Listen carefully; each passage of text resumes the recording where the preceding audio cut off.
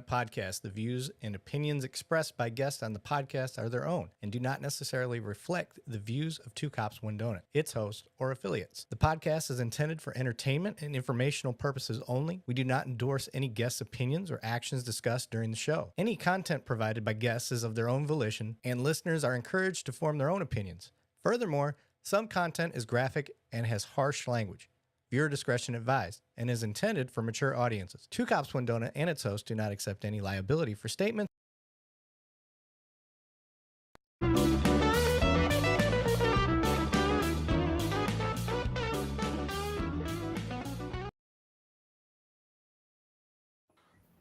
All right, welcome back. I am your host, Erik Lavigne, and this is Two Cops One Donut live stream. How's everybody doing tonight? Tonight I got with me Banning Sweatland. I got Kat Clark, our newest addition to Two Cops One Donut. I have Daniel from Police Law News, who is also under the fold of the Two Cops One Donut, and our regional rookie here from California, Trey Mosley. What's up, buddy? What's the deal, man? What's going on, everybody? Kat, how you doing tonight? Very good, very good. Can't complain. Hell yeah. Banning, what's going on, brother? Another day in paradise, brother. Ready to do it. What I'm talking about. And Daniel, we got to give him a few seconds to respond. Daniel, how you doing?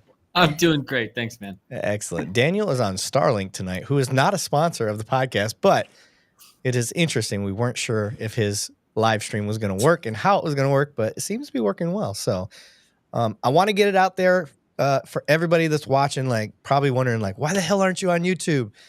My YouTube's down. We got banned for a week. We got a community strike because of a video from May. It was one of those stupid videos that I made just to get a laugh. It was a guy driving by an accident. And he's like, hey, you can't park there. And all of a sudden this girl just grabs a Glock out of her shorts and then fires it in the air. And I thought that was funny. So I put that on there. And it's been on there since May. And for some reason, I got a community violation. I don't know why. I don't know how. We've got plenty of other videos with guns being shot. Nobody was actually hit or anything like that. So it is what it is. But we got Matt's YouTube. We got several other people up here on the panel. We got their YouTube linked up. So hopefully that gets us by until that appeal can go through and we see what the hell happens. If not, we'll just be down a week for YouTube.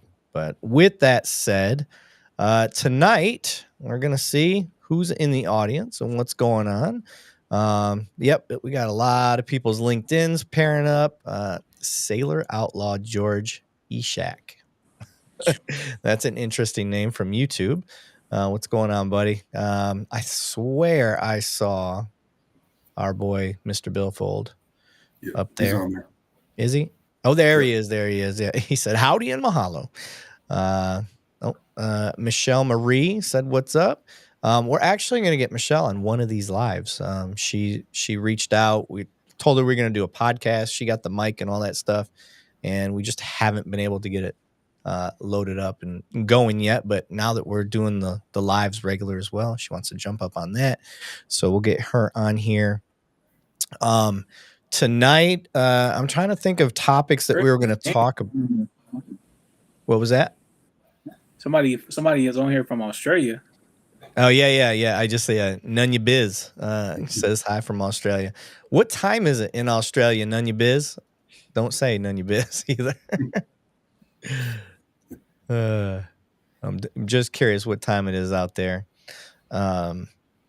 Dave here showing Dave E here showing up as a LinkedIn user. Yeah, for some reason it doesn't show everybody's name. I'm not sure why it does. Banny, do you know why it does that? No, it seems like they'll do a few comments and then eventually put their name on there. I think he's on mine, so it might be because I'm not sure why. Gotcha. Okay, so with Two Cops, One Donut, guys, I want you all to know, yes, Matt Thornton is a part of Two Cops, One Donut. We put out a video on YouTube, and I got a ton of hate all of a sudden saying I was stealing his content. We did a mashup, guys. Matt is with us. We did a mashup where we found a video. We both made a reaction video to it, and then he sent it to me because I do the editing for the show, and I edited his reaction and my reaction together. We just did another one where Kat was a part of it in Banning. And I think that was in me. We just did us three. So it was another mashup. No, we are not stealing content. These guys are under Two Cops, One Donut. However, they still run their own social media stuff. That's the beauty of what we're doing. We're not trying to steal anybody's content. We're trying to put out our original stuff, like Daniel with Police Law News. He's got a ton of crap that he's putting out all the time. He's obsessed, like I am. So he puts his stuff out. But then we do stuff together. So that is what's going on. We weren't stealing anything. I just want you guys to know that. Matt had to get on there and kind of defend it. He's like, no, guys, he's not stealing my stuff. I was like, your onslaught is coming after me, bro. So let me see. I'm That's a good question. The one that just came up. Wait, the discombobulated one? Question. Yeah, I love. He always does it. This is why I like discombobulated. He titles it question. Can you answer questions through the public eye? Answer, not the cop safety. Are we not allowed to be safe too? Well, Trey, you thought it was a good question. You answer it, rookie. So I think what he's getting at is for example, we have someone step out of the car. Like, how many? I'm gonna have you step out of the car for my safety.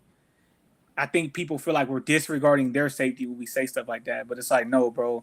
We are having you step out so we don't have to do anything else further, bro. Like, it's kind of like a de-escalation thing is how I see it. But, yeah, dude, I mean, the number one thing with our job, no matter where, every academy starts off by saying this, our number one goal is to preserve life. That is the job of the police.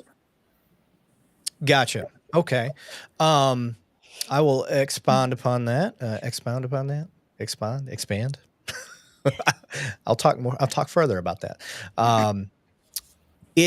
Getting people out of the car is a lot of times is a case by case basis. If there's multiple people in the car and the driver's the only person I want to talk to, sometimes I may pull them out for that reason.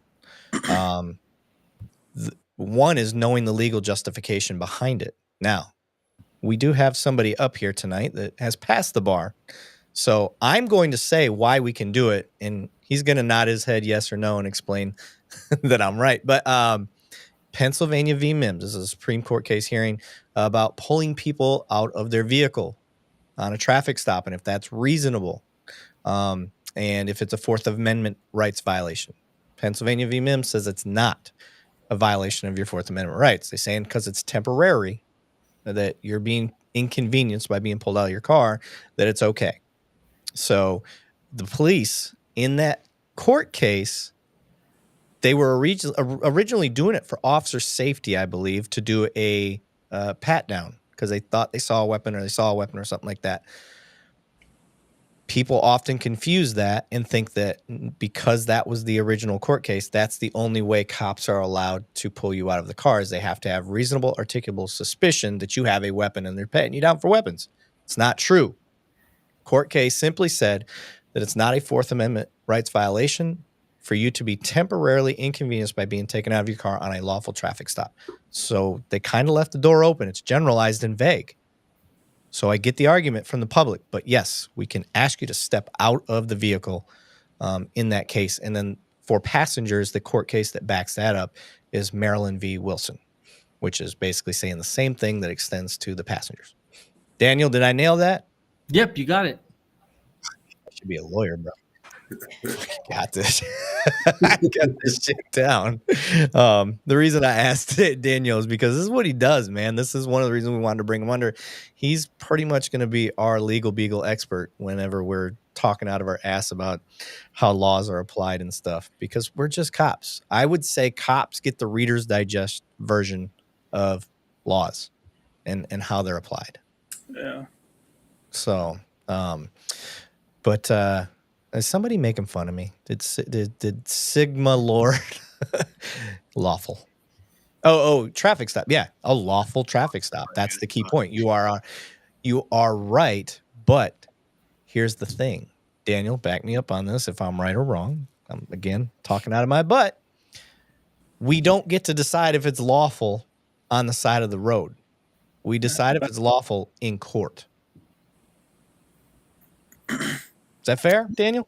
Yeah, that's absolutely 100% correct. I mean, if you think that a police officer is doing something incorrect or you have a legal argument with what the officer is doing, the absolute worst place to make that argument is on the side of the road. That's not what that is for. That's why we have courts. So that's the proper venue for that, not on the side of the road. And here's the thing. If for some reason the police officer is wrong and they violated your rights, that's going to be a settlement for you, and maybe the police officer will be disciplined or even fired. And that's the process that we have in place. It's not to argue with the police officer or fight with the officer on the side of the road. That's insane. Yeah. Would Mr. Billford say? He said, "Oh Lord, more Penn v. Mims. Why can so many quote that one, but can't name 5 elements of the First Amendment?" That's a fair argument. That is. I will agree that Penn versus Mims, that shit gets. I feel like people abuse that shit. I saw like a lot of officers. We just throw it out there way too much, and it's like, bro, you can't just pull people out. I know it says for no reason, but you can't do that for no reason because you still got to consider use of force. Like if you're gonna drag somebody out of the car, it's not gonna be for no reason, bro. Because if they say no, then what? You're just gonna drag them out because the court case says that? No. Right. I'm a big fan of having some sort of articulable reason. Like, because at the end of the day, I've got to write the report. Exactly. So when I say why I pulled them out, I'm not just going to be like, because I fucking felt like it. Yeah, that's crazy. No. Kat, what's your thoughts on that? So, yeah, there's got to be a reason, because going back to putting pen to paper, if you have no reason, then you have no reason to pull somebody out of the vehicle. It just doesn't make sense to me to just pick people out cars for your safety, for their safety. It just doesn't make any sense. Yeah, it's such a played out answer. I'm doing it for my safety. Okay. Explain what your safety concern is. Hey, you got 4 people in this car. I only need to talk to you, and they won't stop talking. They keep telling you and advising you of your rights. They're all backseat lawyers, and I can't hear, and I ain't got time to argue, because the roadside is the most dangerous place for an officer, not because of you in the car, but because of the cars coming by. So if they're going to continue to jaw, I need you to step out of the car so I can talk to you, because you're the one that made the violation. They didn't. They're not my concern, so step out. That is a reasonable thing to me. I saw somebody said something. TDG said, "What if the officer will not tell you why they stopped you?"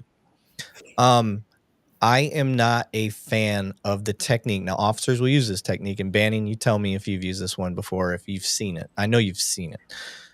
Officers will be like, "Hey, I'm officer and such. I need your license and registration." "Well, what'd you pull me over for?" "I will tell you once I got your license and registration." It's like a hostage. It's like a hostage technique. Frank loves using it. I've seen Frank use that shit. So I actually use that a lot. You use that one too. I use it a lot. We got to do it in California. You have to tell them why. Yeah, it's a law now. Or it's the new law. Yeah, it's a law, yeah. Right. Now, where I came from, this was taught by an FTO. This wasn't policy or anything, but FTO said, tell them why you pulled them over to help disarm them. It's a de-escalation technique. Hey, I'm Officer Lavigne. The reason I pulled you over is you were doing 67 and a 22, you know. Is there any reason that you were doing that? So now you just told them why you pulled them over, and you gave them an out. You gave them a reason to say why they were doing it. You never know. So cool. But in California, their violator process is they actually have to tell them. Yeah. But then you get places like where Kat's working. Banning, was that ever something that you guys had to do? Was that practiced? It wasn't practiced, and I've trained. I don't know how many people I've trained, but I've always told them, I don't care what the situation was. If you have probable cause for a stop and you go up there, my name is Sergeant Sweatland. I'm with ABC Police Department, and the reason your vehicle was stopped for is this. May I see your driver's license and proof of insurance? And as they're gathering that, they'll usually tell me a reason. I mean, it's just a little Ray, just tell you real quick, we're going here, we're going there. And I leave it as communication. And I believe if you don't come across as a complete and utter ass, I don't ever have problems with people. I treat them with respect and until that respect is no longer deserved. I mean, my jacket's completely clean, 21 years. And I mean, yeah, people get upset, they get stopped. I mean, that's a part of life, but they know why they get, I'll have 3 or 4 reasons usually to stop somebody. And if I have to write somebody a ticket, it's 1 out of 4 or 5 violations. I'm I'm not that ticket guy. You know, if I catch you in a school zone and kids are involved, you're getting a ticket. I don't care if you have a badge. I don't care if you're the governor. I don't care if you're in Congress. That's our kids. That's our next generation. You're getting a freaking ticket. You can go take it up at the courts. But okay, so I'm different. I think I worked out an explanation because Mr. Billfold even said, if you do not state the reason for the stop asking for information, it makes you look dishonest and like you're on a fishing expedition. Fair statement. So here's how we kind of meet in the middle with those like cat practices. Hey, I'm Officer Lavigne. I need your license and insurance before I can tell you why I pulled you over. And the reason being is people sometimes flee or something bad happens and we don't have your information. This is just a way that we have our checks and balances in place. However you want to explain it. But you've explained why you need that license and insurance up front. So I don't know. I'm just kind of brainstorming. Usually I don't go into the explanation of why I need that. I go up, I introduce myself, I ask for the license, registration, insurance, and I said, as soon as you provide that information to me, I'll explain to you the reason for the stop. And almost 99% of the time, there's no issue. But I've had the case where, somebody is already ready to argue, I didn't do anything, Like, sir, as soon as you give me a license, registration, insurance, I will explain to you the reason for the stop. And those are the ones that take forever. I do the car stops exactly the same all the time, but there is that 1% that it doesn't matter how you introduce yourself. It doesn't matter that you ask them for the license, registration, or insurance, or the fact that you didn't tell them, because that person, no matter what you tell them they did, they're going to tell you they didn't. Yeah. I'm trying to find it. Why do you say follow my directions? No, that wasn't it. I think it was discombobulated. Asked something about being a ruler, and I cannot find it. Oh, I did see something about a ruler. Sorry, I'm going through the. I don't have an Alan with me tonight. He's supposed to be joining a little later. So servants to the community are nor the rulers. Something. Oh yeah, servants to the community are not. I think he meant not the rulers. Not the rulers. Okay.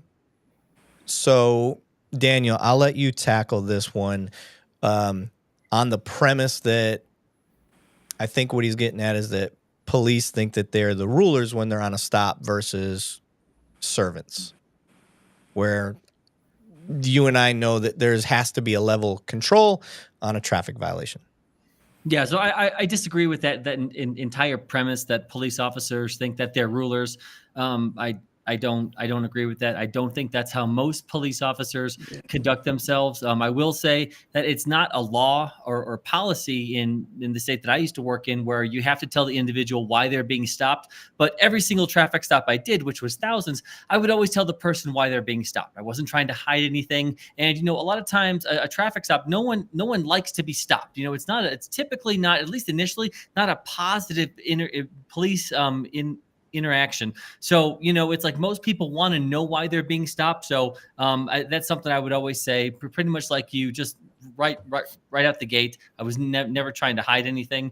But it's just the premise that someone thinks that police think they're rulers, I think is absolutely ridiculous. Fair. What do you got, Trey? I agree. I mean, I hear that shit all the time. I'm like, bro, no, that's not how it works at all, bro. I think people don't realize how strict the law is on us. Like, there's a lot of stuff as police we cannot do. Like, even me growing up, I just thought police can do whatever they want. Like, that's really what I believed. And then when I got into this job, I'm like, damn, we can't do this, we can't do that. We got to follow this rule, follow that law. Like, it's a lot more strict than what people think. And no, we can't just do whatever we want. Yeah. If I were to tell people, if you knew how much eggshells cops walk on these days doing the job, I don't know that I don't think you guys would believe me, but I get my guys ask me all the time, Sarge, what happens if I accidentally swear on camera? I mean, they're worried about cursing, and they got a sergeant that curses like every third word in roll call. So I am not a good example for them. And I'm telling you, and it does vary agency to agency. So, John Clifford had said, so true. Attitude, and Matt has the perfect attitude. Talking about Matt Thornton. Exactly. That's why we got Matt on here, because unfortunately, guys, Matt couldn't make it tonight, but he did let us link his YouTube page. So Adam said, don't smoke on camera. That's another one. Yeah.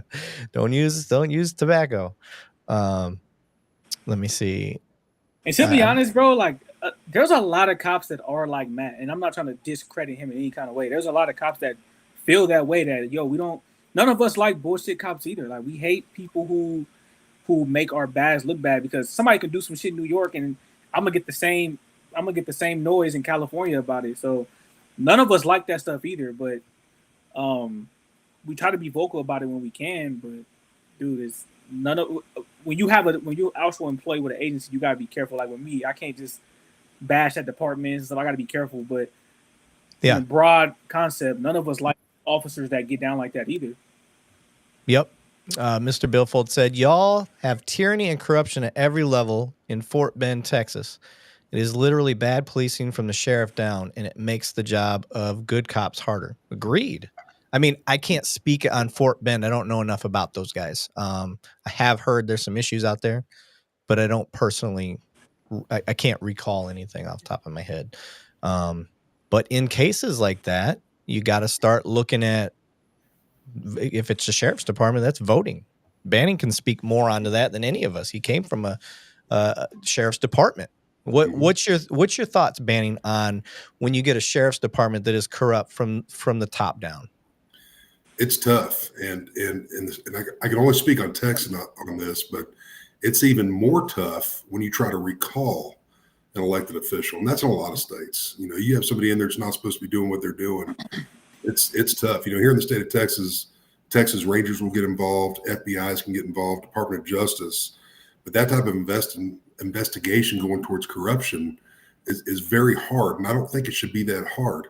I think if you have reasonable and prudent people make it an affidavit of fact and the investigation goes through, there should be some type of law that we can put in there we have to remove a person to create that domino effect to eliminate the entire corrupt system based from the top down. And I could talk about it for hours. I don't want to bore people, but I'm right there with the citizens that see this. We have to remove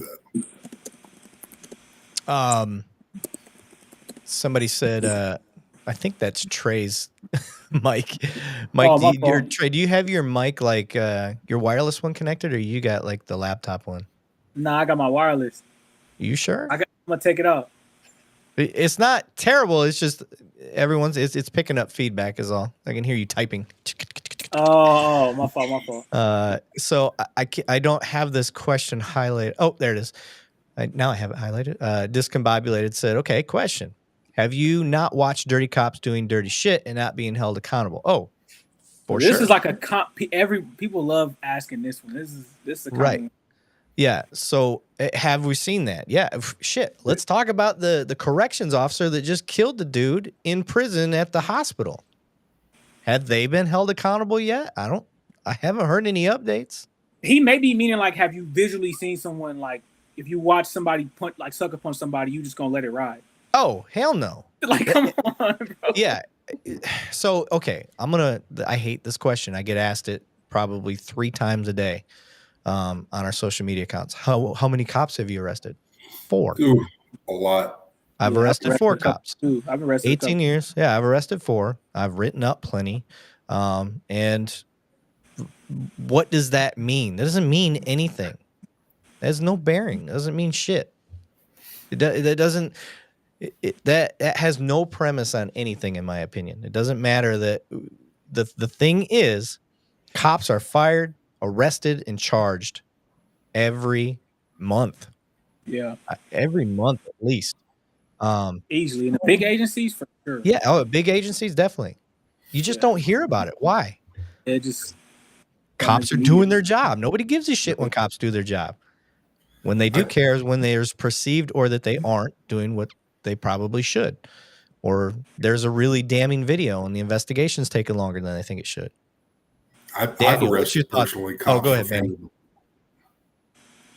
I've arrested cops, unfortunately, for This is going to be the hard part.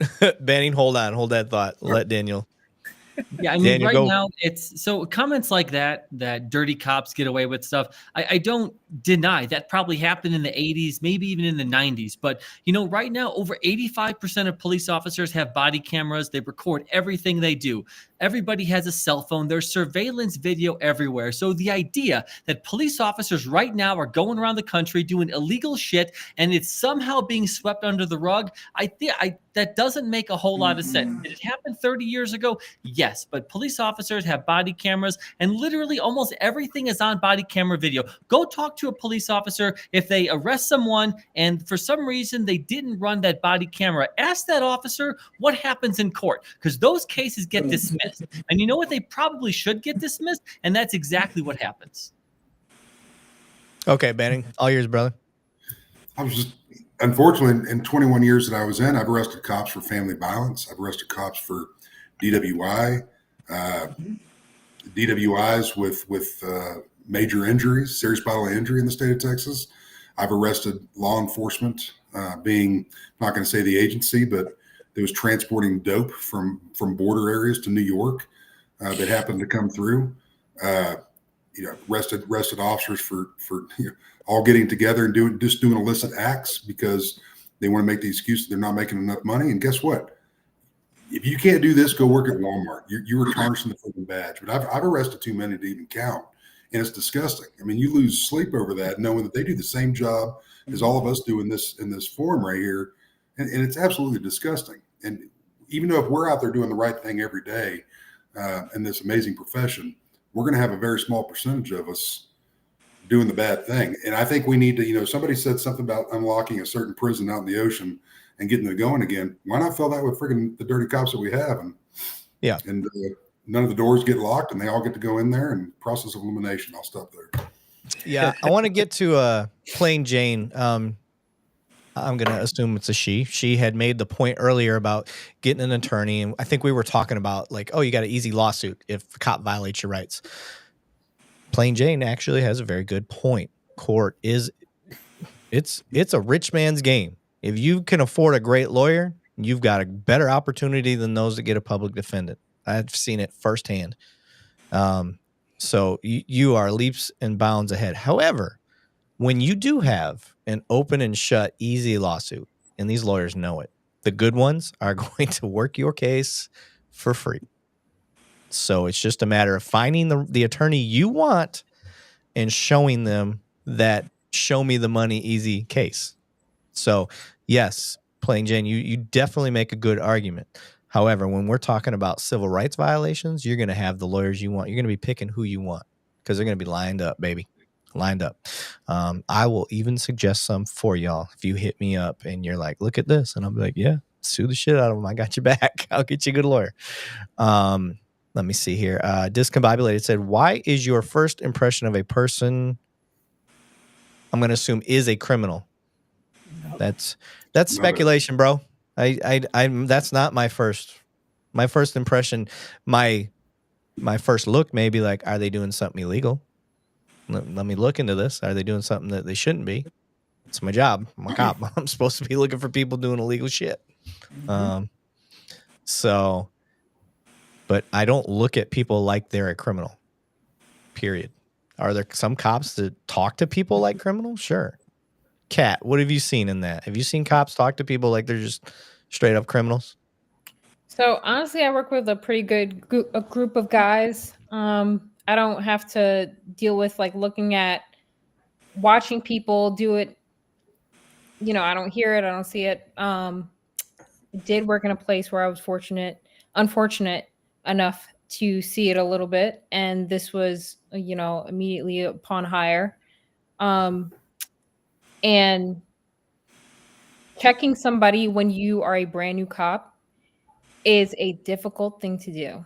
But unfortunately or fortunately, I don't hold my tongue when it comes to situations like that because I've been on the other side of it.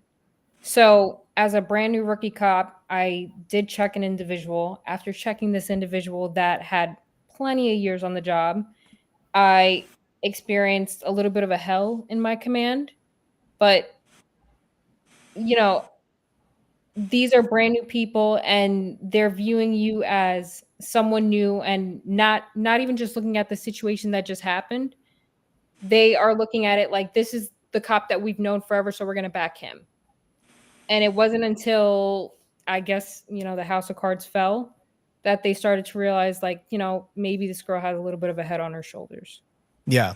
Harrison Brock said, Daniel, many cops in Kentucky do not have body cameras. There are many bad cops there in Kentucky, but we also have good cops. So well, I think that's a really good point. And the last time I looked at this was about 2 years ago, and the last numbers I saw is that 80% of police officers around the country have body cameras. That was 2 years ago. I can only assume it went higher from then. I don't know anything about Kentucky. I've never been to the state of Kentucky.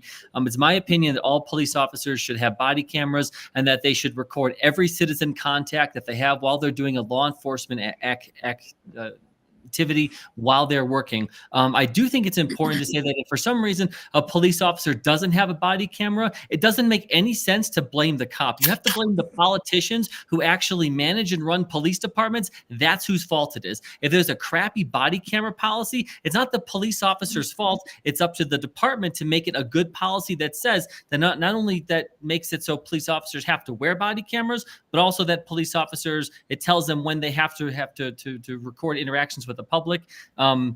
So yeah, I think everyone should have body cameras for sure.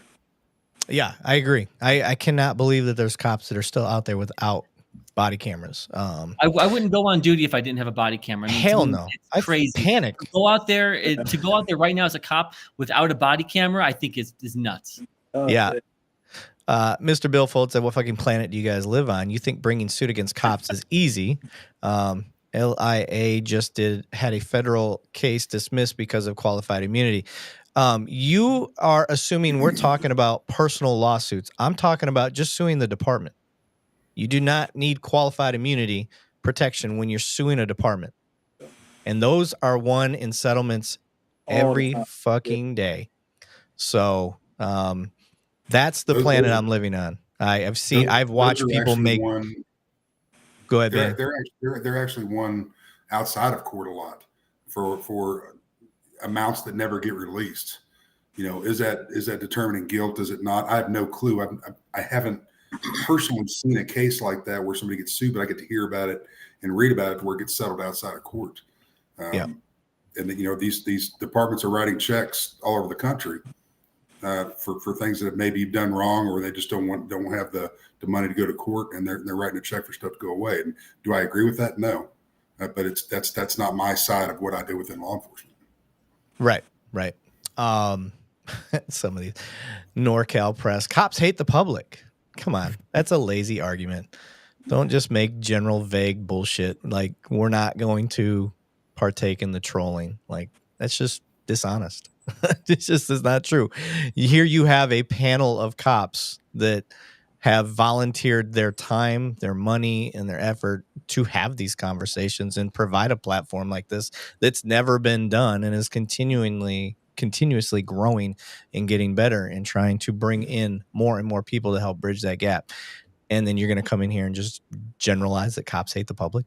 Come on now. Oh, shit. I just had one. I'll go to click on a comment and then somebody else comments and it disappears on me. So let's see. What did Mr. Billfold say? He said the municipal immunity and officers are indemnified. That's a big word for me.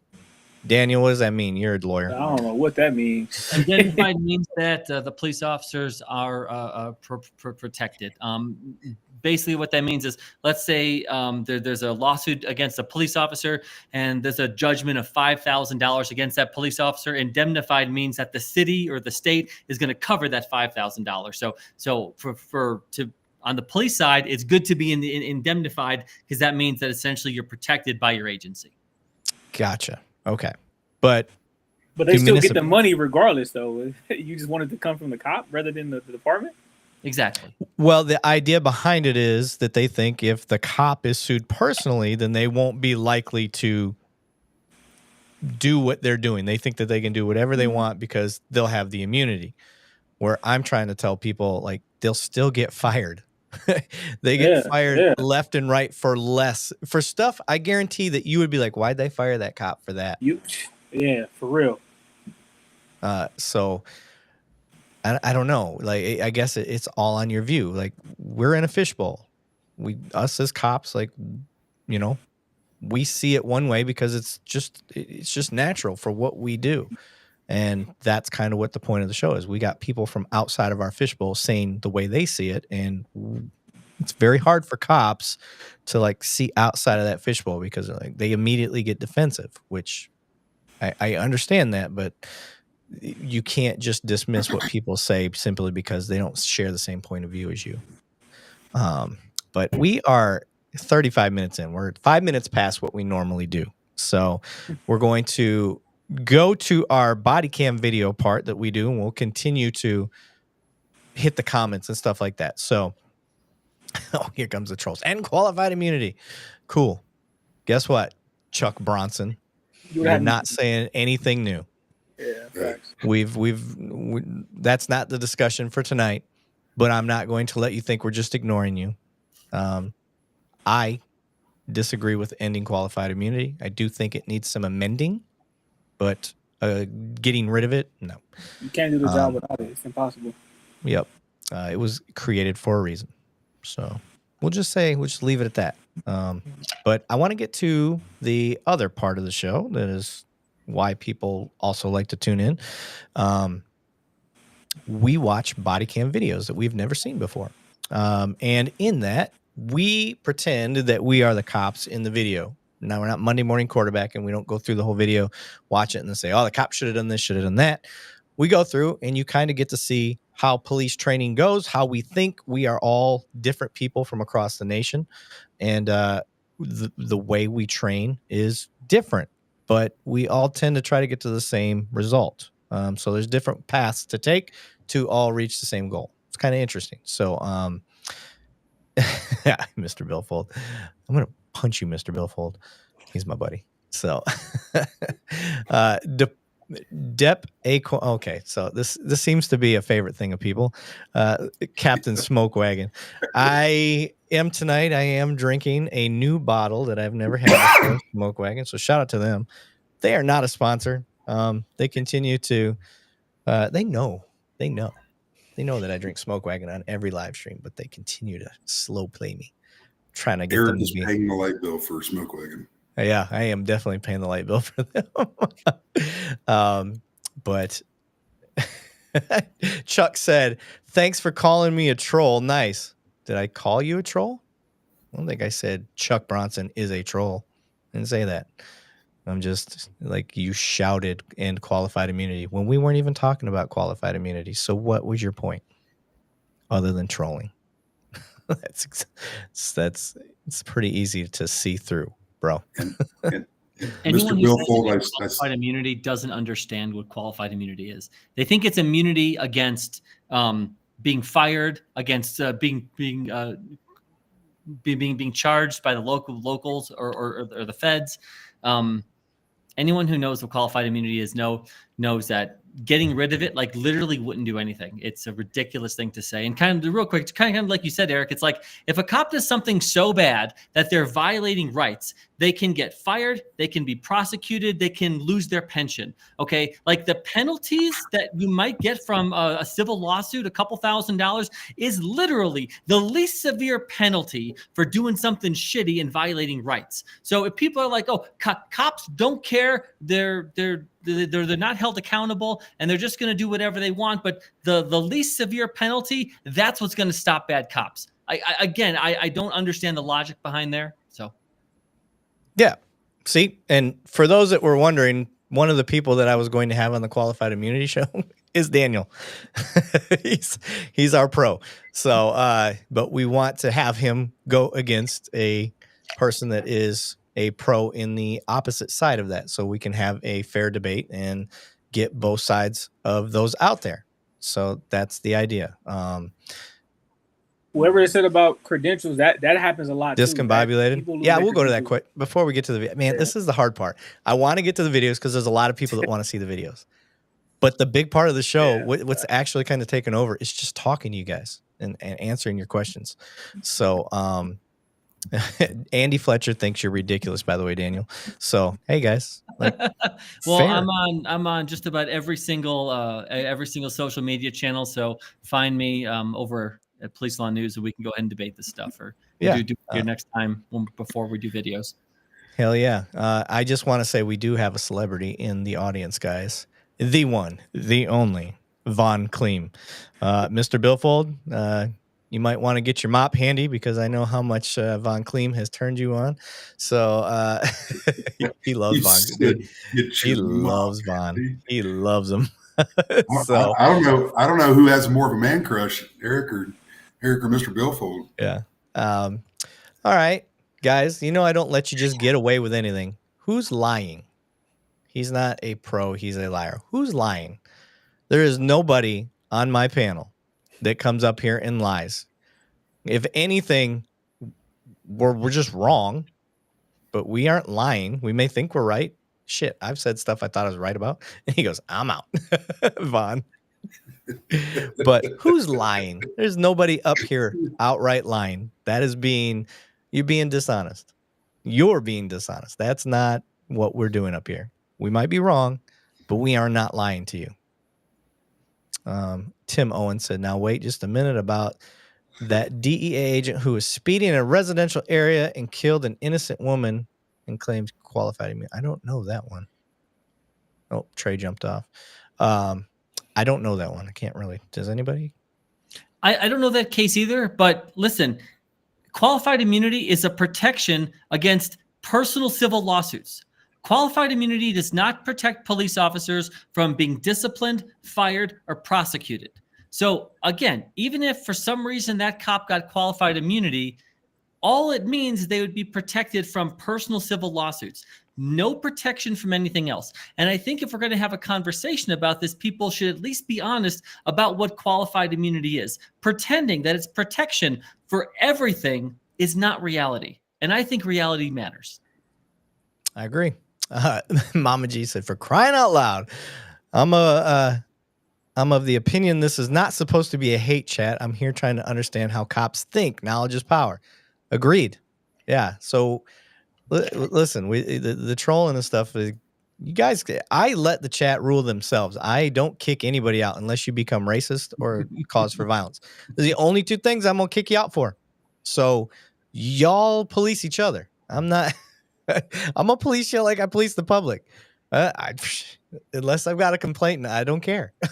That's really how it rolls. So, all right, I'm going to get to a video. Let's go. First and foremost, it is all from Police Activity's YouTube channel. So make sure you guys go to Police Activity YouTube channel. That's at Police Activity, all one word. I am going to show it here.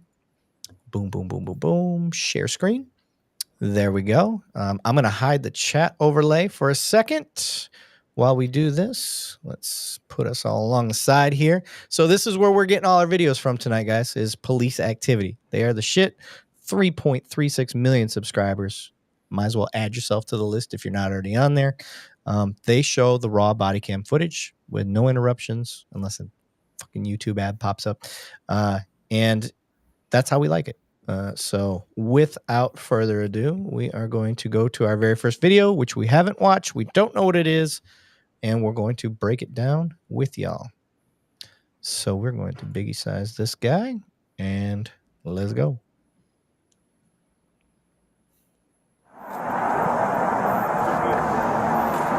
I'm going to pause that so we can read it.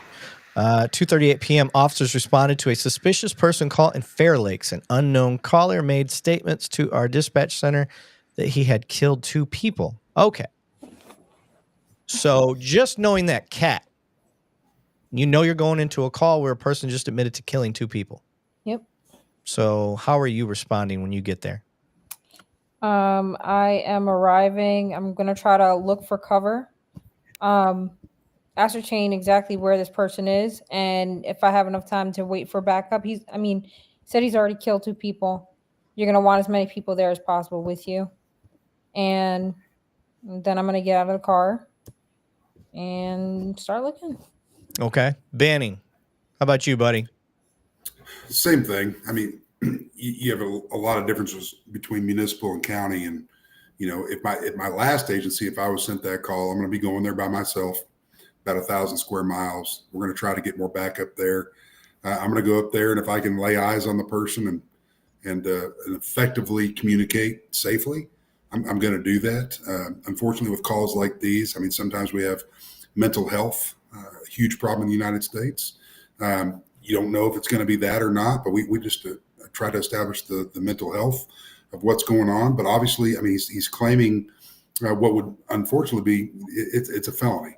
So if I needed to detain that person, if I've identified him as the one that called 911, I'm going to detain him because of the, considered a re geste statement of committing a murder ×2, and figure out what's going on. And we're going to alert our CID and get other agencies involved if needed, but try to find out where these victims are. If there's one still alive, both still alive, hopefully to where we can render aid. I mean, it's going to be the basic 101 investigation to start off on this. Gotcha. Now, for me, the part that I'll add on is that I work for a municipality, so I've got the luxury of having backup, 30 seconds, a minute away at all times. So for me, I'm going to get the cavalry there. Hey, guys, let's all meet up at this point and then move in together. So that's going to be, I'm going to be in a rush to get to the scene, but not in a rush to get into the scene, if that makes sense. So once we all arrive, we'll start making a game plan. I'm going to pull up Google Maps on my way there and try to figure out how we can prevent anybody from getting out of the area, and then also figure out the best way to approach it, because this is not a normal call.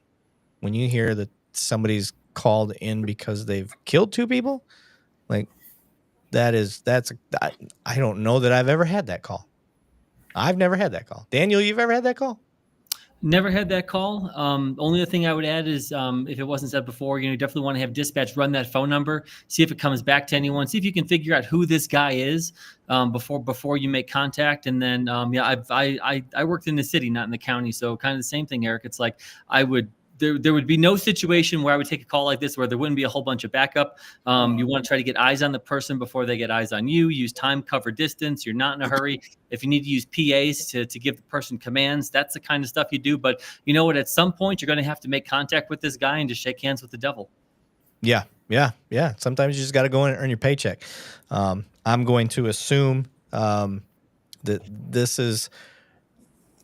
these type of calls tend to be like a mental health thing. So Banning, I think you pointed that out. Somebody else in the comments, I think it was Tim Owens, was saying, thank you for the mental health end. Mental health should not be a death sentence. Agreed. I don't know any cop that goes in just wanting to kill somebody. The only one that I may have an exception for is the dude that killed the boiling water lady. I really feel like he wanted to kill somebody. Yeah, that fucking dude. So with that said, Steve Wallace Steve Wallace almost missed his first episode. He's never missed one yet. This first I seen his comment. So he was waiting. We had so many people logged on. He's waiting for his moment. Welcome, Steve. Appreciate you, brother. So okay, we've only got 7 seconds into this video, so let's see what happens. Oh, I see a guy in a hoodie. Oh, there he is. Okay, I'm going to pause that. Okay, now we have a knife. This is a deadly force situation. Yeah. I don't think, and I'm just going to speak for everybody real quick, there's not a single one of us right now with just 2 officers that would go to a taser here. Tasers will fail, and this is a rough approximate stat here. 40% of the time, they're not going to work. And when they rush up on you, time and distance is a factor. And you are not going to have your taser out at the beginning. If anything, you have your gun and then you drop back down to your taser because you've assessed the situation. We didn't have time to do that. Mm-hmm. We already knew this was a deadly force situation because of the call details. 2 people were killed. So I'm going to guess their guns were out. My gun would have been out in the ready low position. And now you got a dude bum rushing you. And I don't even know. We saw the knife in the camera. That doesn't mean the officer saw it. So anybody on the panel got anything different on that? Nah, yeah, I agree with that. You better, rookie. It's not much you can do, man. Yeah. I'm telling you right now, I am the type of person like going against guns feels safer to me than going against knives. Yeah, Logan, that's probably true. I guess the only thing I would say, like, I mean, just to play devil's advocate, it's like, why are you pursuing though? You know what I'm saying? What crime has occurred for you to pursue? Like, what is your exact reasoning for that? Right. Yeah. Yeah, exactly. And then Sigma Lord said, stay in the car and hit his ass. That would be an option if you knew that guy was even involved. But they're out on the scene. Look, that police car is parked. They've been there a second. Yeah, they've probably been there. So, it's not like they just rolled up, stopped because they saw this guy in a hoodie. I bet he just all of a sudden fucking appeared. So let's keep going here. Oh, Lord, he's scrambling. I am not ashamed to run. I have run from a knife before. I've run from it's called a tactical retreat, my guy. Yeah. Yeah, not running. Tactical retreat is great. Fuck y'all, I'm running. I'm out. He said, I don't care. I ran an entire block to get away from a dude before. Ran an entire block. Somebody just tried to jump in. Oh, Hashtag I stand with Alan Nelson. Guess who's here, guys? Alan's in the background. So for me, Alan, feel free to show yourself too, by the way, bud. For me, I'm sprinting. Straight line, zigzagging, whatever it is, I am sprinting away from this dude. I have done it before. I've done it from knives. I've done it from what do you call those things? When you're cooking in a grill, the big 2-prong pokey thing. Oh yeah, that's the same thing as a knife. Shit. Yeah, yeah. You know what I'm talking about? Yeah, they'll go right through a vest. No problem. A dude chased me with that. I was out. He wasn't catching me, bro. I seriously, yeah. I ran a whole city block. I was out. I turned around. He is bent over, tired. That's why I run long distance. People are like, when are you ever going to run a mile? I'm like, you never know. I'd rather be able to run a long way and tire you out. I like the wolf approach, man. They wear their prey out. Man. So you're chasing me, you're going to earn it. So cops are not equipped to deal with mental health crisis or mental health issues. Where do you see that one? Yeah. Okay. NorCal Press. Cops are not equipped to deal with mental health issues. Y'all don't have the demeanor. So my question is this, right? Some don't. Because that's true. That's very much the truth. Some don't. So most departments, probably in the country, but for sure in California, the big departments, we have PERT clinicians, which are licensed clinicians, and they deal with people like who are experiencing mental health crisis. But they're not going to go talk to somebody holding a knife, bro. That is the reason why police are there to begin with. We have to make it safe for people to speak to. So you say you don't want police there. Who else do you send? Like, who else is going to go out there? You're going to get a doctor to go talk to somebody with a knife? No, it's not going to happen, bro. They're not going to go do it. It's the reason why they have us do it. Yeah, absolutely. Yeah, it's there's Alan. What's up, buddy? What's up, guys? Mr. Billfold was missing you tonight. So, yes, I do agree. I will say there's a lot of cops that aren't fit to deal with mental health crisis. But then again, that isn't our primary function. Our primary function is law enforcement. Does it benefit us to be able to handle that stuff? Absolutely. And I think the more law enforcement progresses, the more we learn about mental health crisis. Shit, guys, we just got rid of, in the grand scheme of things, we just got rid of nut houses or whatever the hell they used to call them. Mm-hmm. Mental, you know what I'm talking? Well, but think about that, Eric. At least the state of Texas is moving towards law enforcement to be the new mental health advocate. And we have done a hell of a lot more training in the past 15 years to help equip veteran officers all the way down to rookies. But you're exactly right. These federally funded and state funded mental health facilities have dwindled. And now it's up to a county jail, which is not a suitable place to truly take care of somebody for mental health. And it's disgusting. Right. How are they working mental health stuff where you're at, Kat? So honestly, there's a lot of different things going on. They have these clinics that you could kind of go into. They medicate them and then they send them out. There's like the halfway-ish houses that house them. Hold on before you go too far. So are you talking like you as a cop, you run across the guy that, you know, is a notorious schizophrenic and you recognize that he's off his meds. So you guys actually have a facility you could take him to get his meds put in? No. So there's places that they actually live. Kind of like a group home. I don't know exactly what it's called, but Okay. they live in these places. I know what you mean. Usually for low income, but everybody that lives in these places, they have psych issues.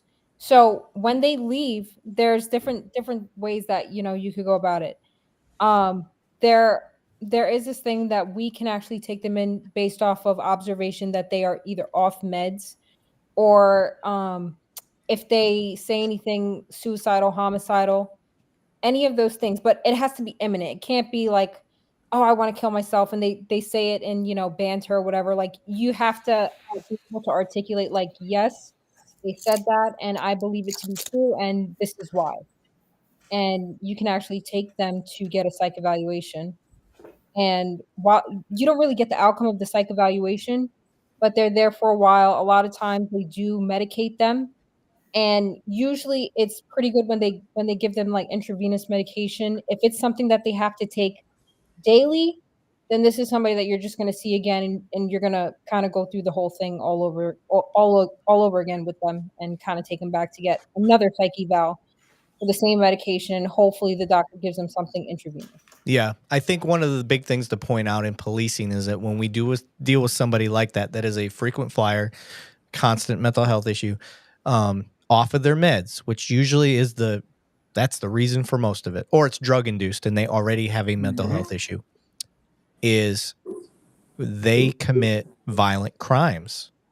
And an officer, even if they know that person's having a mental health issue, safety and security come first. And we get put in positions where they're like, well, he had mental health issues. Fair. But we are not going to take that chance. And that's where the debate really starts to happen, is how much should an officer have to put up with? And then what the public tends to see it is, we need more training on that stuff. Well, how many different hats do you want your police wearing? Do you even want your police showing up? Yeah. And if you don't want the police showing up, who's going to show up? What do you got, Trey? Tim Owens got a cool question. Where's he at? He said that The SWAT SWAT teams should have licensed clinicians. Oh, yeah. So a lot of there is SWAT teams, they have licensed clinicians. They're not SWAT officers, but they're like a third party that is contracted out, and they may work with a SWAT team, bro. But at the end of the day, these people cannot interact with somebody who has a gun, bro. Like, that has to be addressed first before you can talk to somebody about their mental health stuff. You have to address the gun first to make it safe to even let that person speak to them. Like, you can't just go in there, put a vest on, and like, bro, that's crazy. That's what people are asking us to do, essentially. That's not how it works, bro. It's not how it works. And y'all also got to understand sometime that there is no magical words that can get someone in handcuffs at times. Like, you can try all you want, and sometimes the words just don't do it, bro. And at the end of the day, if you have to make someone go from point A to point B and they don't want to go, you have to make them go. So I know people wish that, you know, you put a clinician out there and they're gonna have certain words to do. I've seen it in front of my eyes, bro. If somebody doesn't want to go, they don't want to go with the program, they're not gonna go. Yeah, Daniel, you keep shaking your head. What you got, man? When Trey said there are no magic words, that's a phrase I use all the time. So I love it, man. That's 100% correct, dude. Maybe you taught that rookie something. Maybe he didn't know. Trey got that from you. He didn't know. No, I don't think so. I think he's just a smart guy, and that's 100% correct. Though there are no magic words. So, for everybody watching, I want to go through years of experience so you guys can kind of see when you hear one of these officers say something, when you hear somebody on the panel say something. I want you to understand that their years of experience and what they're saying behind why they're saying what they're saying. It's going to be different. What Banning says is going to be different from what I say. Banning's got more time as a law enforcement officer. I've got 18 years. Banning, how long have you got? 21 years and 4 years Marine Corps before that. So you got that. Kat, how long have you got? 7 years. Daniel? 20 years and a law degree. There you go. Trey? 3 years. Rookie as fuck. Alan? 16 years. Now, knowing that, guys, here's the other difference. I work in a city that's got 1 million to 1.2 million. Banning, how many did you have in your county? A little less than 14,000. Before that, I was at a municipality for about 70,000 people.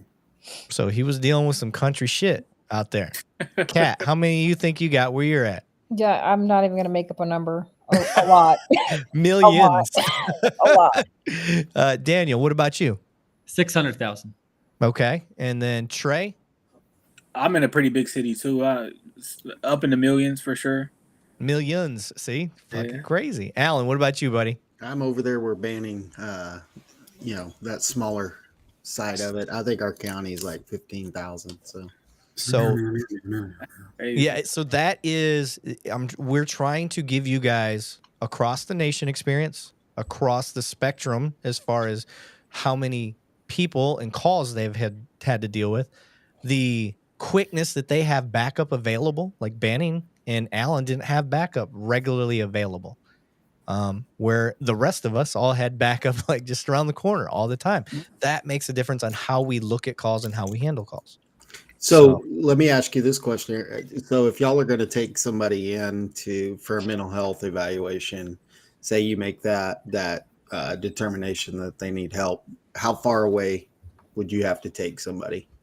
If you are on the farthest side of town, maybe 20 or 30-minute ride, maybe 45 if traffic's real bad. So once we would make a decision like that in my rural part of the state of Texas, I could be in the car one way, maybe 3 hours. what? Yeah. 3 hours? That's I would be- crazy. I'd Because we mental don't- health. We don't have that kind of facility in our area. And so we would have to take them to the nearest, like once you got mental health involved, they would have to try to find a hospital that had a bed open. And they would call all over the state. I had been, so I live near the Lubbock area. I've been all the way to Wichita Falls. I've been to Abilene. I've been to San Antonio from Lubbock to take one person to a mental health facility. Yeah. That's crazy. NorCal Press, he hit my heart on this one, so I had to show this. Every cop should have a minimum of a purple belt in Brazilian Jiu-Jitsu. I lean on a blue belt. Yeah, purple is kind of that's unreasonable, bro. I'm a purple belt, but I think minimum should be blue. But I'm with you. I understand where your heart's coming from, Yeah. NorCal. I wish I could make it be a purple, but I think a blue is more realistic and something that departments should pay for. But Mhm. you're 100% right. You want to lower use of forces from police, make them be mandatory blue belts in Brazilian Jiu-Jitsu from a reputable gym, not some McDojo. I've been rolling since 06, baby. The only reason I'm still a purple belt is because I can't stay consistent enough because of shift change, and I'm still in the military and I got kids. So it's just excuses, but that's why I'm not a black belt.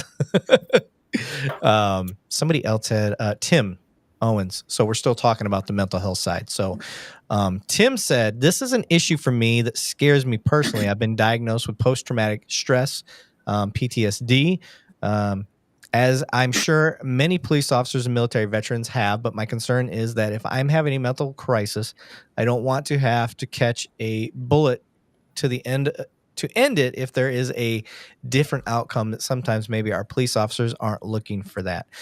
Oh, my fault. I want to put your mind at ease that I think that PTSD has been beat down in police officers, military, firefighters, every first responder you can think of. It's been beat down in their head the last 10 to 15 years. And we can thank the war in Iraq and Afghanistan that's been going on for the last 20-something years. They brought a lot of that to light that spilled over into the first responder world, and a lot of us military that had all that, we brought it over into the police world.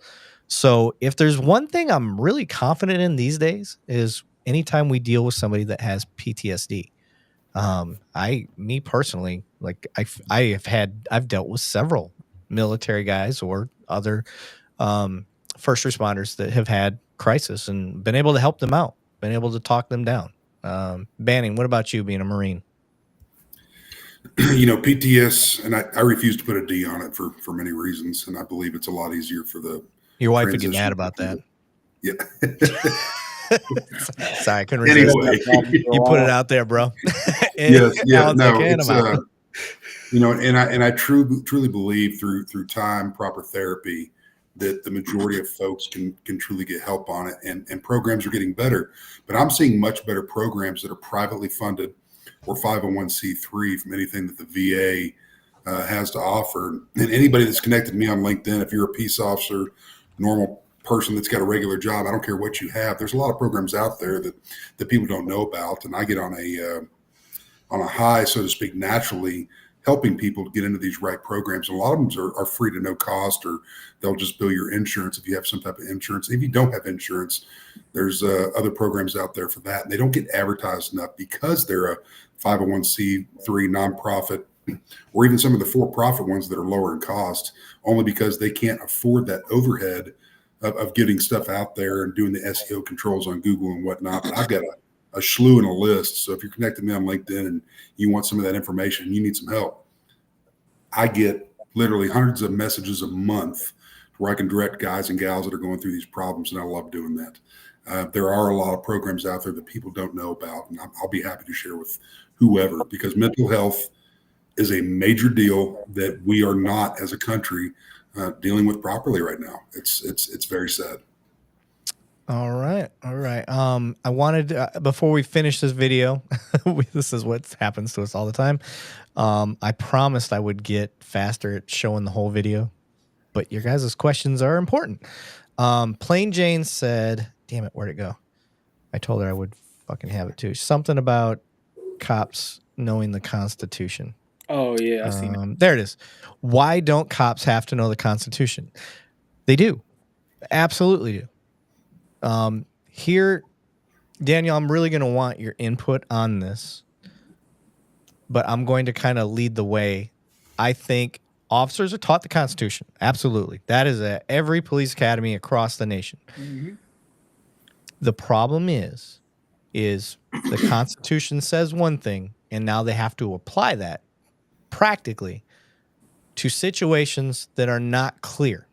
So when they get out there and they're like, "All right, sir, I was called here. They said there was a suspicious person here. You're the only person I see. I'm going to need your ID." and hopefully at a good academy, they would have covered something like that. You don't have a right to ID this person. However, there are some very poorly trained academies still out there, guys. Mm-hmm. We've seen them. We've called them out on this show a lot. People are like, "Well, it's clear that it's in the Constitution." Well, no, that's not clear in the Constitution. It's also not very clear to officers, unless they've been trained properly, that that's not a reason to ID. So it is not as easy as you think, just because you know the Constitution and then you start to deal with situations in the field. And I would challenge any single one of you that think you know the Constitution inside and out. I will put you through scenario-based training, and then you tell me if you're going to pass it because you know the Constitution. Now, you got to remember, if you think you're upholding the Constitution and you still have legal things that you are supposed to do, you're still upholding the Constitution, but you have legal obligations. Mm-hmm. I want you to navigate those. Like, it's a pain. It's not as easy as it looks. I promise. It's not as easy as it looks. Daniel, tell me what you got, buddy. Yeah, I think that's a really good point, that there is a difference between taking a constitutional law or having to write a constitutional law essay in law school where you have some time and you could think about it. And there's also a difference between when you're sitting at home from the comfort and safety of your own house, you're watching body camera video and you already know how it's going to end. Being able to say that's what the cop should have done. That's different than being a police officer in the moment where you may not know all of the facts of the case. You may not know everything that someone else might know once the case is done because you're watching a video that's a week old. So in the moment, it isn't always as clear. And, just like you said, Eric, I think it's really important that police academies, it's impossible for them to go over every single possible scenario with an officer in the academy during training. What police academies should try to do is really try to teach these concepts to police officers and also one of those concepts is that it's okay to take a break. It's okay to ask for help. It's okay to ask questions. Just because you're out with someone and you're not sure it's okay to ask. It's okay to stop, and not everything has to be 100 miles an hour. And I think that, when police officers, and I think more experienced police officers do know that kind of stuff. And someone said in the comments that police officers need more training. I agree. The issue is that more training and, better training and better cops, that takes more funding. And unfortunately, maybe not the person in the comments, but a lot of the time, the same people criticizing police officers for saying that they're not trained enough are the exact same group of people who are also on the side of defunding police, which makes no sense. Right. And I think I like the name DB, the Irish guy. I don't know what DB stands for, so I'm not gonna make any assumptions. But says if it's not clear, means no arrest. Agree. Yeah, I mean, suspect case, make a report and don't arrest. 100%. And I like what Daniel said there, and I think what he was, the way I interpreted it is slow the fuck down. There's no need to come to a decision, but cops get pressured. So this is another thing to consider. Like a city like mine, if I go log in right now, there's 30 calls holding for service, like just on one side of town. And there's like 7 sides of town where I'm from. So, you know what I mean? Like the pressure from your bosses and shit is like, get out there and answer fucking calls. The citizens deserve that. But at the same time, they're going to get pissed off at you because you're taking more time on a call than what they think is necessary. So that's what we run into. That's the battle as cops. And before I get to the video, like I said, I'm going to do 10 minutes ago, Sigma Lord, associate's degree in law minimum. Fine, but you got to pay cops for it. That's the trade-off. Everybody that wants, there's people that want cops to have a law degree. There's people that want cops to have psychology degrees. There's people that want cops to have English major degrees. They want them to have what other constitutional law specific degrees, whatever. I guess that covers under law, but you want them to have the stuff that's great. You gotta pay them. You have to make. You can't expect somebody like Banning, who's working in a, for a sheriff's department, making fucking $40,000, $40,000 a year, or whatever the fuck you're making, Banning. I'm just throwing that out there. How are you gonna get him that degree? How are you going to convince somebody to go out and get that degree when they can go get a job anywhere else with that same degree, making a fuck ton more, being a legal help? Or Daniel, what are those called? Those legal helpers? Paralegals. There you go. That's what I meant.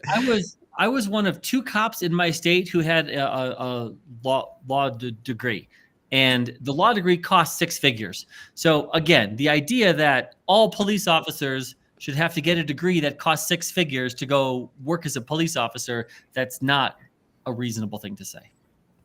I got you. Okay, let's get to this fucking video. Let's finish this son of a bitch. Let me get this off here. Tim, we'll get to your comment, I promise, buddy. You wrote a lot, so I don't want to let it go to waste. Oh, damn. Okay, for me, I'm telling you, I'm running. I'm pushing off. I'm trying to make him fall. I'm not going to my gun. Going to your gun is going to get you killed here, guys. Yeah, you too close at that point. Yeah, Trey, what do you got, bud?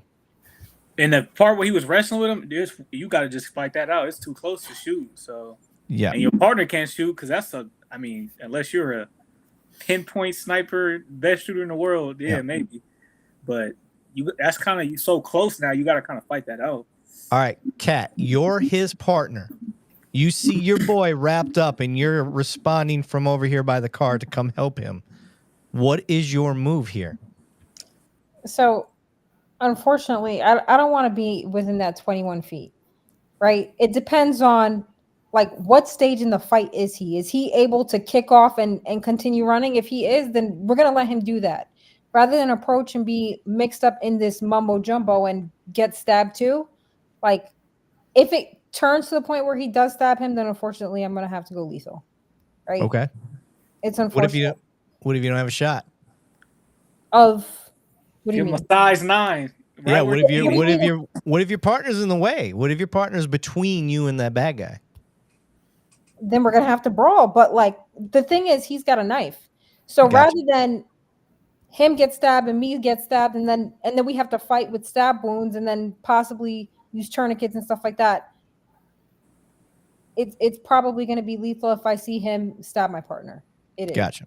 So I will say for me, if my partner is wrapped up and I have a position of advantage for moving in to just, try to use a Brahma Bull attempt, come up, give a good front kick, come up, just shoulder check, whatever I can do, because I can't risk a shot.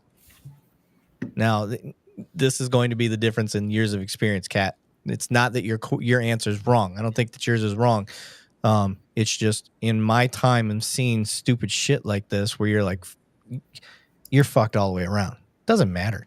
You're effed all the way around. So what I would be doing, if I'm close enough, if I can get him off my partner without, giving up that element of surprise, I may just come up and try to go for just an old-fashioned body check or fucking old school Goldberg his ass, if anybody remembers a little bit of WWC wrestling, where you spear him. So or a contact shot. That's not off the table either. So it's really hard for your partner. This guy's going to be hyper focused on the partner. He's not going to see you coming. That's the hope. So anybody got anything else to add on that? No? Okay, let's keep going. Oh, he thought he was still in the car. I'm going to go back a little bit. Look where he looked when he ran up there. He's got that shiesty mask on, you little bastard. So he runs up and he looks into the driver's seat. He was trying to ambush him that way. That threw him off. Okay, this officer, he did exactly what I would do, except he tried to do some juke moves he wasn't ready for. I would have bolted. I would have been gone. I've been running the 40 right then and there. Banning, what do you got? If that's my partner or a civilian that's dealing with that guy with his knife, I'm going up there and get wrapped up. That's what we took an oath to do. I know that not everybody would answer with that. I've got a little bit of power behind me. I was gonna say, let's be honest. Banning's 6'9" and he's 900 pounds. So, shit, I wish. I'm going to wrap up with him. If you got to go point blank deadly to protect a life, and communication is obviously we're not at communication stage here. This is a deadly force scenario, and I hate to see that. But you're gonna have to stop it right then and there. And if you got to come up point blank to get that the thrusting of the knife to stop, then we have to do that. And it's unfortunate. Yeah. So I didn't even mean to pause it here. I just hit the space bar on accident. You've got no shot. You can't take that shot. Yeah, not from there. But that's why I said it depends on where they are in the fight. If it's something where he's clearly over him and stabbing him, and I should also mention, I've seen something like this, which is why I answered the way I did. Yeah. It depends where they are in the fight. If they're like this, I'm not shooting. There's no way, because all it takes is a little bit of tango and you got the wrong person. Yeah. And this is okay. So for people that wonder why cops are so paranoid sometimes, look, this dude, this is an ambush. This is what he was going for, guys. So when it's not ridiculous when people go, well, if you're so afraid, why do you do the job? Look at the weird shit we got to deal with sometimes. I'm not saying this happens every single day, but when you get these videos thrown down your fucking throat all the time, this is what the paranoia starts to come from. So you guys know me. I'm going to call out bad police all the time. I'm always going to call them out. But I also want to bridge that gap through the understanding, listen, we're also showing these videos all the time too, where cops are constantly getting ambushed and have to deal with weird, crazy scenarios that the general population, I'm not including our audience because our audience is not the general population, but the general population doesn't see or hear about this stuff. They're not like us, guys. They're not like you in the audience right now. They're not the ones that have these videos where we're watching, hundreds of videos of shitty cops, and we're watching hundreds of videos of cop police work in general. You know, because like on my feed, my algorithms, they're trained to see cops doing good work and they're trained to see cops doing bad work. And then I would say 9 out of the 10 videos I end up using on TikTok or Instagram and whatnot are from y'all. Y'all send them to me. So please, I implore you, please send me some of the good cop videos, guys. You do send me the bad ones all the time, and I try to hit each one, but I want to be a little even, guys. There's a lot of good cop videos out there. I find them myself. Change your algorithms up a little bit. That's all I'm asking. So let's keep going with this video here. Okay, we still are not in a position to shoot. No, that's what I'm saying. This is too much. They're all over the place. Yeah. So All over the place. So here, Daniel, what do you got, man? What are you thinking right now? What's your move? I mean, you guys are right. You absolutely right now do not have a shot. You have to get in the fight. You don't have a shot from where you are, and that backup officer isn't doing any good from 10 feet away. You know. Yeah. You look at the parking spots and the vehicle. Yeah, that's probably a good assessment. I would say 7 to 10 feet right there.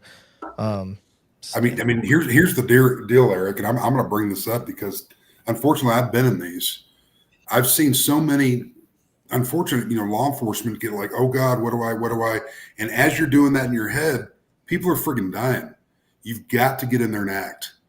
I don't care if it's a police officer you're protecting. I don't care if it's an old lady walking down the street to a guy crossing the road with his family and they get wrapped up in something like that. You have to go, you have zero time to act. You've got to go up there and stop that threat, just like the school stuff. That's our friggin' job. You go up there and act. And I understand that the shot where he's standing at, no, I'm not going to take that shot either. I'm going to close that gap and we're going to get point blank. We're going to get up close and dirty and we're going to stop it. I don't care if I got to split that spine to make sure nobody friggin' gets hurt. Yep. And I know people don't want to hear that. And oh my God, that's mean. And here's the deal. This dude's going after somebody with a knife. He's already made a claim. If this is the same call, because we've been on it for an hour and a half, that he's killed 2 people. And that's what lured law enforcement there to begin with. Yeah. I hope to God there's not 2 people gone. But we have to stop this. And we have to get in there point blank range and stop this. And we have to be able to articulate it afterwards. I mean, that's what our job is. And it pisses me off, man, that I see so many videos like this. People are, oh God, juking, and get in there and freaking stop it. Stop that where your partner doesn't die or somebody on the street doesn't die. Well, there's one point in that right there where he looks up at his partner and he's like, are you coming? And the guy falls to the ground. There was that moment to close the distance. And, it's kind of even when the taser is being used, when people they fail to respond when it could, when it's that moment to get the advantage. Yep. But let's talk about police training in general, guys. We're not taught. I've never been taught. Run up there, contact shot. Nope. What are we taught? Distance is your friend. Yep. It is beat into your head. Distance is your friend. But This guy's fighting every instinct that he has, that he's been trained. And we're sitting here like, I'll run up on him. Like, I sympathize with him because you're fighting training. That mindset goes against the way that we're trained, because there's no scenario where this has ever been trained in a police academy. So that's just something to consider. So I want to get to Zach's comment, because I 100% agree, and I bet Daniel's all over this one as well. Cops should be more well-versed in case law that determines how to interpret the Constitution. That is how you learn situational applications of the Constitution. And I could not fucking agree more. I get so frustrated with cops when they do not keep up to date with case law. This is why you see so many cops like, you can't film me. And they're on a public sidewalk. You know why that is? Because they haven't kept up on case law. Go ahead, Daniel. They were sitting in their car watching YouTube videos of people doing it the wrong way. Right? Yeah. Daniel, come on, buddy. I know you got something on this. I don't have anything else to add. That's 100% correct. And Okay, you agree. I agree with the comment. 100%. Yeah. Yeah, absolutely. And Zach, you want to help improve policing? Case law study is one thing that policing significantly lacks in. We do not keep up with case law. 100%, bud. and it drives me up the wall. I could go out and ask. Now, my guys, the guys that work for me, I am still a field supervisor. I will hit it at roll call. Okay, hey guys, you pulled someone over, and you want to get them out of the car. What is your justification for doing that? Like, I will nail them with case law all the time. They know Pennsylvania versus Mims. They know Maryland v. Wilson. They know, they probably know Roe v. Wade. They know all these case laws because I am constantly trying to keep up with case law stuff.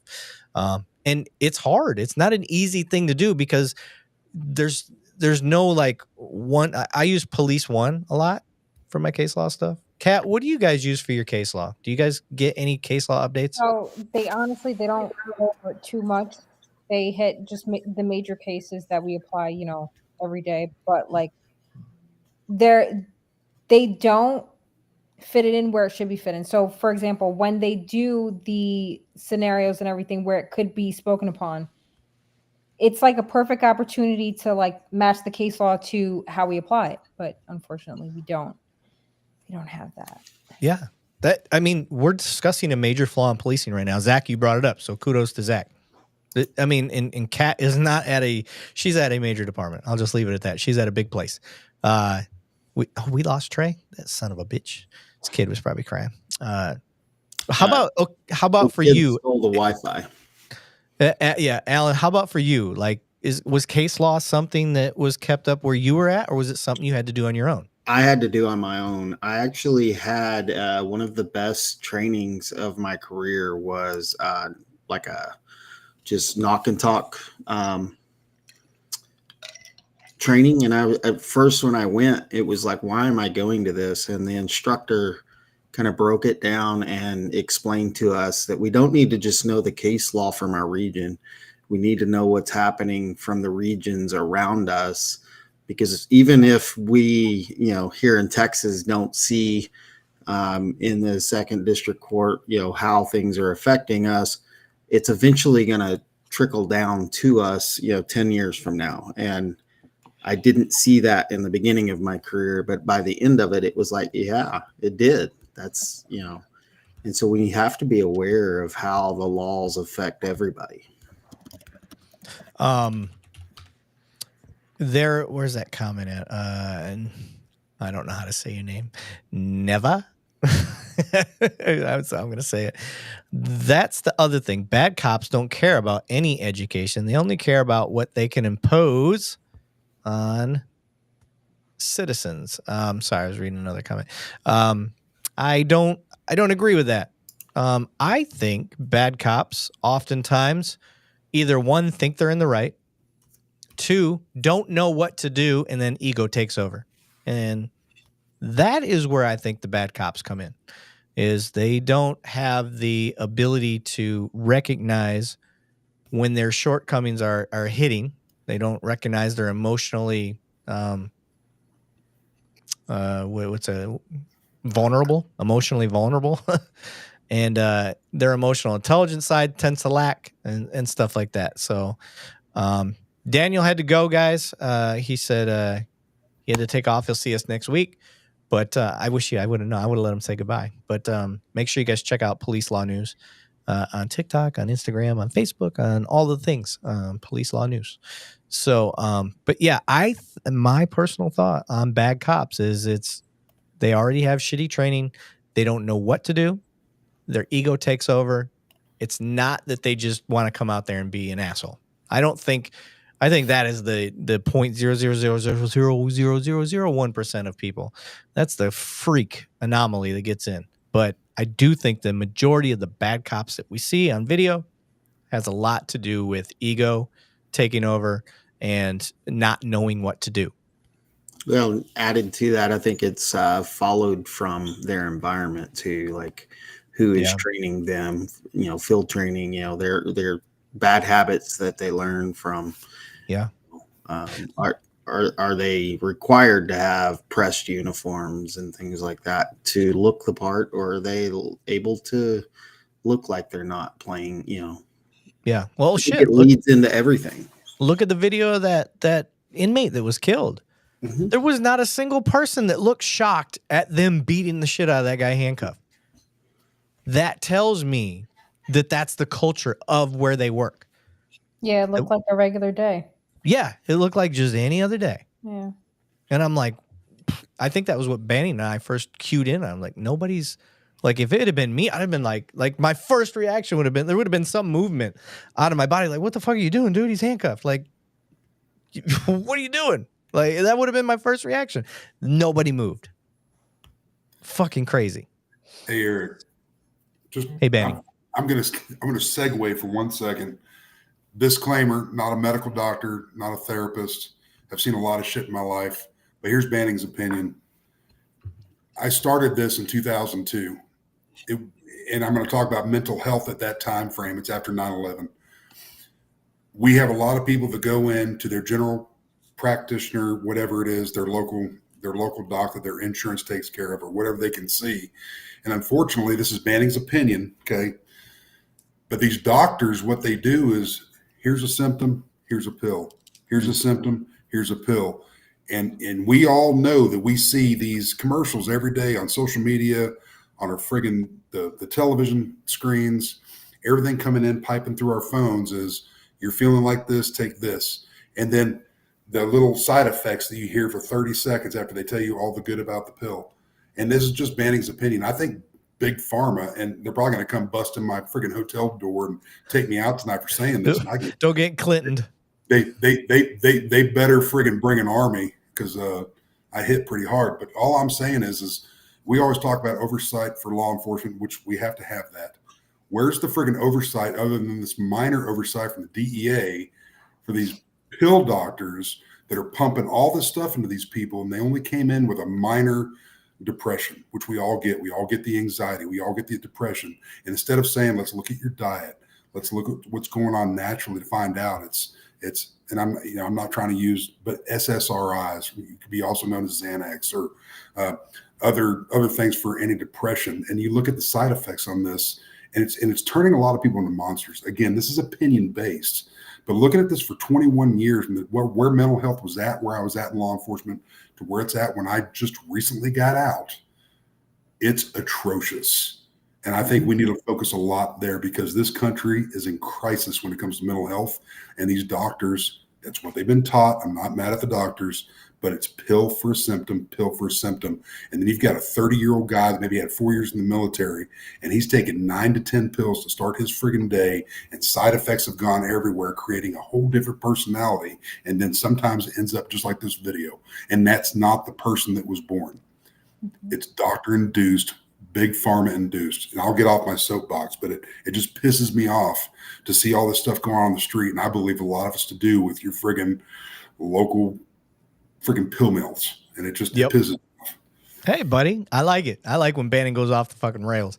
So I'm going to stop sharing real quick, because we got onto the topic of ego. I want to put this out there real quick. I want you to see my face closer so you know how serious I am. The place that I work, we have developed a course for officers that is based around ego.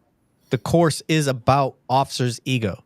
And I told all of the team today, I'm going to bring the instructor that created this course. He created the course based around all of our talks on Two Cops, One Donut about ego. So the show has created a course for a major department about cops and their ego, and how to see the warning signs and how to deal with it, and for how other officers to see an officer's ego taking over and how to step in and stop that and squash it from happening. So I am going to do a mini series on our YouTube channel about how cops can recognize the ego and how to deal with it. So you can see police training that's very progressive, and that is developed specifically because of what you guys have pointed out in this show. And it's going to be a mini series. So every time we post a video about a cop and his ego, now we're going to reference that department. When we see it, we're going to be like, hey, you obviously have a problem with officer ego at your department because of this video. We're not just going to point out your problem. We're going to offer you a solution. Go to the Two Cops, One Donut YouTube page, and you will see the mini series on how to deal and train your officers with their egos so it doesn't become a problem. So we're not just talking about problems, we're offering solutions. So I'll go back to that video. I just wanted to put that out there. I thought that was cool. I thought it was different, something that isn't being done And I think we'll see how it goes. Shit, where'd the video go? Oh, here we go. All right, and play. Stay down! You stuck? No. Give me your hand! Did anybody else see him get shot? I didn't see him get shot. Mm-mm. I'm gonna go back. Oh, he's dealing with this. Okay.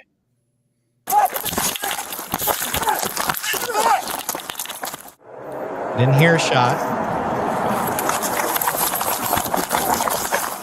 Oh shit, oh shit, oh shit, oh shit. Okay, he's reaching for his gun here.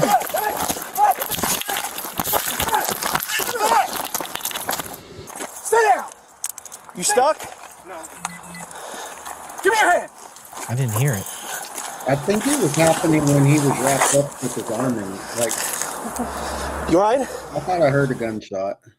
I didn't hear it. I think you're right though. I think it was while he was wrapped up. I think that's why they paused it while he was on the draw. Right. I'm gonna pause. Banning's back in, so I'm gonna bring him back in. He had to reconnect. So he scrambles, draws right here. I think he makes a contact shot. We just right about where he gets to that next white line. Probably right there. We just can't hear it. I think we hear it's like a slap. You stuck? No. Because he's up in the jacket. Give me your hand!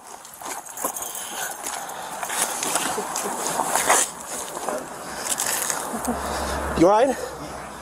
Damn. Yeah, I didn't hear or see anything. Okay. All right. Let's go to the next video. Share this one. Play and biggie size. Boom. 6th floor. Oh, we've seen this. No, we haven't. Never mind. I thought this was that court case one. Chicago police. Oh, Chicago. Yeah. What's going on? Nothing. Whoa, let's go. All right, that happened quick.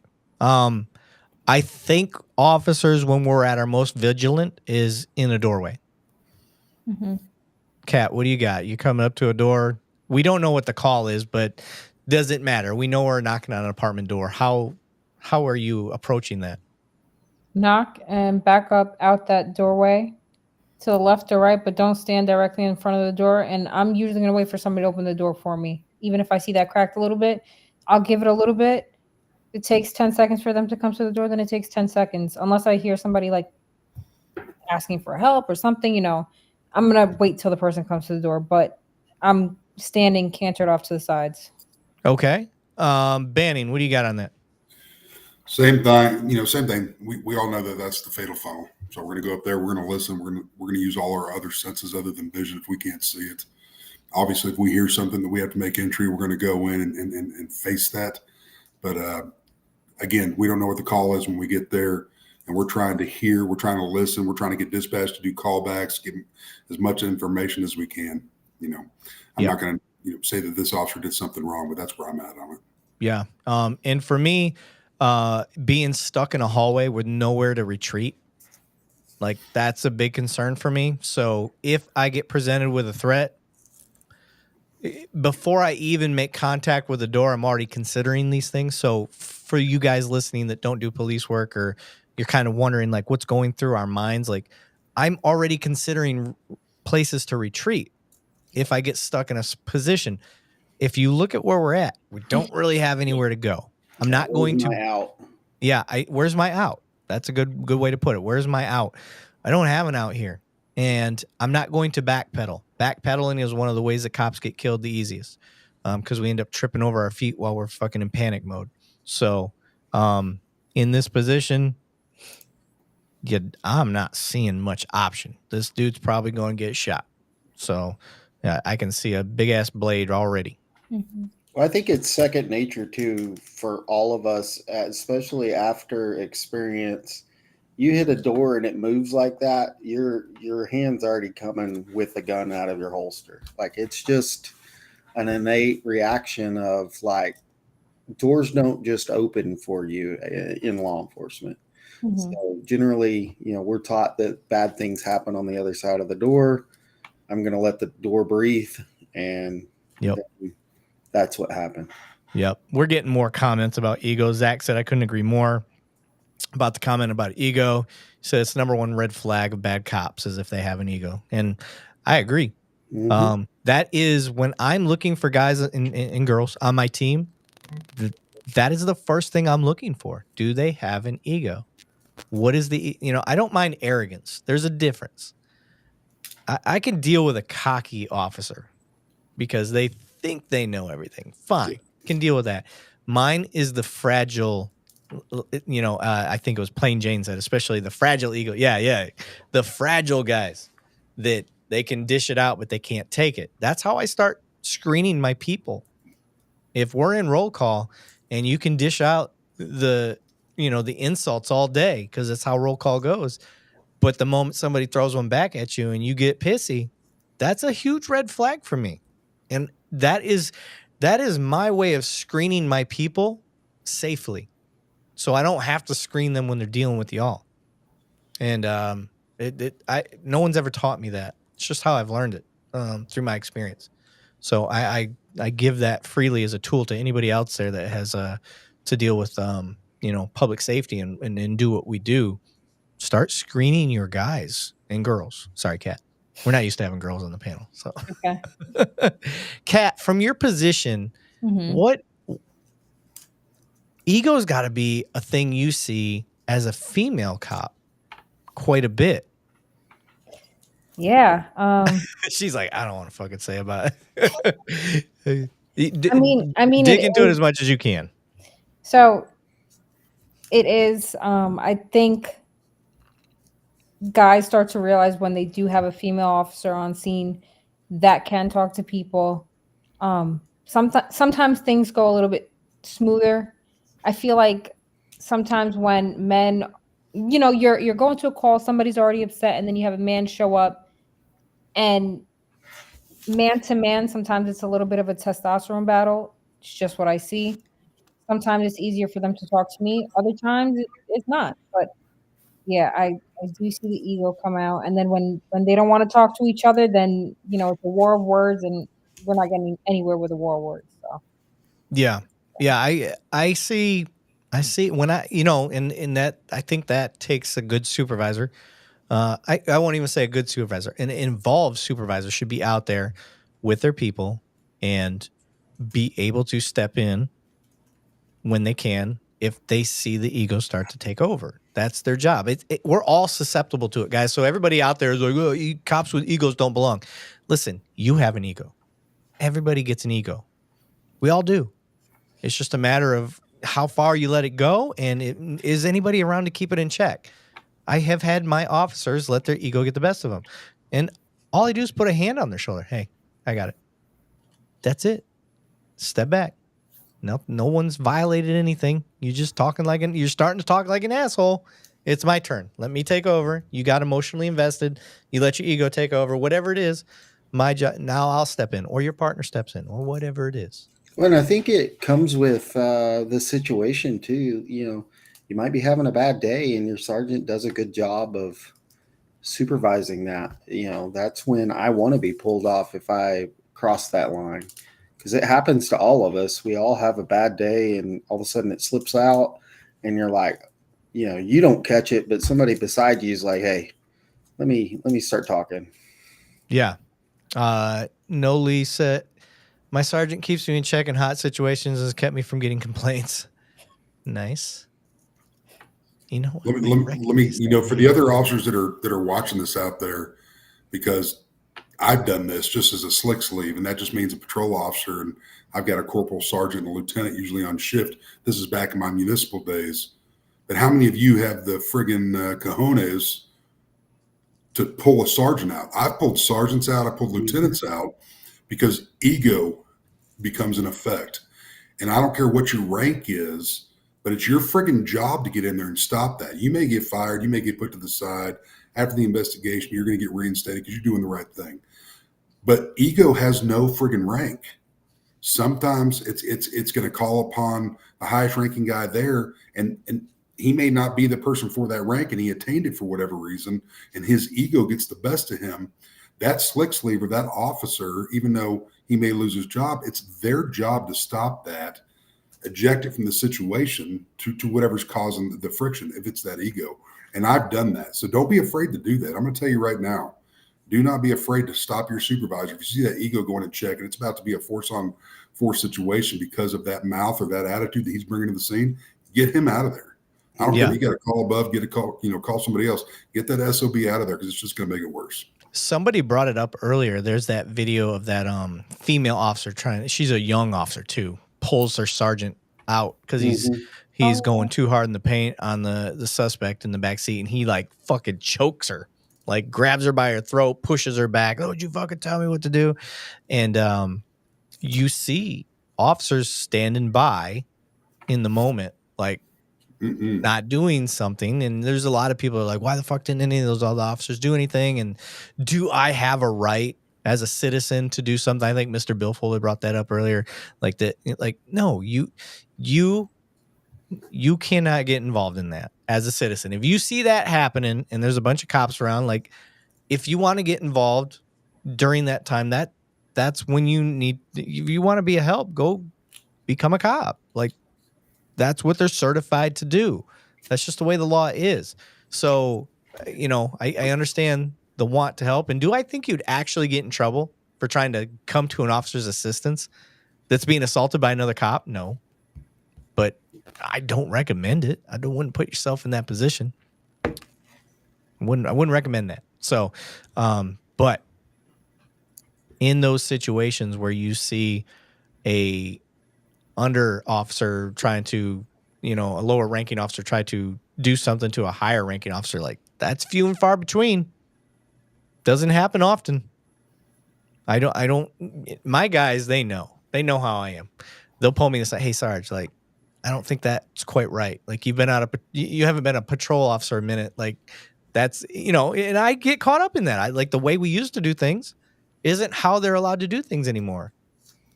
So occasionally I'm wrong, but they come to, hey, Sarge, no, it's this way now. And I'm like, oh, okay, that makes sense. I remember that now. No ego. Get rid of your ego. Even as a sergeant, get rid of your fucking ego. So, oh shit. Right, Crispy. Maintain your bearing. The only power people have over you is your reaction. Let your coworkers know not to do unlawful stuff, falsify reports in front of you, or you'll report it. Be strong. Agreed. That's a good comment. So with that, let's keep going with the fucking video, guys.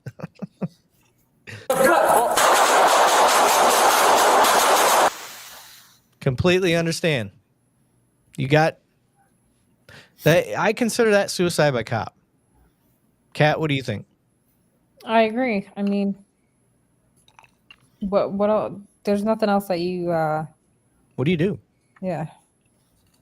I mean, the whole, even for those that aren't in police work, you probably heard of the 21-foot rule.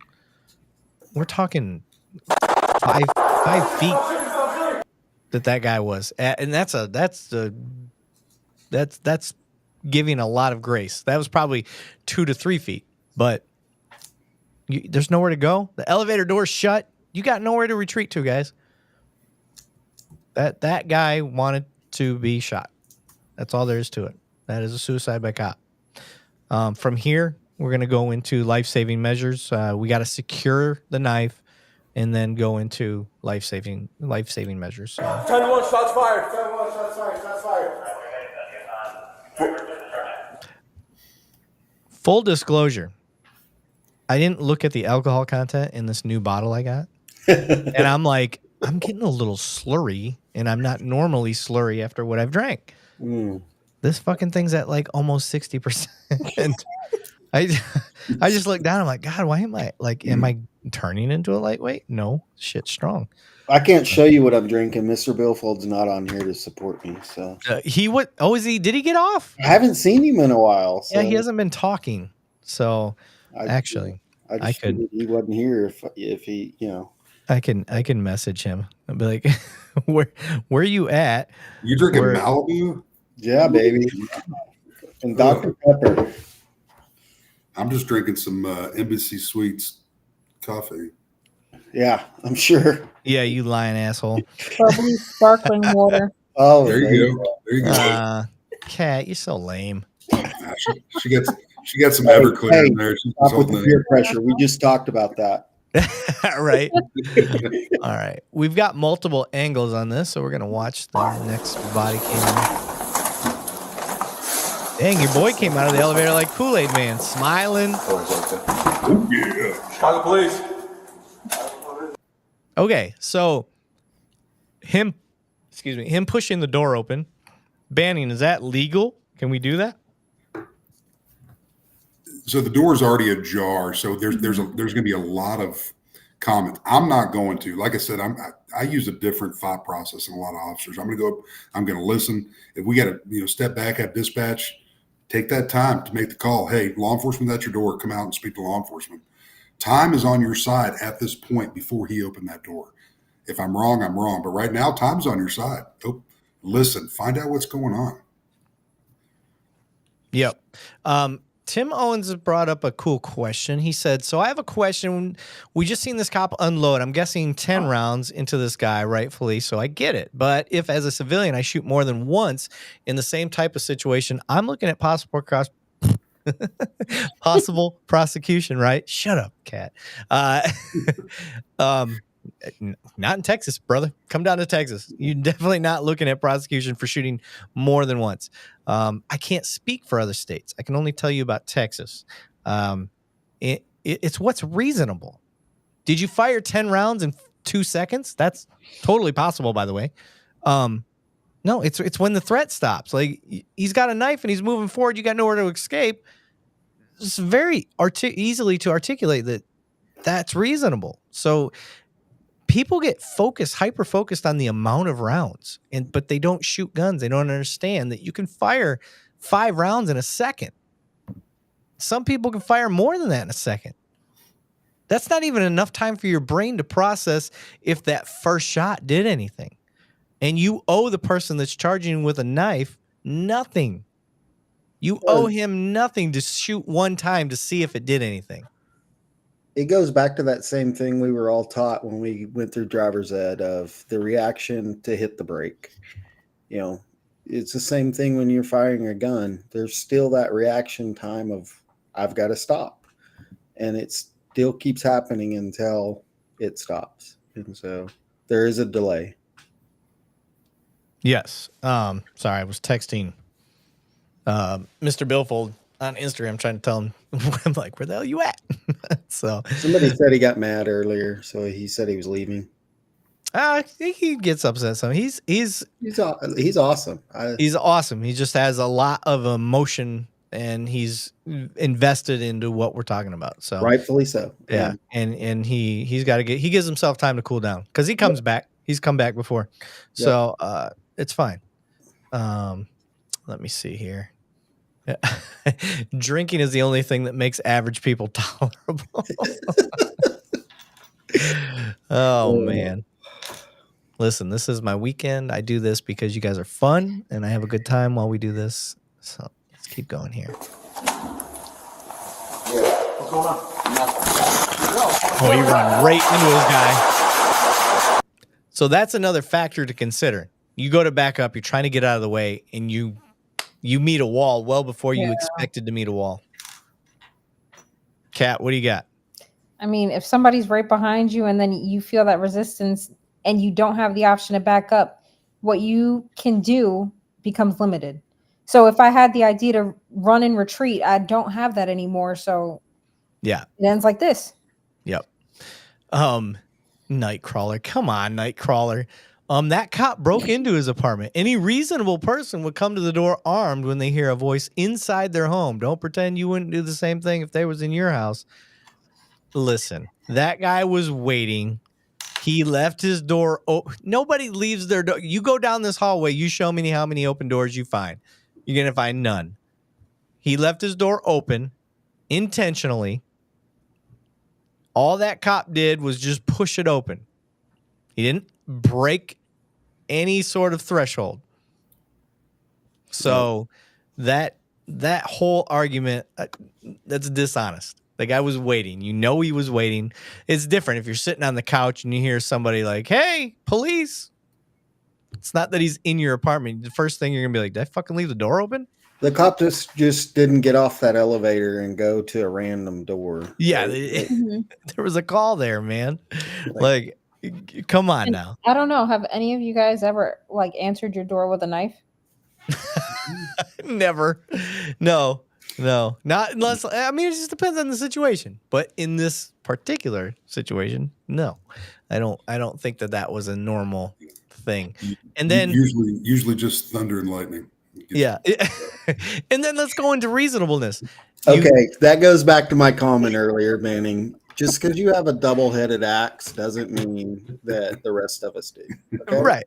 So, and let's go into reasonableness. Like, you see 3 uniformed officers and you're just going to continue to go outside your apartment and charge them with a knife? Come on, Nightcrawler. I expect better, man. Put up a good argument, bro. He did break. Okay, I see. He said he broke the plane. Okay, but that like it was well after the doors open and like he didn't cross that line. No.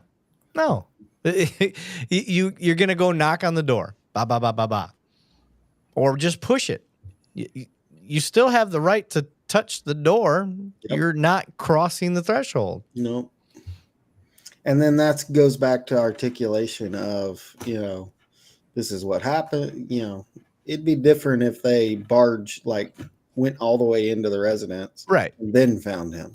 Yeah, there was nobody walking into the house. Comes out at him, yeah, and who was it? Andy Fletcher? No, not Andy.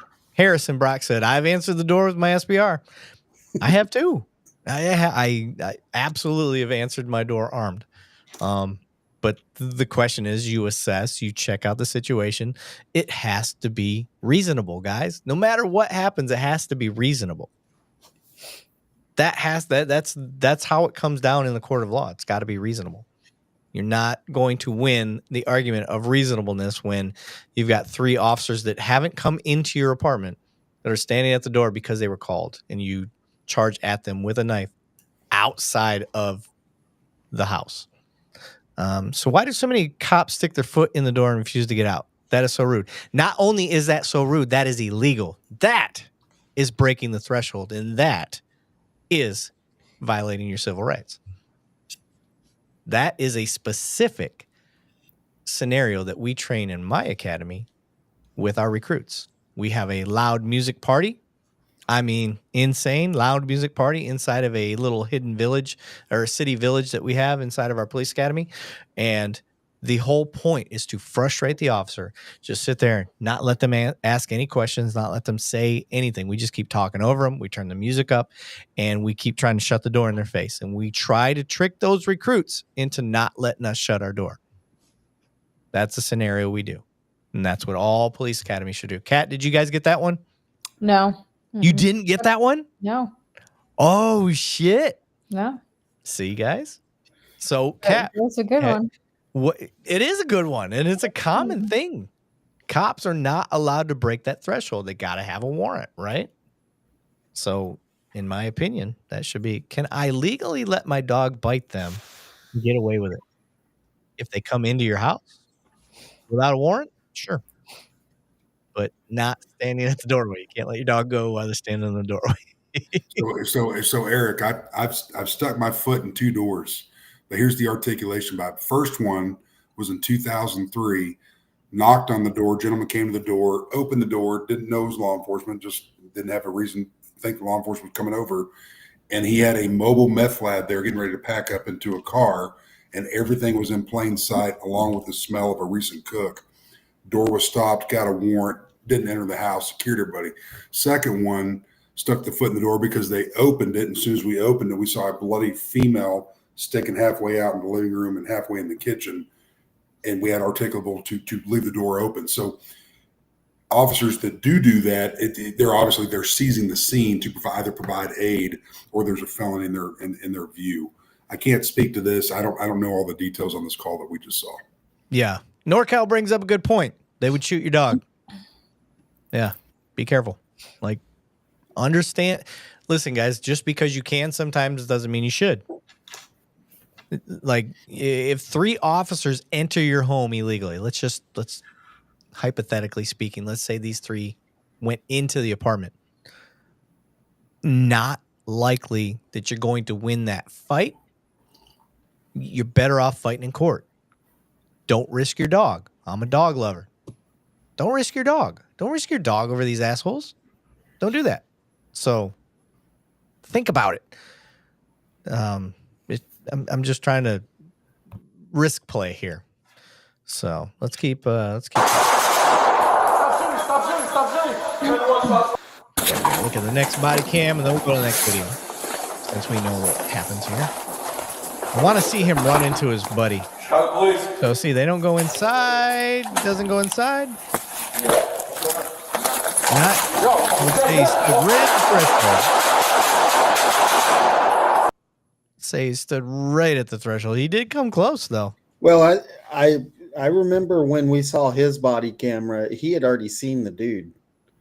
So, like, when still doesn't give you right to come inside. Well, but did he see the knife? Like, but we don't know what the call is either. We don't know what the call is. We don't know if Right. it was somebody was screaming inside. Right. There are articulations. They came off that elevator and went really quickly to where they were going. So yeah, so there are reasons, exigent circumstances that you could have made entry. We don't know enough, so let's be. You're right. If we're going to be honest with each other, let's be honest. We don't know enough, so let's not go down the. Oh, he went through. Well, we don't know. We don't. Okay, so I will tell you, I have 1 building, maybe 2 buildings like that. So, what do you do in this in this call on an everyday? You're going to a loud noise or a domestic. How do you handle that in that long hallway on an everyday call? What is the protocol? What do you teach your people? Are you asking me? Yeah. I mean, your cat or. Yeah, just when you're dealing with a domestic, you show up, stop, listen. Me personally, this is what I do. We stop, listen, try to hear anything we can on the outside to see if we have an exigency, see if somebody's yelling, screaming for help. And I'll do that for as long as it takes. If I don't hear yelling and screaming and it's quiet, I'm just going to stand there and listen for a while. I'm not going to rush it. And then we're going to stay, like Kat was saying earlier, stay out of the fatal funnel and stay off to the side. And then I'm going to knock and announce, hey, I almost said my department. Right. Hey, police, come to the door. It says that muscle memory taking over. Mm-hmm. Come to the door and then stop and listen and see what we got. But that's how we handle it. We listen. We don't go alone. We make sure we got somebody else with us. And I am going to have my partner more than likely stand on the same side as me. Okay. Because I don't want us to get in a crossfire and I don't want us to split and run and then have, I want us to be both on the same side. Do you hold the elevator, things like that? Or if I've got the distance and the time and the people, if it's 2 of us and we're in this, like, you're not going to hold that elevator unless you've got something to put in the way. If I've got something to drop, I will. So I don't carry my baton, full disclosure. If I had my baton, I might drop that down there or have my partner drop their baton there. But I'm speaking as a sergeant. So as a sergeant, I don't carry my baton. And then, listen, guys, in 18 years of law enforcement, I've never used a baton on a person. So anyway, but yeah, might put something in the elevator if I've got that option. I asked that question because 90% of my stuff is park at the next house over, that kind of stuff. We don't have. I can think of 2 buildings that are going to be in this scenario. Yeah. I was trying to find, somebody had a ridiculous comment, Nightcrawler. There it is. If someone's pointing a knife at you, probably don't shoot them just because. That was not the comment that I saw him say earlier. He had said something. Nightcrawler, you're just being a contrarian, bro. Like, let's be a little honest about what we're doing here. This was a very clean shoot. This guy was setting these guys up. Let's go to the next video. Biggie size. There we go. Police with a search warrant. Police with a. Okay, search warrant. We're up here. Search warrants are serious. We don't know what we're doing. Kat, have you ever been a part of a search warrant? I have not. No. Okay, so we've got some learning and some teaching that we could possibly do. Banning, have you been a part of a search warrant? Many.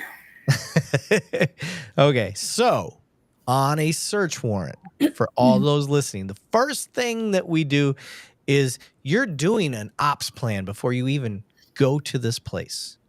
So you are, these days, you're going to Google Maps that. You're going to see the photo that's on Google Maps. You're going to have somebody go out. This is the best case scenario, guys, because there's still departments that don't do this. You're going to go out there and you're going to verify that the address that the search warrant is for looks and is described the same in the search warrant itself. Go ahead, Banning. Absolutely. Well, you have to describe the property from the paint color to the style of the home, everything in there to where you're not going to the wrong. And we can go into the studies from the 70s and 80s when search warrants were served and it was on the wrong house. And that's why a lot of these laws changed on these affidavits for a search warrant. So not only do you have to have the numbers correct on XYZ Street and whatever USA, you have to have the description of that house in that search warrant. And what you're going in there to search for and why you're going in there to search for. And then either justice of the peace, county judge, or district judge is going to read that over, make sure we have the elements in there for probable cause for that search warrant period. And otherwise it's going to get kicked. Are there people that's written wrong ones? I'm sure there are. I haven't personally seen any wrong ones in there.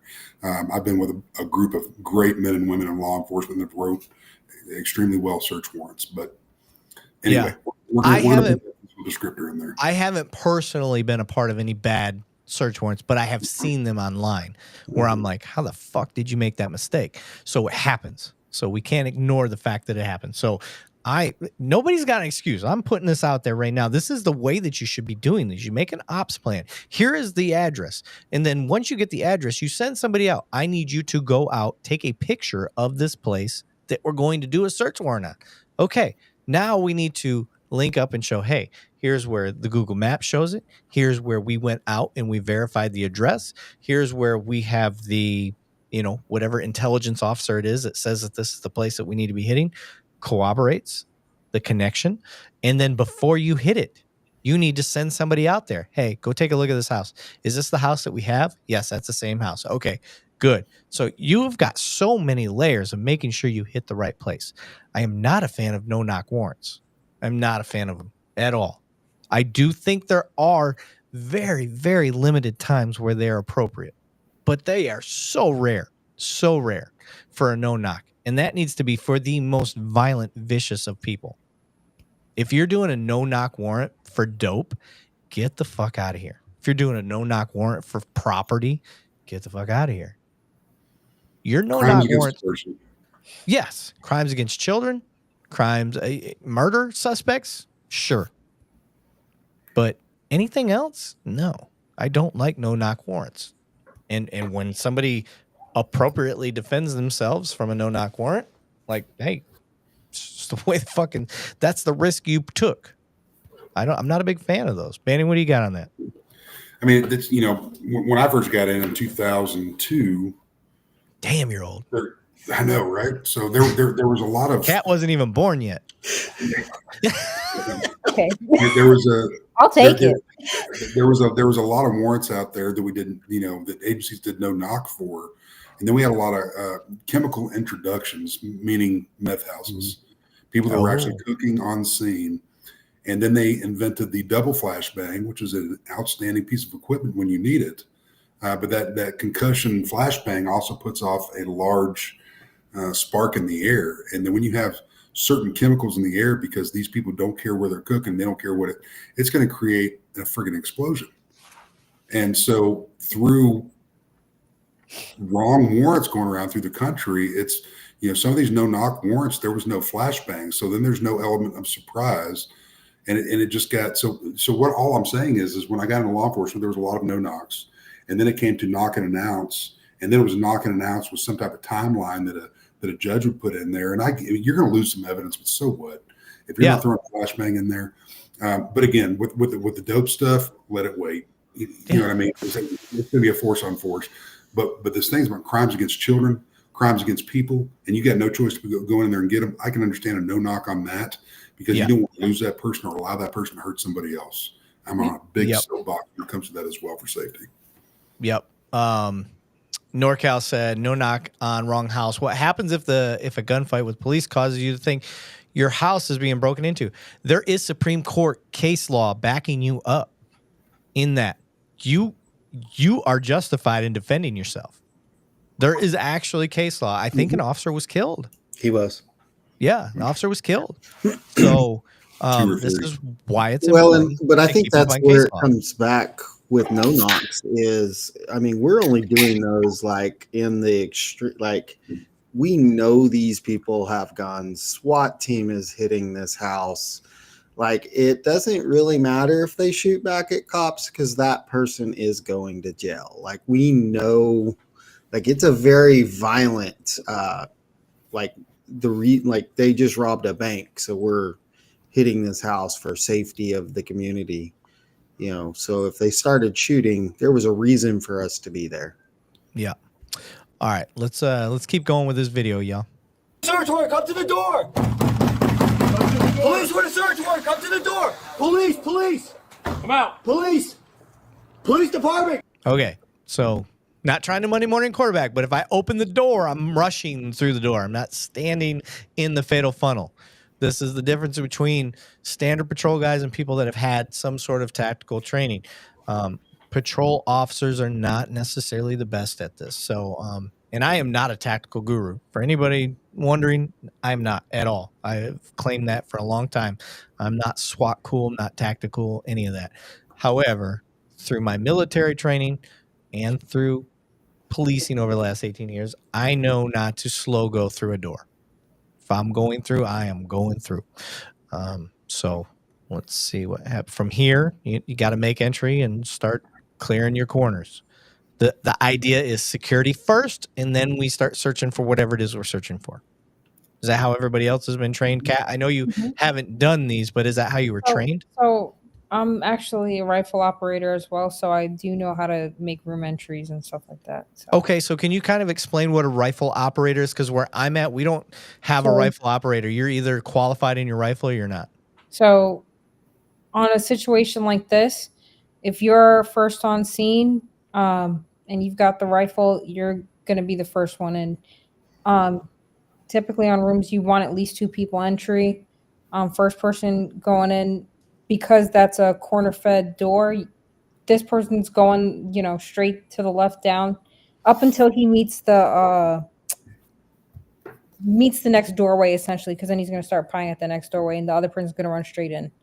But yeah. Can you kind of explain what a corner fed door? I'm so happy that you said a corner fed room. So if you're looking at the door, as soon as you walk into the door, right corner fed room is when you hit the wall. You swing the door open, the door hits the wall immediately right there.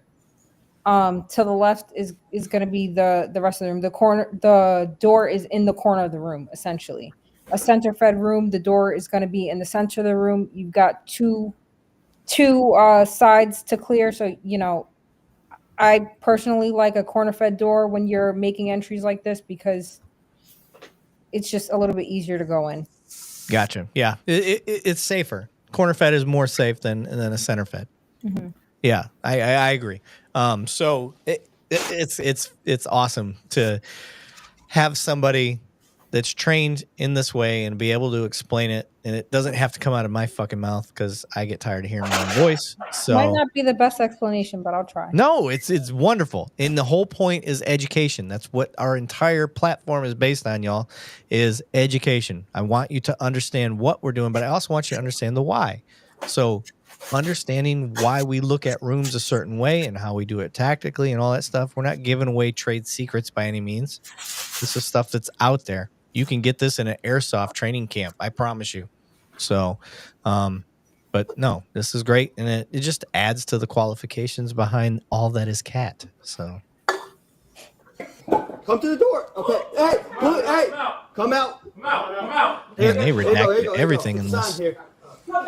All right, come. Get her. No, come on out. Come out. I saw you tucked in the room. Get out. Come out. Come out. Okay, What you say? Banning, you hear your partner say, "I saw you tuck into the room. Come out." Is it a reasonable and normal action when police are coming in yelling search warrant for a person to tuck back into a room? A reasonable and prudent person is not going to duck back in that room when they have armed peace officers in there. So now we got to look at a tactical approach. How do we do this to where we hopefully nobody does shots fired and nobody gets hurt? So now we're going to come back and hopefully command verbal levels to get that person to come out, as hopefully the senior person that's with us is going to be calling in more manpower for exterior, etc. This may turn into a SWAT situation where we have a barricaded person. And if it goes to that amount where nobody else gets hurt, then it goes to that amount. Make time on your side. Don't rush on this and back people out. If you've got everybody out, you can back them out of there and go to command yelling. I hate to use that, but trying to communicate and getting TAC involved if you have access to that, depending on what kind of city or county that you're in. Well, as a double-edged sword, though, I'll throw this at you. What was the first thing I saw when that front door opened? And I see one sitting behind the door in this picture right here. Is we don't know how many kids are in this room. Absolutely. Now, we're taught. Hopefully there's officers communicating with those people out there. If there's somebody in that room and we have to go into that room to protect another person, then that's that. We have to do that. But I'm saying if we know that one person that possibly has a weapon is by himself back there, then obviously we've got to go to a different tactical situation altogether. Right. And the whole tactical situation, all that means is less bodily harm to anybody. And that's what I want the audience to understand is when we say tactical, and it's the most overused word in law enforcement, and it makes me sick on buy your new tactical mirror here and your tactical flashlight this and all I mean by saying that is we got to come up with a proper plan. And that plan should be established before the warrant is served, period. Yep. Yeah, I agree. Sigma brings up a good point. They hear yelling, not what's being yelled. That I can't argue that because us as cops, and this goes again into the fishbowl thing. So officers, if you're listening to this, like, think about it. You've been trained to come in and yell this stuff, and all of the responses you get from the people that are the fake bad guys, they hear and know what you're going to say. Now you're out in the public. These people don't train like you. They don't train these scenarios. It's not every day or ever that they hear somebody, police search warrant, boom, they're in the door. Hey, come out, show your hands. Sigma's fucking right. They don't know what you're saying. That's why it's so important to keep saying, police, come out, police. That is why you have to keep repeating it, saying it, police. You got to keep saying it. I don't know that these guys did. I wasn't paying it again because I've been trained. Mm-hmm. I wasn't paying attention to that part because I'm used to it. So I'm sorry, I said Sigma. NorCal. Good fucking point. No. Oh, this is a new comment. Sorry. This is a new one. Yeah. Yelling at an intense level causes stress, anxiety, confusion. Is that used to intimidate or is that just adrenaline? Adrenaline, 100%. That is not how that's the last thing we want. We don't want anybody amped up. So for me, on a couple of the search warrants that, that I've done myself, I say a couple, a few dozen, I fully, the first few times I was a little juiced up because I had all this training and it was for property, guys. It wasn't even for anything. I wasn't going after anybody serious. I wasn't going after homicide suspects. I've never been that guy. So I had a search warrant for, hey, police, search warrant, and, the first few times. And then when you start to realize, well, like, these guys aren't really, they're not super concerned about property crime stuff. You do start to slow yourself down, but you need the experience. You need the reps. And I did start slowing down, started knocking on the door. Hey, Damn, I almost did it again. I almost said my department. Mhm. And I've been doing this a long time. This is fucking beer or drink, whatever this is. Whiskey. Shit. Shut up, cat. Didn't say anything. I can reach Just your look at my face. bubbly. She's be drinking her Michael Bublé over there. So anyway, So this is a good point, and in our agency, a lot of times we didn't have the manpower. So Sigma brings up great generally, points. when we don't want to cause this effect in somebody's home, but sometimes it has to be done. But a lot of times, like if you were the bad guy, we tried to do a traffic stop away from the house, things like that, because we You're didn't right. have the manpower Yeah. to like lock down a whole city block. We could only, really lock down the front and rear of a house and, 2 people to go in and search the house. Yeah. So if we could get the bad guy somewhere else and then deal with the house, we could do it on our time. Yeah. So you bring up a good point. I'm not going to say most departments. I'm not going to say some departments. I'm just going to say there's departments that do exactly what Alan said. We try everything we can to not have to do it in your house. And then that's the last resort. And then there's got to be other departments out there that are just like, whatever fucking works. We're just going to go with that.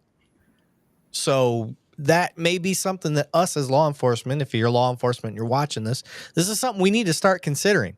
It is going into the home the last resort. Is it a timing thing? Is there, are we limited to time? So we just had to go to the house like that. Those are things to consider.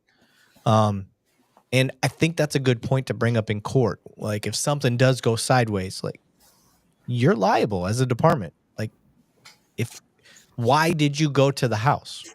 Was there other options? These are things to consider.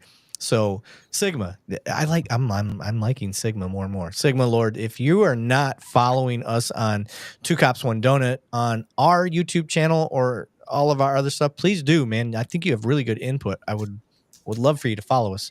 I'm imagining that you're either following us through Matt Thornton, who is also a part of Two Cops One Donut. Please, if you guys are not following Matt Thornton, by the way, please go follow him. Detective Matt Thornton on what is it? YouTube, Instagram, and TikTok.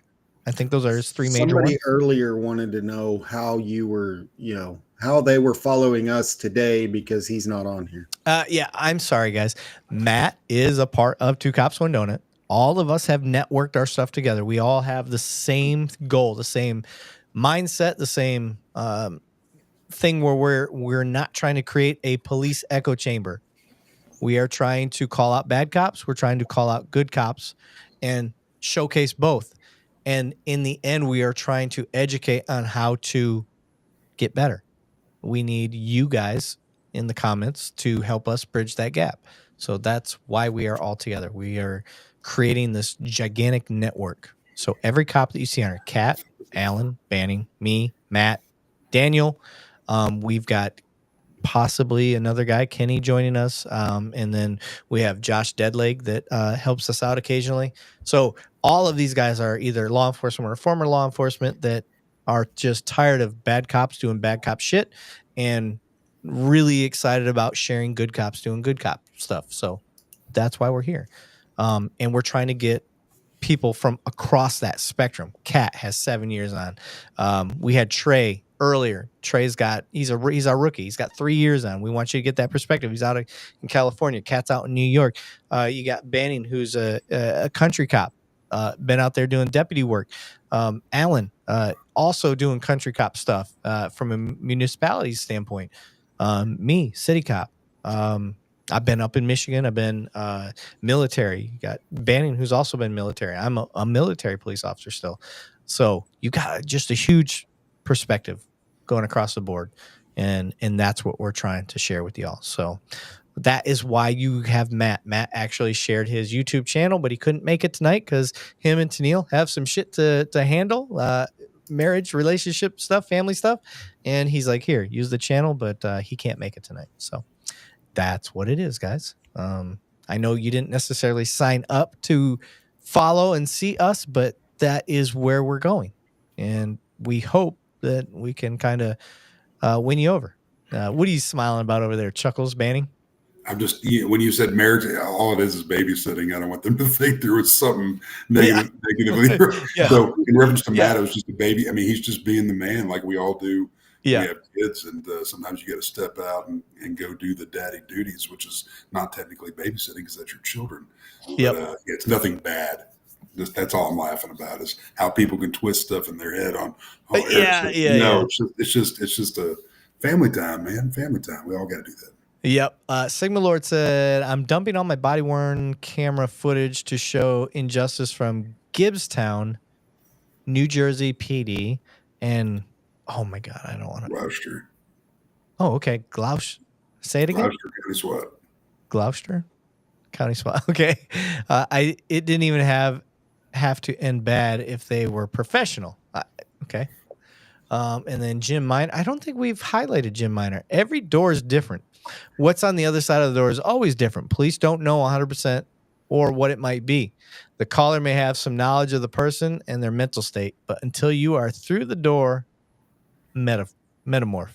Yep. Yeah, I get what he's. Oh, and if I remember, if I know, I mean, Jim's a retired police chief, if I remember right.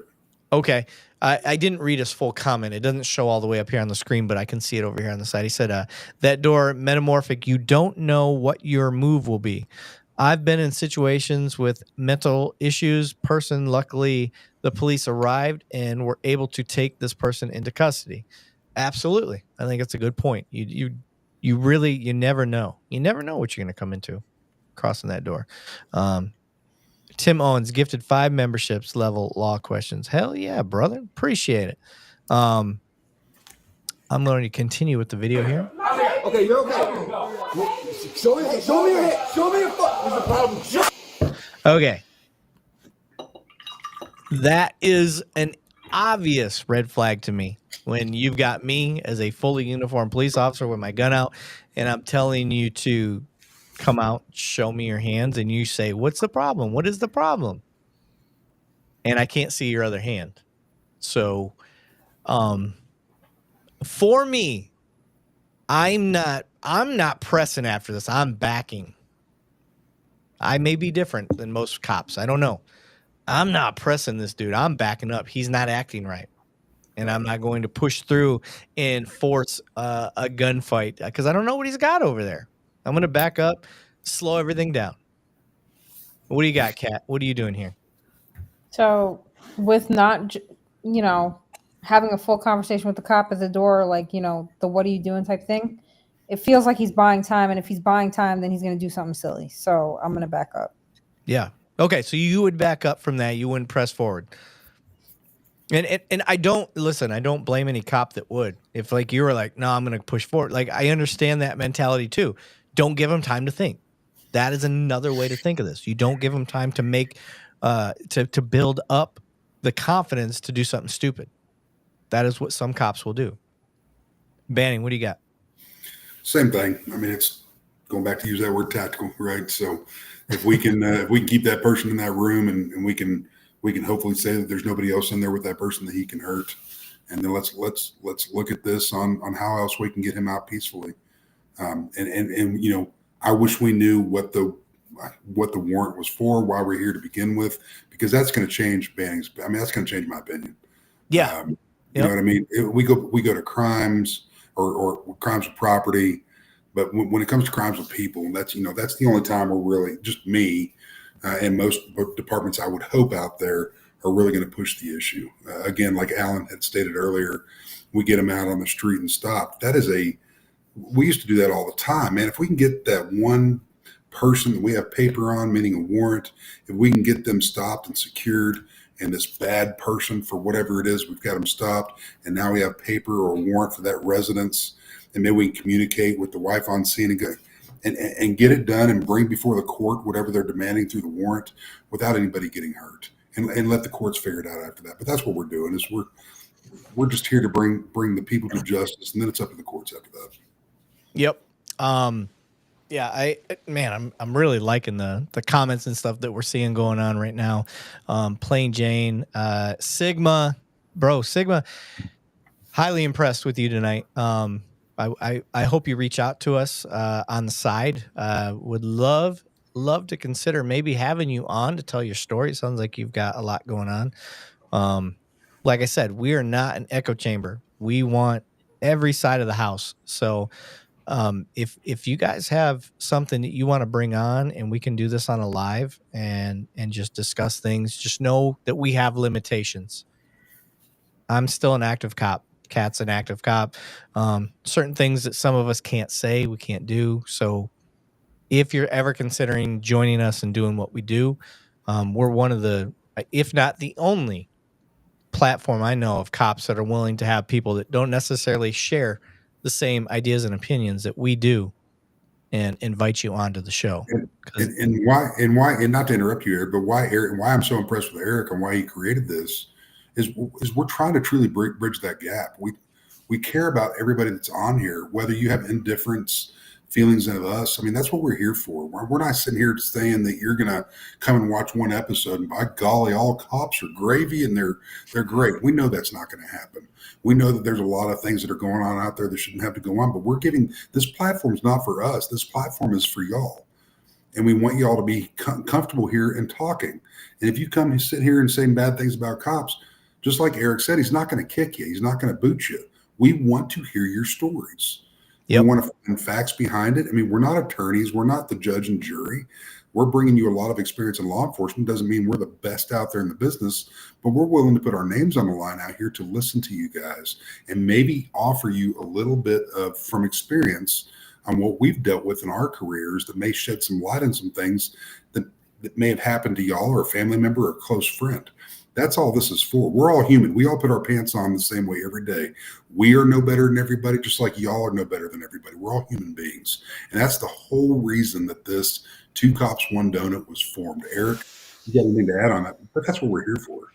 Yep, absolutely. And you know, I appreciate that, Banning. And for those that are new to what we're doing, because like I said, Matt added his channel on here. I know we're getting a lot of feedback from Matt's channel. Like, guys, 100 and girls, and I don't mean that exclusively, but everybody, like, that is what we are honestly trying to do. And it does sound like Sigma Lord, which I love the name, by the way, has a story to tell. Would love to get you on here. We've had felons. We've had people that were convicted of homicide. We've had people that were wrongly convicted of crimes that we've done interviews with. So that is what we are here to do. I don't want you guys to think that this is an echo chamber by any means, because it is not. We need to have the hard conversations. You guys have been pushing our buttons all night, trying to I don't mean pushing my buttons ego-wise or anything like that. I mean, you guys have been giving us tough questions, and we're not hiding them. We're not trying to keep them from people seeing them. We will attack them and go after them as best we can. What I'm sorry, I just saw that Sigma said, I'm subscribed. Listening to is what system never did. It gets cycled around and you never get a voice. And that is the point of what we're doing, is how often do you get to sit down? My mic disconnected. I heard it. How often do you get to sit down and have a cop honestly talk back with you? It doesn't happen. That's one of the problems with law enforcement, is we don't talk to each other. We're here talking to you. Kat signed up to talk to you guys. Banning signed up to talk to you guys. Alan signed up to be the guy behind the scenes, but here he is up front talking to you guys. So despite Alan's ugly face, he is up front, guys, talking to you. And that is what we love about Alan. So Kat, you are the newest addition to what we're doing. Mm-hmm. So for you, when you see this stuff, like you see these people, I told you, I gave her fair warning that our audience is ruthless and is going to hit us with the hardest questions and do what they do. What is your impression now, being the second time on and seeing the level of heat that they're bringing? Listen, I like it. Even though they are bringing heat, you can see that some of the people in the comments, they genuinely want that conversation and want to have some sort of understanding. So when I see those comments that, you know, don't necessarily make sense to me, or they seem like they're just trolling, I think that is the first layer of trying to understand. I think that's I don't know, just I don't know how to describe it, but like you're here. So you're trying to get something. Yeah. Yeah, I agree. I'm sorry. There's a bunch of people popping in on the comments. So I was looking at Plain Jane's. Yes, Tim, it's needed. I got lost on my way home from kindergarten. A cop took me home. I got stranded on the freeway in my first beater car, and a cop took me home. I used to look up. Now I'm skeptical. Now, I will say to you guys, please judge each cop on a case-by-case basis. It's not fair to anybody in any class of any profession or whoever, whatever walk of life, to judge every Subway sandwich employee because you got a dude that fell asleep and, you know, had a heroin-induced sandwich making experience. I saw that video where the lady falling asleep making the sandwich because she was high on heroin. So you can't judge every Subway based on that. You can't judge every cop because one or two bad cops gave you a bad experience. You can't, you can't judge every experience because you had great experiences with cops. That doesn't mean there's not bad cops out there. So judge them all on a case-by-case basis. That's just the only fair thing I can say. Let's keep going with the video. Fuck! Oh, okay. Let's go back. Hey, come out. I think the cop was shot. Here you go. Put this on here. Come on, baby. All right, come. Get her, bro. Come on. Did you hear what he just said? Put this on here. So he's doing a search warrant on this home, and he told this lady to put something on. So she must be either naked or exposed in some way. So he was taking the time to have her put something on. That's a good move. That tells me that this cop's mind wasn't to just come in there and do bad things. Come out. I saw you tucked in the room. Get out here. Come out. Okay, you're okay. Okay, so he gave her the clothes, told her she's okay. Now he's dealing with this person. This is the one that said something. He started asking questions. Mm-hmm. Show me your hit. Show me your foot. What's the problem? What's the problem? Boom, and then we heard the shot. Did you hear that, Alan? Yeah. Was it just me? Everybody heard that No, shot? I heard it. Okay. Fuck! So he got shot.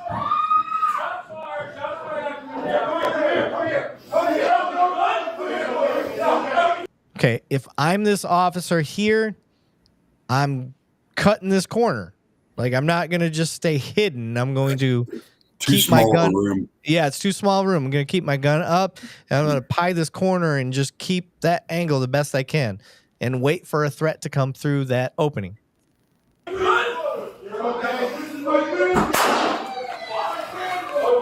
I think he's hurting. Yeah. Here, shield up. I heard him say I'm hit.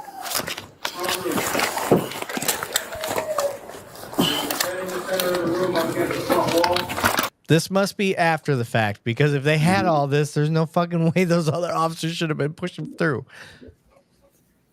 Gotta jump so he's to the right. He's to the left. So Marty, is it this door? No, to the left. Right here. It's a quick button. Look, They're talking to him in the bathroom. That's what I think. Yep. That's what it sounded like. it's right around here. It's right around this wall. Okay. It's right around this wall. Move over to the right. We got blood on the floor to the right. Shot from the right side of the Marty, are you in the bathroom? front door, right here. This wall we're talking about, just know that. See you, Joe. Is it right there? Oh. That's the room right there, yeah? Marty, get out of here when you can.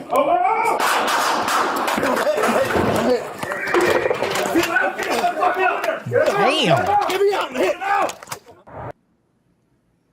All right. You got the shield.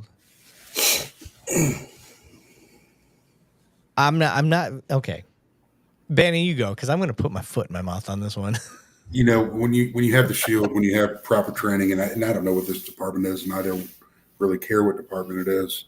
I'm going to get on my soapbox here for a second. You've got to keep that shield. Go ahead. You have got to go towards danger.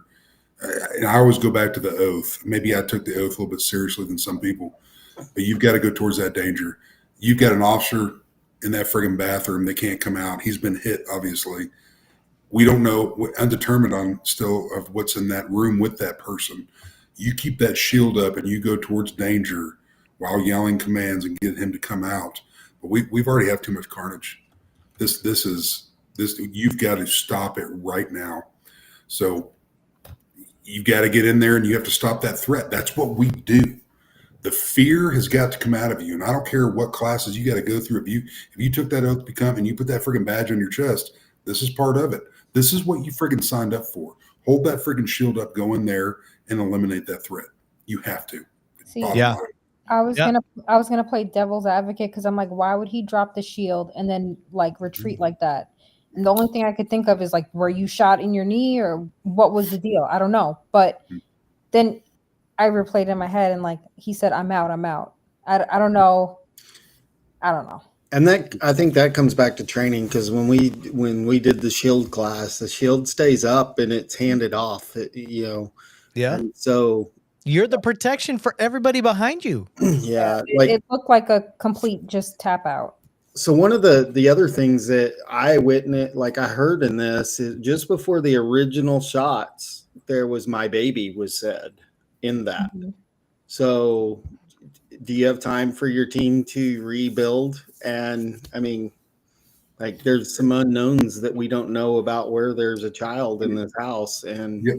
But here we are in the house, and the way this house is built, if you look at that bathroom is friggin' drywall. These rounds are going to go right through drywall. I mean, let's think about it. Cover versus concealment. There's no true cover in this house. Yeah. You've got some 2x4s and stuff like that in that wall, but you got drywall. It's time to get that friggin' shield up. You've got 2 or 3 guys in there with long guns. Get in there. I'm talking about before that. Like it seems like we paused and waited for the shield to get there. Just from what I'm seeing in the 2 different body cameras. And, I get going to rescue him, but if there's kids in there, it's time for us to go to work. And Yep. And I think Tim Owens is right. That shield should stop everything up to probably about 7.62. Depending on that manufacturer and what type of shield it is, if it's unfortunately a lot of these Homeland Security grants are getting the bare bones shields. Once it's been hit a couple times by 7.62 or higher, the whole shield's gonna be defective from 9mm and below because it's gonna break up the cavity of the shield. Yep. I will lean on Banning's expertise on that, guys. He has got a lot of training when it comes to that stuff. So I'm sorry, I stopped sharing the screen there. Share screen. so Banning, in that situation, you're the cop that gets shot in that moment, and you're in the bathroom. What besides protecting the door, say you can't go on, what are you supposed to be doing for yourself? You're doing self-aid. And if somebody get to you with a shield to do some buddy aid, maybe we can at least get that going and drag that guy out with a shield. Hopefully, with this being a warrant, we've got medics that are a couple blocks down. We're advising them to clear and come up closer so we can dump our buddy, get him in there, get him off so we can get medical care and get our fresh guys up to eliminate that threat. And unfortunately, you have to think about this right now, because now that officer that's hurting there, and I'm looking at him as a brother, but right now he's a distraction of the fact we still have an armed person in here, possibly with children. So therefore, we have got to get him out of the fight to where we can focus on that threat. And I hate to say that, and there's a lot of cops who are going to disagree with that. No, we just got to protect her. Guess what? He got hit. We got to get him the best care that we can, get that shield in there, get him out. But then we've got to go in there and take out that threat. Yep. And do it as methodically as we can. But right now, it's lives are on the line. You have neighbors there. It looks like an apartment complex or possibly a duplex. So you have neighbors. These rounds, I don't care if it's a 9mm, 380, 22, it's going to go right through drywall. So we have got to stop these rounds by taking that threat out. I agree. Let's see how they handle it. Oh, so this is the beginning. This is before they made entry.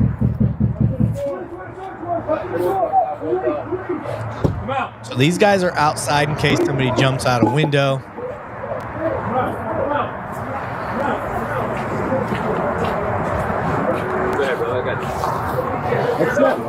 I'm out! I saw you tucked in the room. Get out here! Get out here! Get out here! Out here. Get out here. Go. My baby. So I heard it that time. My baby, my baby. Shots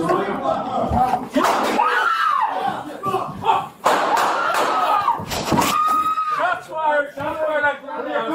Come here. Come here. Rob, you good? Come here. Get out. Rob, you good? Hold on. Back up.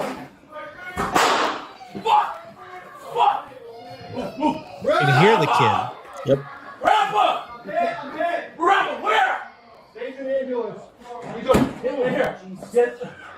Rapper! Keep talking. Police with a search warrant. Police with a search warrant. Come to the door. Come to the door. Police with a search warrant. Come to the door. Police. Come out. Police department. Come to the door. Okay. Hey. Come out. Come out. Here, get yourself. Here you go. Put the sign here.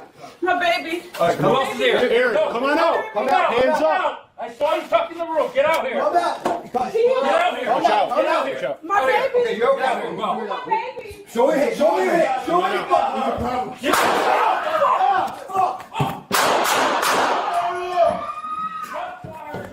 So he's got to watch these stairs now. It's okay. You're okay. So I understand where his mind was at on this. He's got to watch these stairs. Like he's got to trust that the officer that was down there with him is covering wherever that shot just came from. So that took a lot of trust of what he just did. He knew where that shot came from, but he still stayed on the stairs. So kudos to this officer for doing what he just did. That's the way I see that. Anybody see that any different? No, I think he was pressing forward because of the whole, there's more to clear. Yeah. I mean, he was trying to obviously cover his ass so he didn't get shot in the ass. Right. But he had to watch the steps. That was another threat. Okay, this is my grandma. Stay here. Aaron.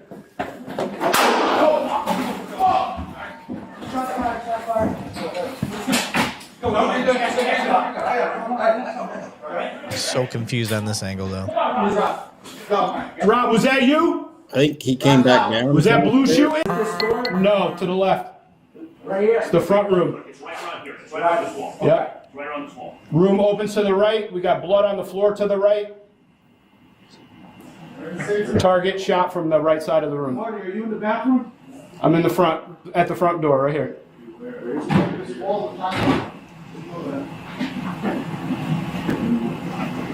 Yeah, you got to keep the gun up. Right there. That's the room right there. Yep. Marty, get out of here when you can. Oh!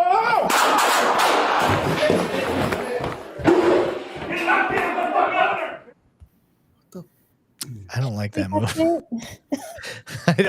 I don't understand That's your that. whole role being right there. Right, yeah. Put rounds down range, bro. Holy shit. Okay. Look, I'm not gonna morning quarterback. Nope. No, it's a shit sandwich all around. Yeah. It sucks to be there. Unfortunately, without even knowing the PD, they probably executed, horrible word, but served several warrants on this. Right. And didn't have issues and nobody got hurt. And unfortunately, people are human. I'm a human. I've screwed up in law enforcement. I'll be the first one to tell you I've screwed up. I'm not perfect, but we learn from our mistakes. This may have been the first, I hate to say it, real warrant that they've served to where they've gotten forced back on something. And we don't know why that is. Like I said, we don't know the affidavit on this. We don't know the whole reason why they went in. They had, it looks like, a lot of manpower there that were all on firearms, just pistols to begin with, and then the long guns and the shields got drawn into it. My whole thing is, if we have that equipment, and I have a reason to go in somebody's house, we're going to bring that equipment with us. Whether it's a quick react team or whatever you want to call it, that's serving this warrant. If we have that equipment available, we're going to use that in the beginning. So it may narrow it down. It may not stop anything, but at least we brought the equipment in that we can. I'm not going to say your quarterback, just like y'all said, we don't know all the details on this and what the original charges were, why the warrant even got drawn up. So TJ says everybody was scared, and I'll tell you, I've gone in several of these, and if I think scared is like I want to go home at the end of the night, but it's more of a respect.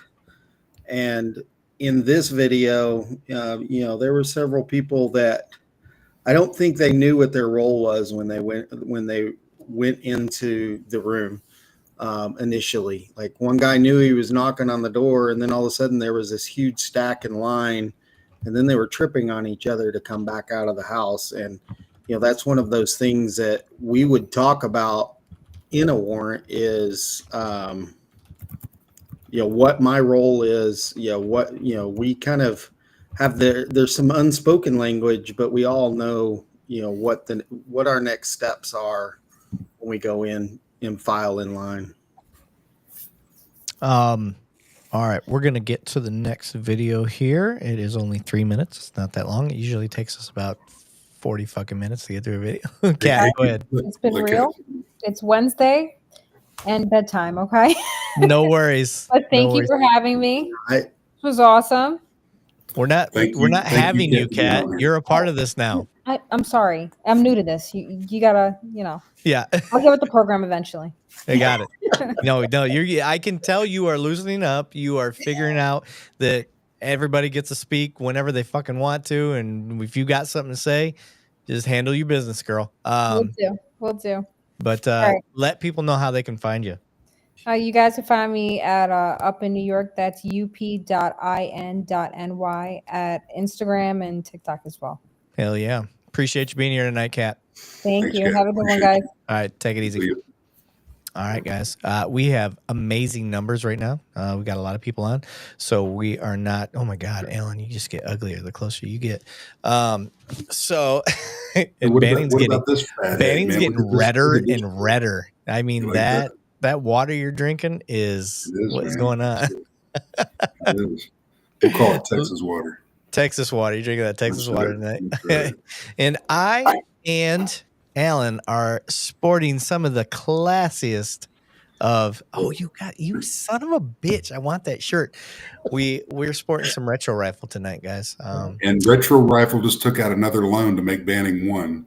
Yeah, right. So you guys don't know this yet, but officially we have been in contact with Retro Rifle's owner, and they are going to be what we would call a casual and relaxed sponsorship of the podcast. They're going to provide uniform shirts for the rest of us, and we're not going to complain about that. So very cool. So shout out to Retro Rifle. Guys, please, if you want a Hawaiian shirt that has some sort of hidden gun on it, just to kind of make it a Hawaiian shirt a little more manly, check out Retro Rifle. That's what we are being sponsored by. So we're going to be adding them to the website, and the rest of us will be all decked out in Retro Rifle here to start. But I am going to get to this next video. Let's see here. And there. Oh, that's not the right one. Where's it? There it is. Okay, share. Just trying to find it. And biggie size, and go. Manny, you ready? You should be coming up to 10 mile now. Careful, coming up to 10 mile. All right, we're in a pursuit.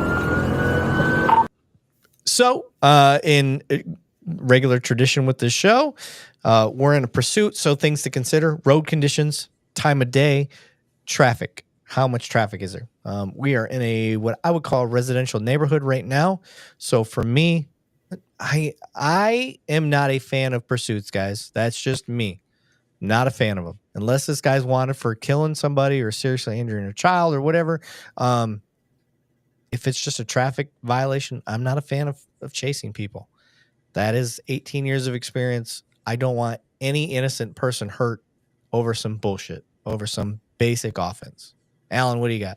No, I completely agree. I think there's a time and a place for them, but with all the technology we have today, it's so easy to catch them later. Yep, I agree. So we're gonna keep going here. One radio, I got him. We are on Forest View right now, coming up the beach. So right now you're calling out direction of travel, speed. Traffic. One radio, we cracked out. Going to be northbound beach from Forest View. So as I'm coming up to a wrecked out vehicle, there's some. This is where every officer's a little different. How are you going to handle it? For me, I'm going to stay behind the car. That's me. I'm going to stay behind the car. This guy's angle here, I'm not mad at it. It's just not my style. Banning, what do you got? You're muted, dumbass. He's just look at him talking to nothing because he's retarded.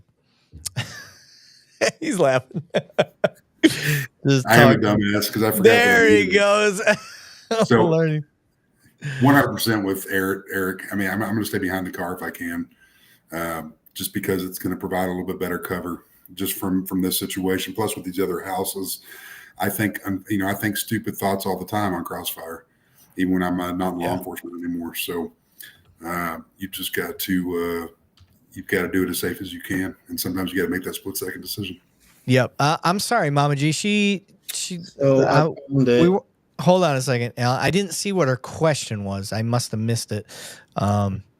So I don't want her to think that we. Did you find it? Okay. Would LEOs be held accountable at all if innocents were killed or maimed? Absolutely. Absolutely. 100%. Yeah. 100%. Yes, ma'am. So I'm sorry. I apologize. Like, listen, guys, don't take it personal if we don't see it. You got to understand we're trying to run a video. It all comes down to me. So if you want to blame anybody, it's my fault. I'm trying to run the videos, talk, chat, do all that stuff at the same time. This is why we like to have Alan behind the scenes, but he's in a position where he can't do that tonight. So it is my fault, 100%. So I apologize. Mama G, you know better, by the way. You've been on here long enough. You know I ain't ignoring your shit. Come on, girl. So let's keep going. Booyah. Booyoy. Booyo. I stand with Blue. Listen, I appreciate that sentiment. I just don't want you to stand with Blue arbitrarily. I don't want you to just do it as a generality. Fucking smoke wagon got me. Can't say words. I like the mindset. I like that you are for police. Just don't be for police just to be for police, because there's some bad cops out there. Mm-hmm. You want to see some dumbass cops? Look at the ones that want to have a Punisher tattoo or a Punisher symbol on their stuff with a thin blue line going through it. I've automatically got a problem with you. So I just put that out there. Let's keep going. Where are you going, buddy? Running with a pistol on him, running with a gun on him. Oh, so he sees a gun. Okay. I like that he kept moving. That's actually a pretty slick move. What do you got, Banning? Same thing. I mean, if he sees something and if he's still in that car, get it to moving. Don't jump out. If he's gonna, I'm known for, if they're gonna start running on foot and I can fit a friggin' Tahoe through it, I'm gonna follow them in a friggin' Tahoe until they get tired. Right? There's nothing wrong with it. Sigma Lord said the issue is that it's convenient to place all accountability on a single person, though there may be more that are not held accountable as a result. I fucking fully agree, sir. It drives me insane that they want to blame a single officer when it goes back to training at a department. And they didn't even investigate the training part. Like, this is how you train this guy. How can you blame him for following the way that the training went? And then who approved this training? We got to, it looked like he was like floating in space. How do you go to that training that was approved? Who approved that fucking training? Like, how did these are the things that frustrate me as an officer. So let's keep going. Running with a gun on him. Oh, look at your boys getting some. Nobody's coming in wailing. Things to notice, guys. Like, listen, I know we like to point out bad that cops do, but let's point out when they do really good. You had a guy that was running with a gun. I didn't hear anything anyway. Didn't sound like anybody fired a shot. They were able to take him into custody without a shot fired. And they had ample opportunity to lay elbows and knees and all sorts of crazy shit.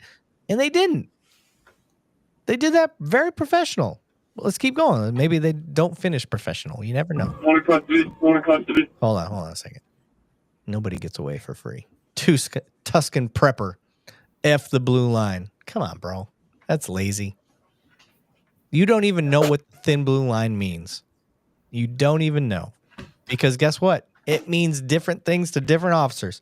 And I've explained it many times on the show before. And I'm going to explain it to you again because I'm drunk and I want to tell you. So this is what Banning's laughing. This is what the thin blue line is to me. The thin blue line isn't us versus them, good versus evil. That's not what it means to me. What it means to me, I have 2 daughters and I have a wife, and we grew up together. I've never been divorced. I've been in the military. I'm still in the military, and I'm a cop. You're a unicorn. I am the poster child for I should be divorced 3 or 4 times. Guess what? I've been with the same girl. We've been dating since 7th grade. Been with the same girl. We grew up together, and we have 2 daughters. To me, what the thin blue line is if I die in the line of duty, guys like Banning, people that I was in the department with, my daughter is going to learn how to drive. She's going to have her first vehicle. She's going to be walked on her wedding day by people that I served with. That's what the thin blue line is to me, guys. It has nothing to do with us versus them or any of that stuff. That is what the thin blue line is to me. So it's different to each cop. It just depends on how you look at it. So F the thin blue line, like that's very lazy. And it's very obtuse. So relax. That's all I ask. Just relax a little bit. Talk to a cop. See what it means to them. Go ahead, Banning. I see you want to say something. No, I'm right there with you, man. And I get a lot of guys and gals that come at me, even on LinkedIn on a professional platform, of not understanding what the true blue line is. And there is a difference. You know, there's a true blue line, and then there's one that's flown for the wrong reasons. So it's the ones that are the wrong reasons. We're right there with the general public that is affected by that wrong reason. And we want to stomp that out too. But the blue line and the green line for the military, the red line for EMS and fire, and yellow line or gold line, however you want to call it for dispatch, it has its own meetings up and down the board. And then you have the civilian line, just the red, white, and blue American flag is what I call that as. And are we separation? No. We're all here for a good cause. But it has been used in bad reasons, and we do not support that. We will put that out here right here and now. We do not support anything negative used with that thin blue line, red, gold, green, indifferent. We're here as people, period, for the right reasons. And I'll leave it at that. Yep. Guys, 100%. Like, you're going to hear us say some dumb shit. It's going to happen. You're going to hear us say some cool stuff. You're going to hear us, like, we're coming here just being regular old people. I don't know another way to put it. We hope to have fun with y'all and answer questions and have some understanding together, because you guys keep us level. That's the way I see the show. We talked about this before the show started. I have 100% changed the way that I've been policing because of y'all, because of the way we've discussed videos. This idea, this platform has made me a better cop. Thank you. And I've passed that on. I think it's made other cops better cops. So we're doing the right thing, y'all. This is a different way to look at it. I hope y'all can stick with us long enough to help us keep continuously becoming better. So anyway, let's keep going with this video. I want to see how they one in custody. kind of want to see the different body cam angles. He's found it. Yep. Caught. I got him. We are on Forest View right now, coming up the beach. Forest View coming up the beach.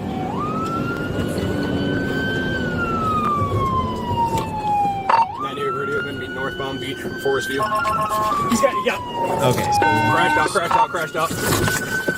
Oh yeah, hit him. Oh, he got him. I would have done the same thing. He's got like an AR, dude. Put the gun on him. Running with the gun on him. That's some good discipline. Those cops are fucking. That needs to be praised. Your boy is running with an AR.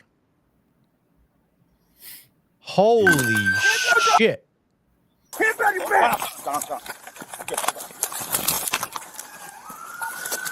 Like, here's what I want you guys to think about. It wasn't that he was running with a gun in the vehicle. He got out of the car. He had to make a conscious decision to grab the gun from the vehicle and then continue to run. How many? 9 out of 10 times you're going to get shot for that. Black, white, green, purple, it don't matter. 9 out of 10 times you're going to get shot for that. These officers are amazing. That needs to be praised. This is what we're talking about. You guys see all the bad cop videos you want to see, but how often are you celebrating when they do great? That was great. That was great. What do you got, Banning? Same thing. I mean, he's going to be able to answer for whatever charges started this. He's he may get a little bit of bruised and battered, just like law enforcement does every day, just like other people do every day. And he's going to be able to go before a judge. I mean, right now, where he's about to be transported, and he's going to be put in a holding cell, and probably tomorrow morning or later on this evening, a judge is going to come arraign him, and then the court process starts, and these guys are already going to other calls. Yeah. I mean, if you look at the big picture of that, I mean, that's what it is. Yep. And I love all the, like, this is what makes me happy, guys. You give us shit. You put us to the fire. And when I say you give us shit, I don't mean that you're being mean to us. I mean, you're giving us tough questions, and you're holding us accountable. That's what we like. That's what we want. Because I will outright, sometimes I'll privately message Banning or somebody else. I'm like, I don't know how to fucking answer this question. Yep. Like, this is a good question. I don't know how to handle it. And it's not because I'm trying to weasel out of it. It's just we try to answer this from our heart and our training, heart being number one. Are we always going to have the right answer? No, but we always reflect to a call that may have been similar within our career and how it occurred without scathing from anything. And it may not make everybody happy, but we try to make the best decisions we can on scene.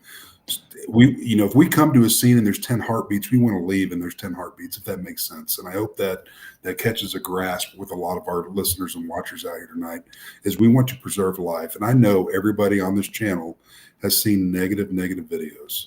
We've seen them too. And if Erik and I and Alan and all of us that are on this panel had the power to stop every one of those, we would do it in a friggin' heartbeat. However, we don't. And that's why we bring this together. So Banning froze. he froze and he's back. You there, Banning? Hello. He's having a little that couldn't have paused at the best moment. Like, it was the perfect moment for it to pause for effect. You still there, Banning? No, I can't hear him. Yep, now you're there. Okay. So, yes, to back up what Banning said, this is one of the only, if not the only, platforms you are going to find where y'all get to participate, say your piece.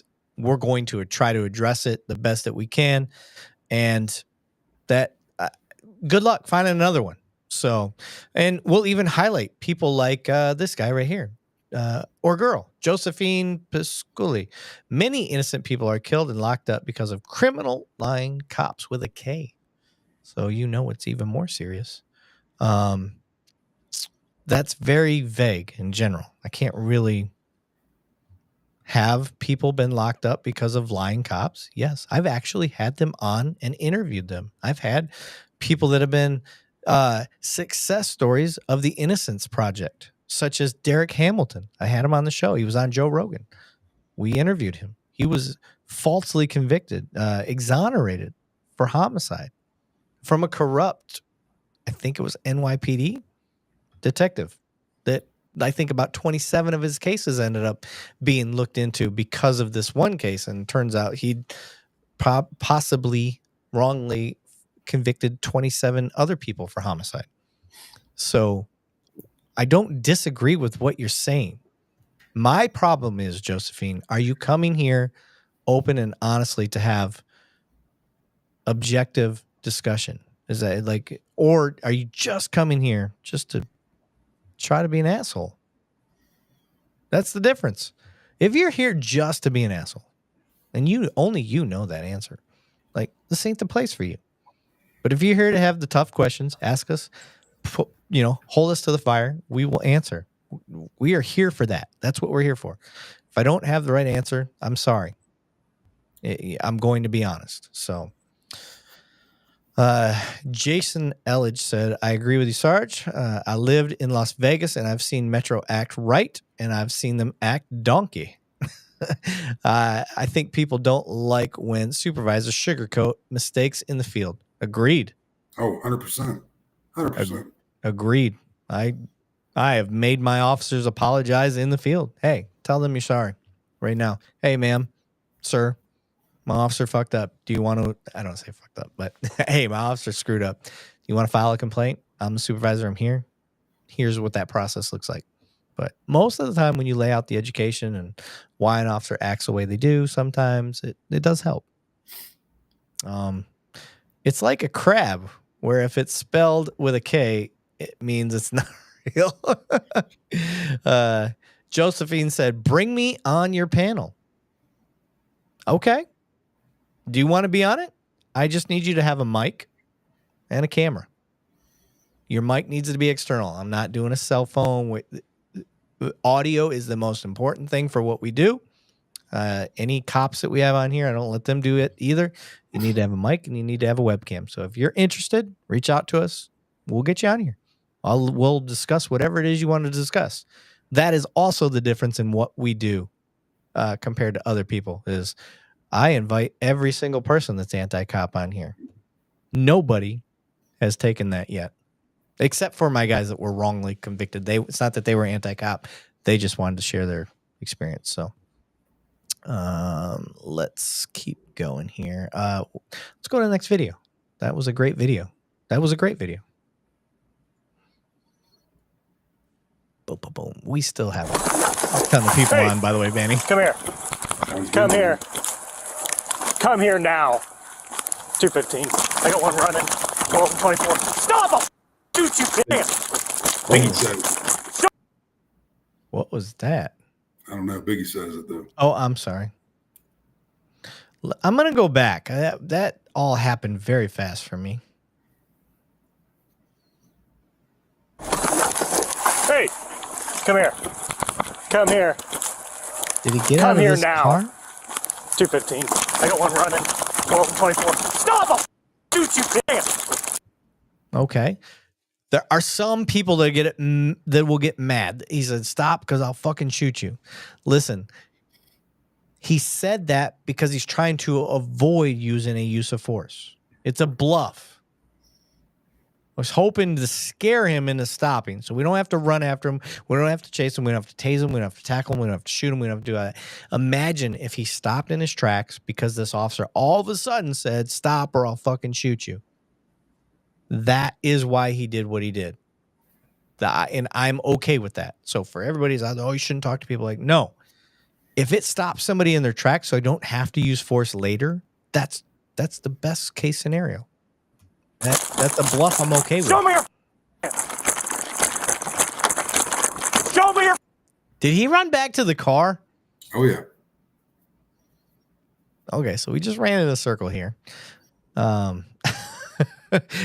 Andy Fletcher said, having him run in the snow. Ugh. Yeah, I agree with you. I grew up in Michigan, y'all. Hand! Stop! Is he alone with 3 people? I thought that was another officer. If you guys can see my mouth, but it's not. So I'm guessing here, we tried to do a traffic stop. This guy fled from it. But we got 2 other people here. Were they the other ones in the car? I'm trying to figure everything out. He's in over his head here. This is a shitstorm.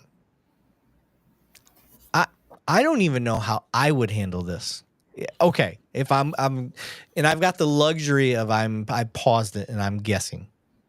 I'm gonna run wide back to my vehicle and try to use my vehicle as cover. Because this is insane. Like, what do you do here? I don't know. Banning, well, you got anything? I don't know what to do here. Am I frozen or can you hear me? I can hear you. Can you hear me? Yeah, no, I'm looking at my other picture up here and it looks like I'm frozen still. So I didn't know. No, you're good, bro. I didn't know if these were other people in the car or if another vehicle rolled up and maybe they're covering it. We can't see it. But He had a good point. Is this a CID with a body worn camera? We don't know. We're watching this video for the first time, just like y'all are. Yeah. Harrison Brock said, Eric, what would you do if one of your LEOs told you to saying sorry to somebody? But okay. Whether or not they say sorry really makes no difference to me. If they fucked up and the person wants to press the issue, if the citizen says, no, this ain't right, I want you to do something, I'm going to do something. I'm going to write them up. I'm going to do whatever. And depending on their history, depends on the level that's going to be. It really has no difference if they do it or not, because they could say that they're sorry, but the person still wants something done. Hey, my guy's going to apologize to you. Cool. Okay, here he is. He apologized. Okay, go away. I'm going to make my guy go away because I don't want him around. I don't want the person to feel obligated to say no in front of him. This is how I handle things. So once my guy's long gone, I'm going to say, listen, they're gone. They're out handling calls now. Do you want to push this any farther? Do you want to make a complaint? And that's how I'm going to handle it. Because it makes no difference what I want. It's you. Do you want to file a complaint? And then now it's on that person. More often than not, I can say 100% of the time, anytime that I have come up to a person that I've witnessed one of my officers be rude or whatever, not handle it the right way, I've come up and told my officer, hey, you need to go over there and you need to apologize and you need to tell them why you said what you said. Because oftentimes they don't realize it. But when you explain why you did what you did, that helps. So then once my officer does that, all right, go away. I'll make them leave the scene completely. Hey, ma'am, sir, my officer's gone. Do you want to file a complaint on them? If you do, I understand, and I'll make that happen. 100% of the time, they're like, no, I didn't look at it the way that he said, so no, I don't want to do that. That's why I do what I do. So I hope that answers your question. Sorry. Let me keep playing here. I don't know what I do here, guys. The driver's your concern. Oh. Get out of the car. Damn. Get out of the car. Oh, shoot. I'm not going to lie. I don't know that I've ever been able to draw a baton that quick. That was pretty quick. For you, Banning? I have on a couple instances, but I mean, it wouldn't be this. But again, I don't know what all started this. I mean, that's the whole thing with these videos, guys, is we don't know the beginning. Yeah. It would help everybody in the whole picture if we knew the entire circumstances here, but we're trying to guess on what's available on YouTube. Yeah. So what is unique about what we're doing, guys? We don't know any of the details. We don't read into them. We don't know nothing. We are talking out of our ass based on what we see. That is 100. That is what is the biggest difference about what we're doing as cops. Cops will not discuss anything based simply on what they see. And that is one of the biggest frustrations to me as a cop. I can give you some sort of feedback based on what I'm watching without the whole picture, with the caveat of saying I don't know the whole picture. Listen, based on what I see. Now, if I get new information, I will change my opinion. And that is why we do what we do.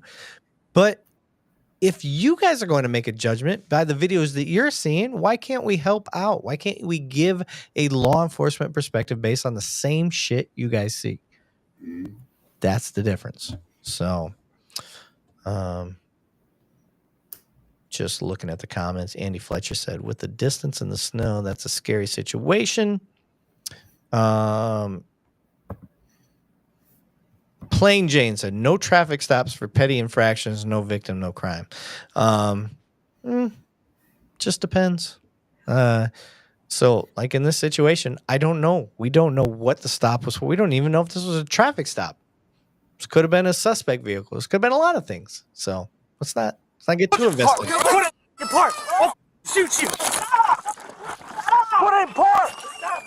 Put it in park. Okay.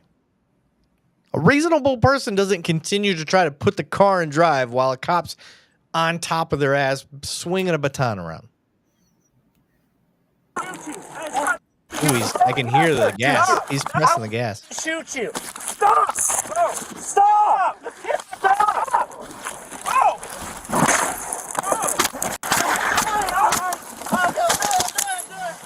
Shots fired.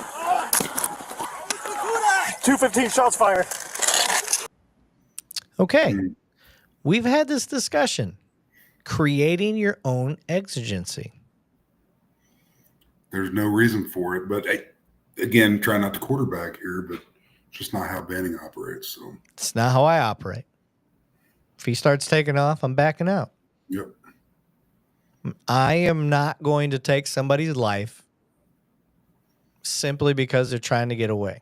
Hey, just for shits and grins, pull up the details on this once we're done, and okay, what else is police activity added to this that we may help. Yeah, I will. So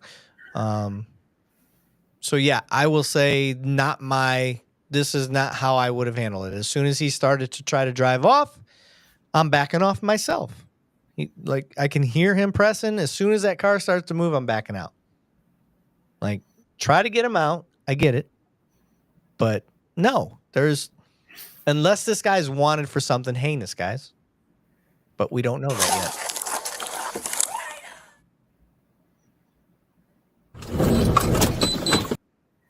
So that makes me lean towards this. Is this a traffic stop? Is it an investigation or a traffic stop? Right. This car was parked. He was already long out of that vehicle. Did he flee and then get to here? I don't know. Things to consider. Hey, come here. Come here now.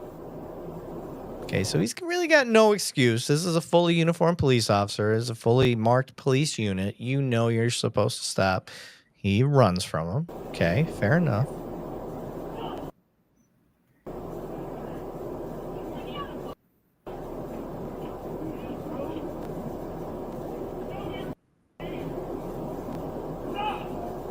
Do these guys get back in the car? They do, don't they?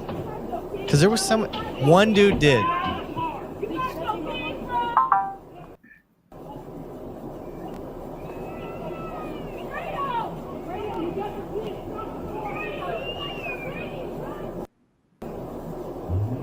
So they're trying to get the kid out.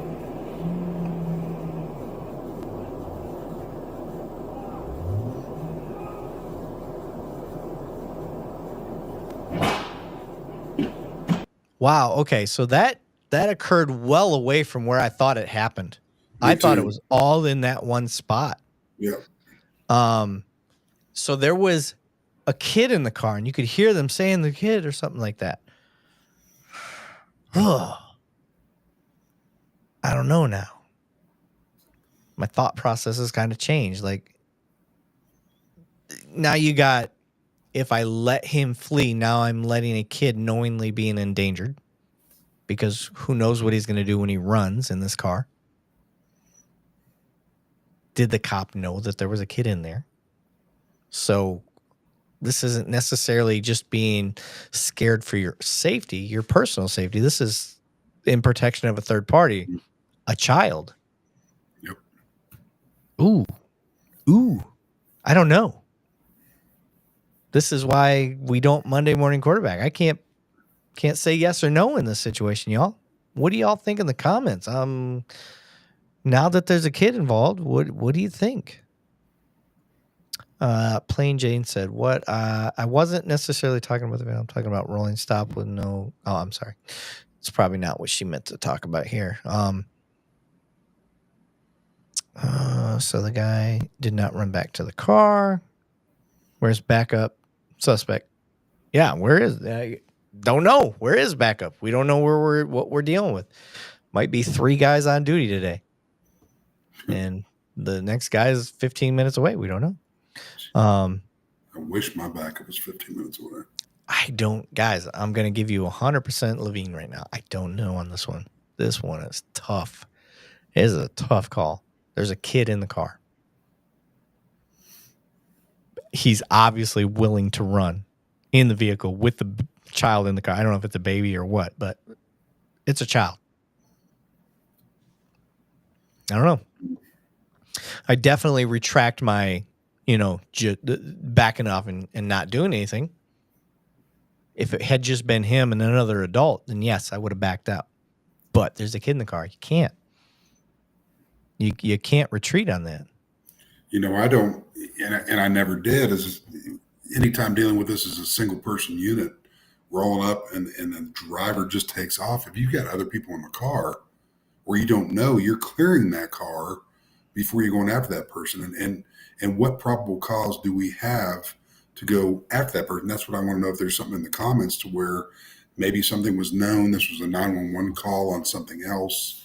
I really can't state without even reading it yet that he's just rolling into this alley and he's like, oh, hey, there's a guy getting out of the car. I'm going to run. There's got to be more to the situation, and try not to quarterback it much, but golly, man. I mean, anytime you have kids or just other people involved is Andy Fletcher said, it sounded like the car crashed into the house on the right just as you froze the video. Let me, I'll go back. I think that was the gunshot, but I'm not sure.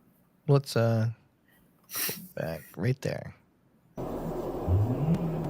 He's hitting the gas. He must be in That's when the officer's in the driver's door. You see it open. Spinning the tires. That's a gunshot. Gunshot.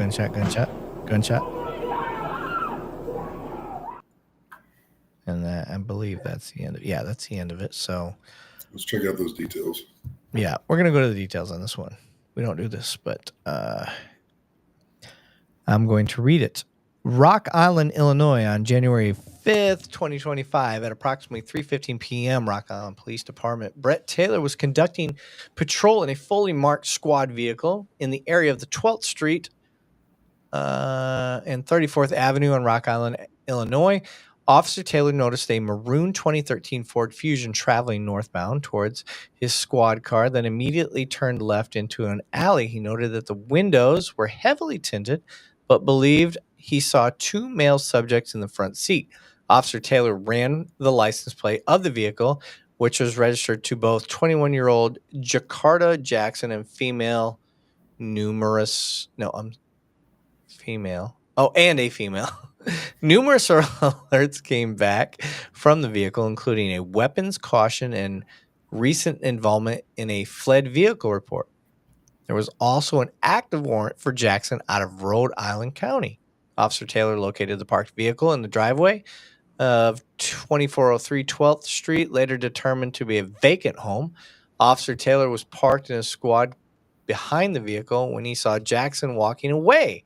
He initiated his flashing lights for traffic stop and exited the squad yelling verbal commands for Jackson to stop. Jackson did not stop, began running around. We know that. Threatening to shoot.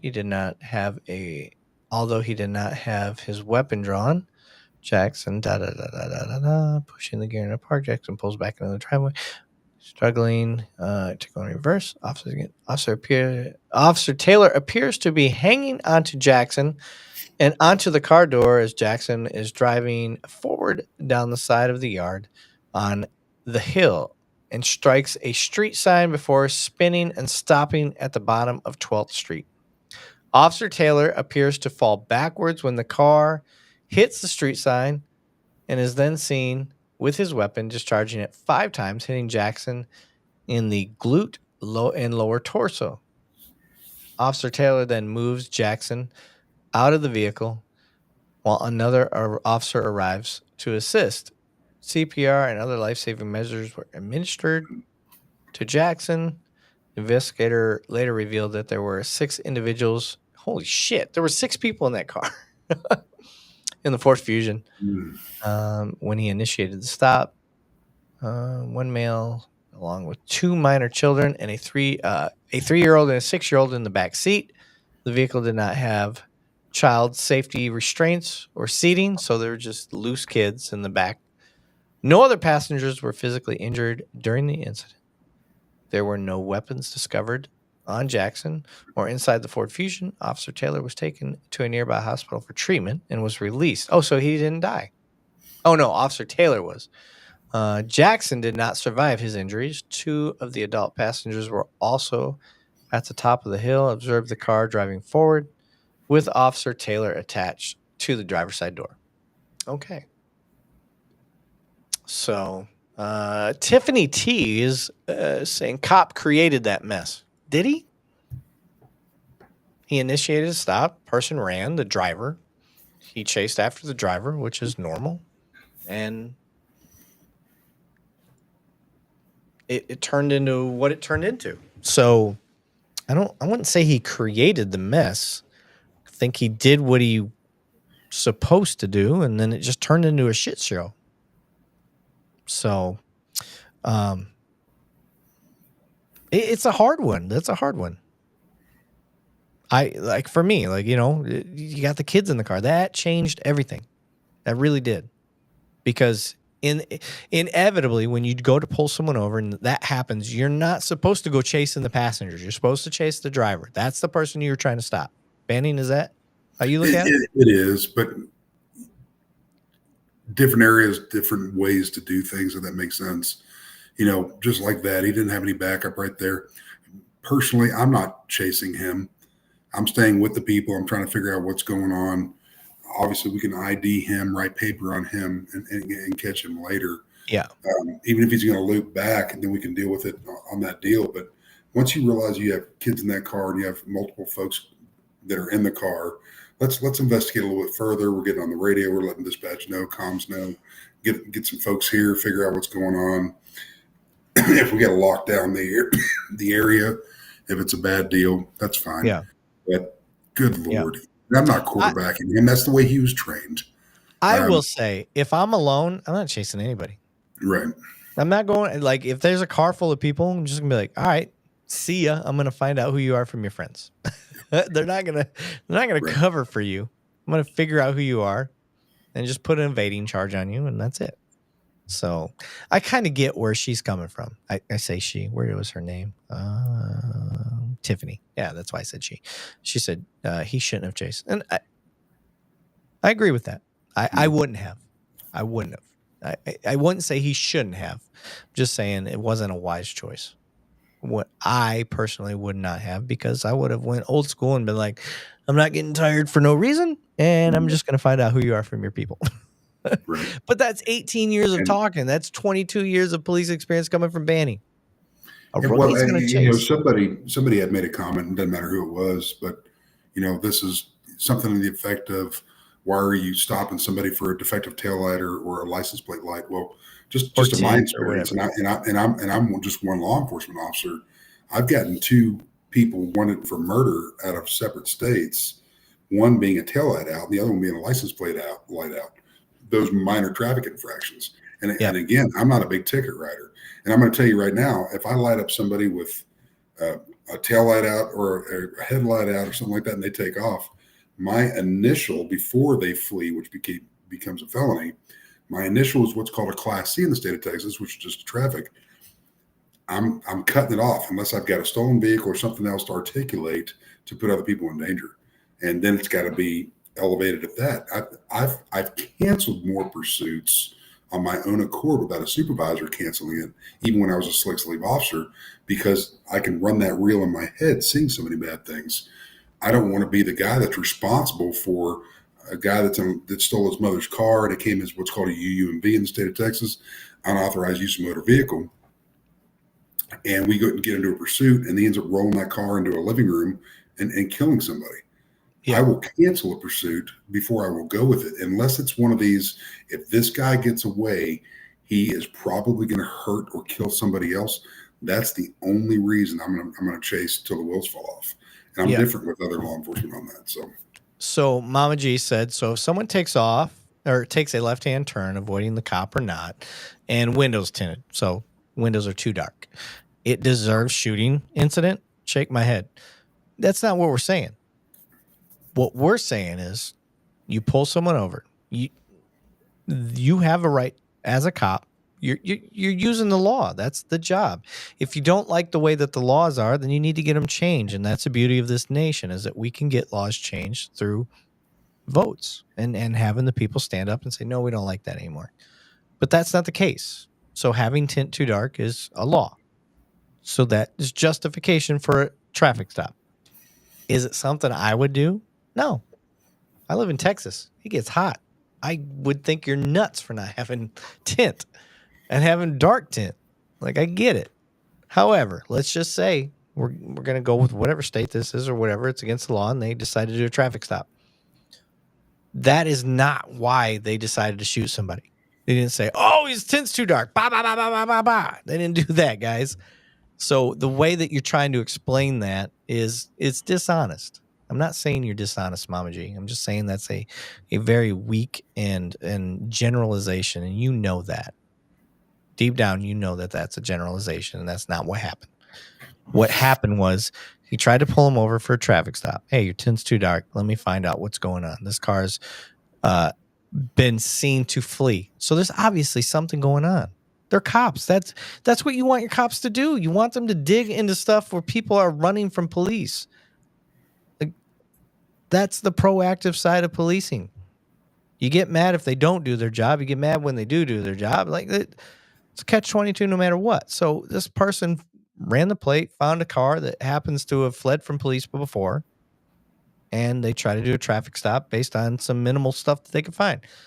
And then lo and behold, guess what? The person runs again. So now he chases after him. This is where we have some common ground. I wouldn't have chased him. I had 5-6 people jump out of the car. Like, I'm going to figure out who you are based on that. Then we can write a warrant later. There's no reason to go any farther. But that's old. That's experience speaking. A younger cop may not have thought that way. Younger cop's going to see the rabbit runs. I chased the rabbit. So he did. He chased the rabbit. And he paid for it. It wasn't because of tint. It was because of series of things that happened. And based on his training and experience, which was limited, that's what he did. He chased after him. So then he gets up there and he's like, oh shit, I'm in over my head. I'm alone and this guy is running in the car. Oh shit, there's kids inside. I can't let him run with kids inside. Now he's in a catch-22. If he just backed up, let him go, and that guy wrecked out with the kids in the car, what would you be saying? Why didn't he go after? Why didn't he try to get him out of the car? People would be pissed because he didn't try to get him out of the car. So he tried to get him out of the car the best way he knew. It's a shitty spot, guys. Mm-hmm. So I can't give you a right or wrong answer. I hope you're not looking at me and like, oh, you better say the right thing. I'm not going to. I don't know how to. But to sit there and go, well, it was over tint. No, it wasn't over tint. It was a series of events. This is what happened. This is what led to that. So, Andy Fletcher said, I wouldn't have chased him. That's our point. Okay. But that doesn't make what that person did wrong. Just because I wouldn't have. Because we're sitting here, we're watching in hindsight, guys. This is the hard part. And this is where I challenge y'all that are kind of pushing that way. Let me run you through a scenario. Let me put a badge and a gun belt on you with all the tools available. And then put you through that. I want you to tell me that that's how you would respond. It's easy to sit back and say that's how you would respond. But you don't know until you've done it. Let's have an honest conversation. Honest. What do you got, Banning? No, I'm right there with you. I mean, there's you put 100 cops by themselves into a room. They watch this video with the information that we had, and you may have 50 different answers with 100 cops on how that's going. You may have 100 different answers, and it all goes back to their training, how many years they've had in the field. I'm a big proponent, same as you. Is where are we getting these guys? We're plucking them. We're bringing them into law enforcement. Can they communicate to begin with? What's their background while training? Are we just filling a seat with it's a warm body and he can pass A, B, and C tests? And now we're putting them out there on the street. And if Eric and I could have our way and to make sure that each cop knows how to communicate when they come out and use all their senses when they go to stop somebody and use all the safety that's afforded to us with whatever department that we're with, then maybe you might, not 100%, have a different outcome on some of this stuff. Is it the best way? No, but we're just using our training and experience to say that type of thing. Yeah. Josephine, I appreciate your comments, but you're being a little disingenuous. The man did nothing to be killed for. If those were your kids in the back seat, is that what you would be saying? Because I know what I'd be saying. If my kids were in the back seat, I know what I'd be saying. So I don't know you. You don't know me. So we'll leave it at that. I don't think any less of you. I just think that you're being a contrarian intentionally. I'll just put it that way.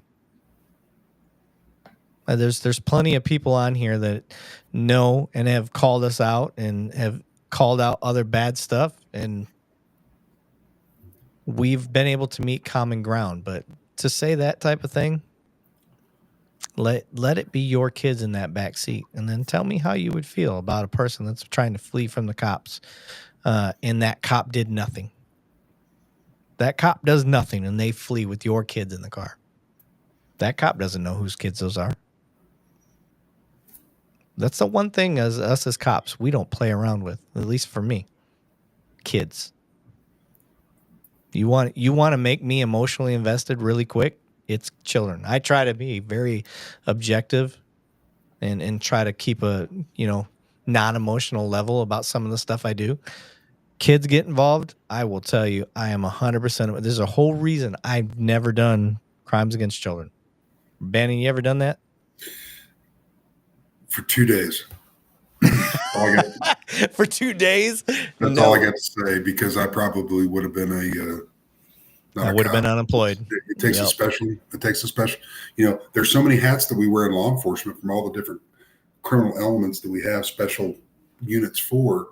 That's one unit that I would say probably less than 1% of law enforcement can handle without starting a Glock or crossing that Fourth Amendment line and taking somebody out on an admission that they did something to a child.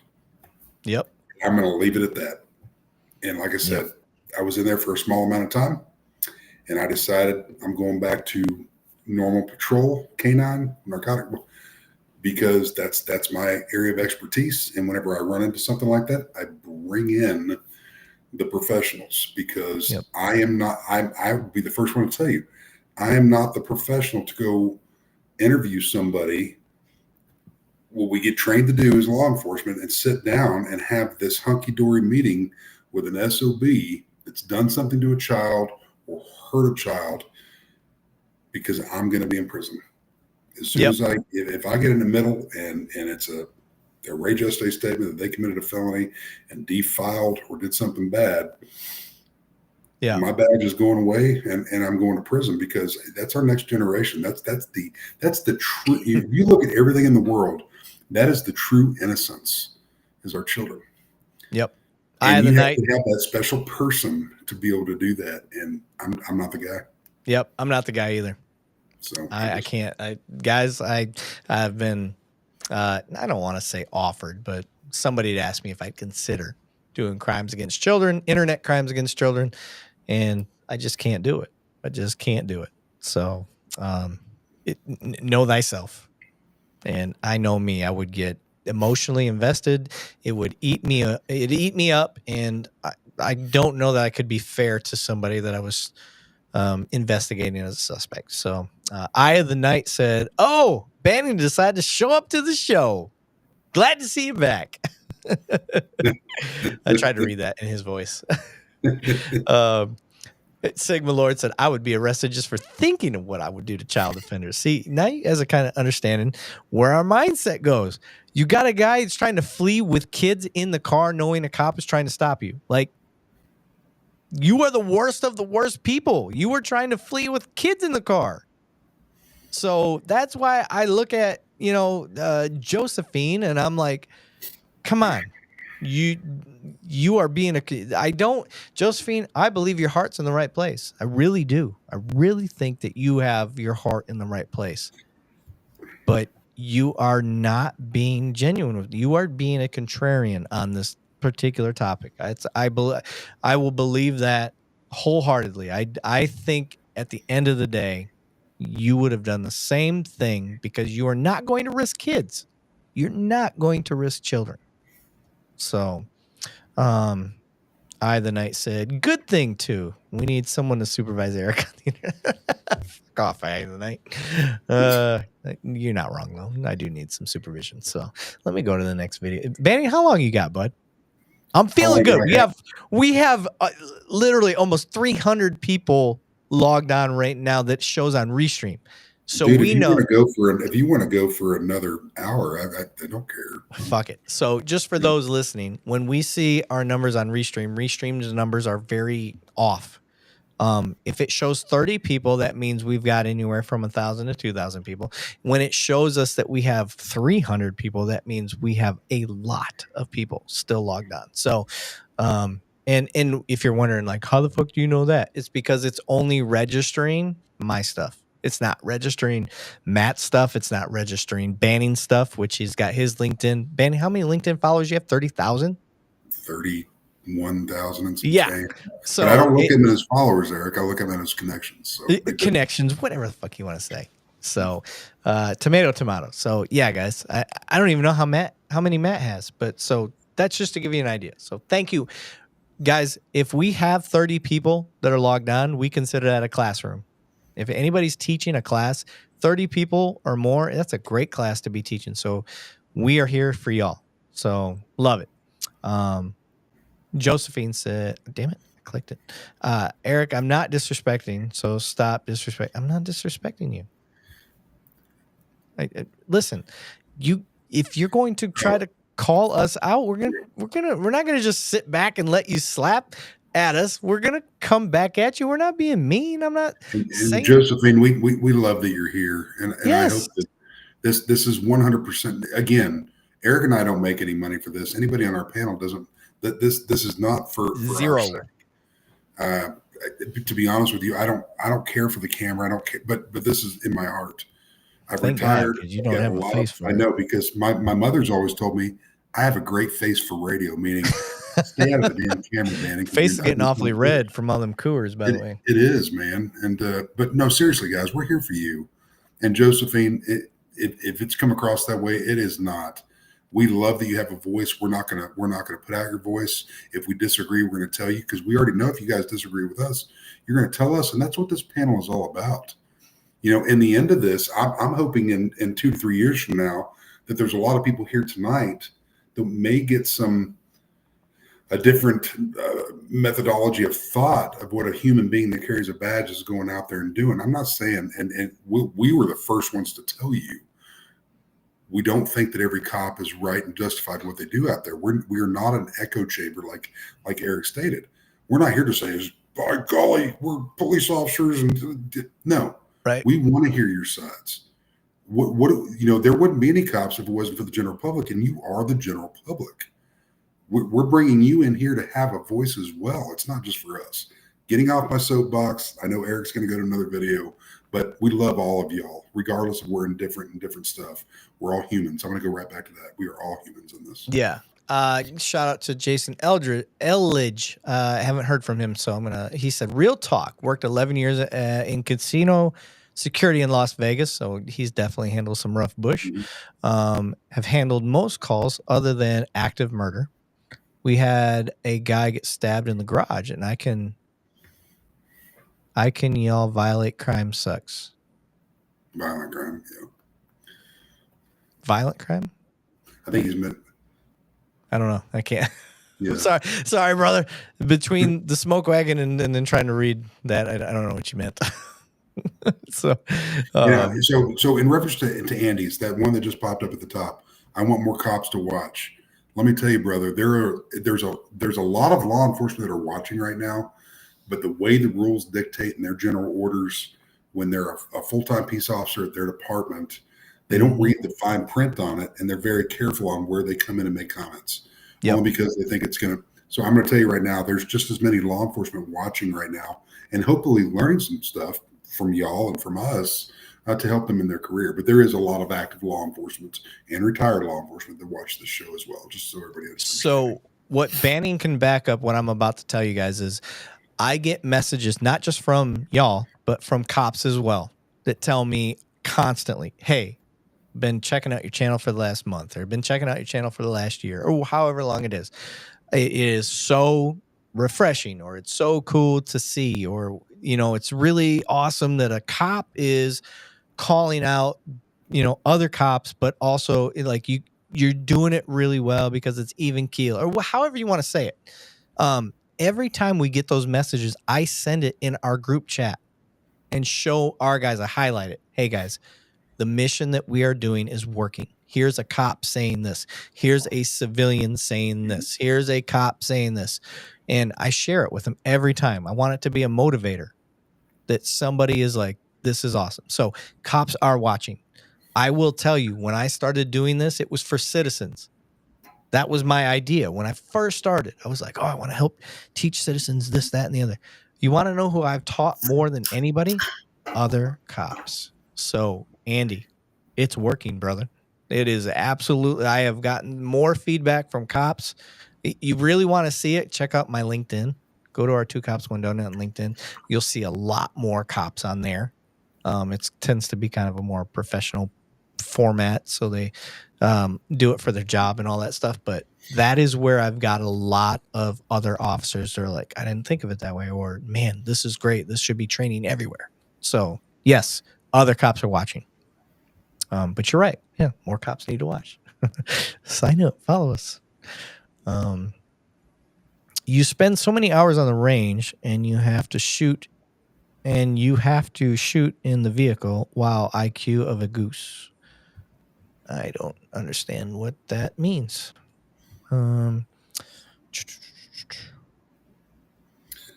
he's yelling it. It's all in caps. I mean, unless I'm wrong. I mean, it's obviously he ran into something, and maybe some people have a hard time seeing, so they write in all caps. Sir Richard, the Lionheart, man, stick around. We're human just like you are, man. We're not perfect, and we're not sitting proclaiming to be perfect. So I'll put my foot in my mouth. I will put my foot in my mouth. I 100% guarantee it. It's going to happen. So let's go to the next video, though. Let's see. Is that the right one? Share. Biggie size. Oh, Banning, by the way, apparently me saying biggie size is a thing. It is. I get comments even on LinkedIn that you're not even connected with. They're like, is Erik going to biggie size it? And I'm like, are we going live tonight? We're going to biggie size it. When I was a kid growing up, that was a big thing. It is. You go through the McDonald's line. Do they still? All right. This tells you how not in touch I am with fast food. Because the only fast food I really eat is Chick-fil-A. When I do decide to eat it, maybe sometimes some Canes. But do they still call it biggie size? Do you say I want a big? Can you biggie size that? I have no idea. I just eat vegetables. I don't know either. I don't know. You don't eat no fucking vegetables. You live on what is that steak? Chicken fried steak. That's what you live on. That's a Texas thing, y'all. I never heard of chicken fried steak till I moved down here. All right, let's go. All right. This doesn't look real.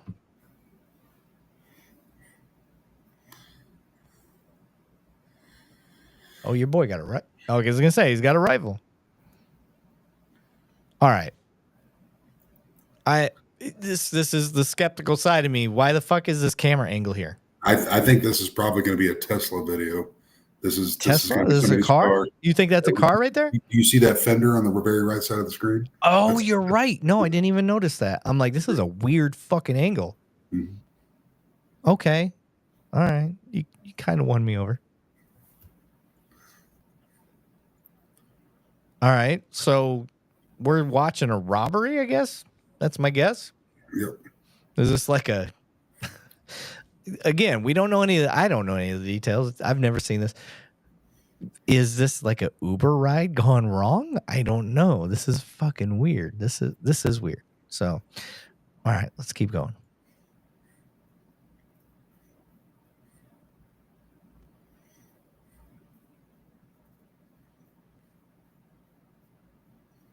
Okay, your boy is really trying. We got no sound, guys, so I apologize. This is just the way it is. He's robbing two dudes on the sidewalk with what looked like an AK to me, like a... Probably an SKS, but... Okay, yeah. So they come... Oh, they're attacking his ass. Okay, good for them. All right. Beautiful. Listen, I don't care what you got to do. Meat, teeth, and hair. Go for it all.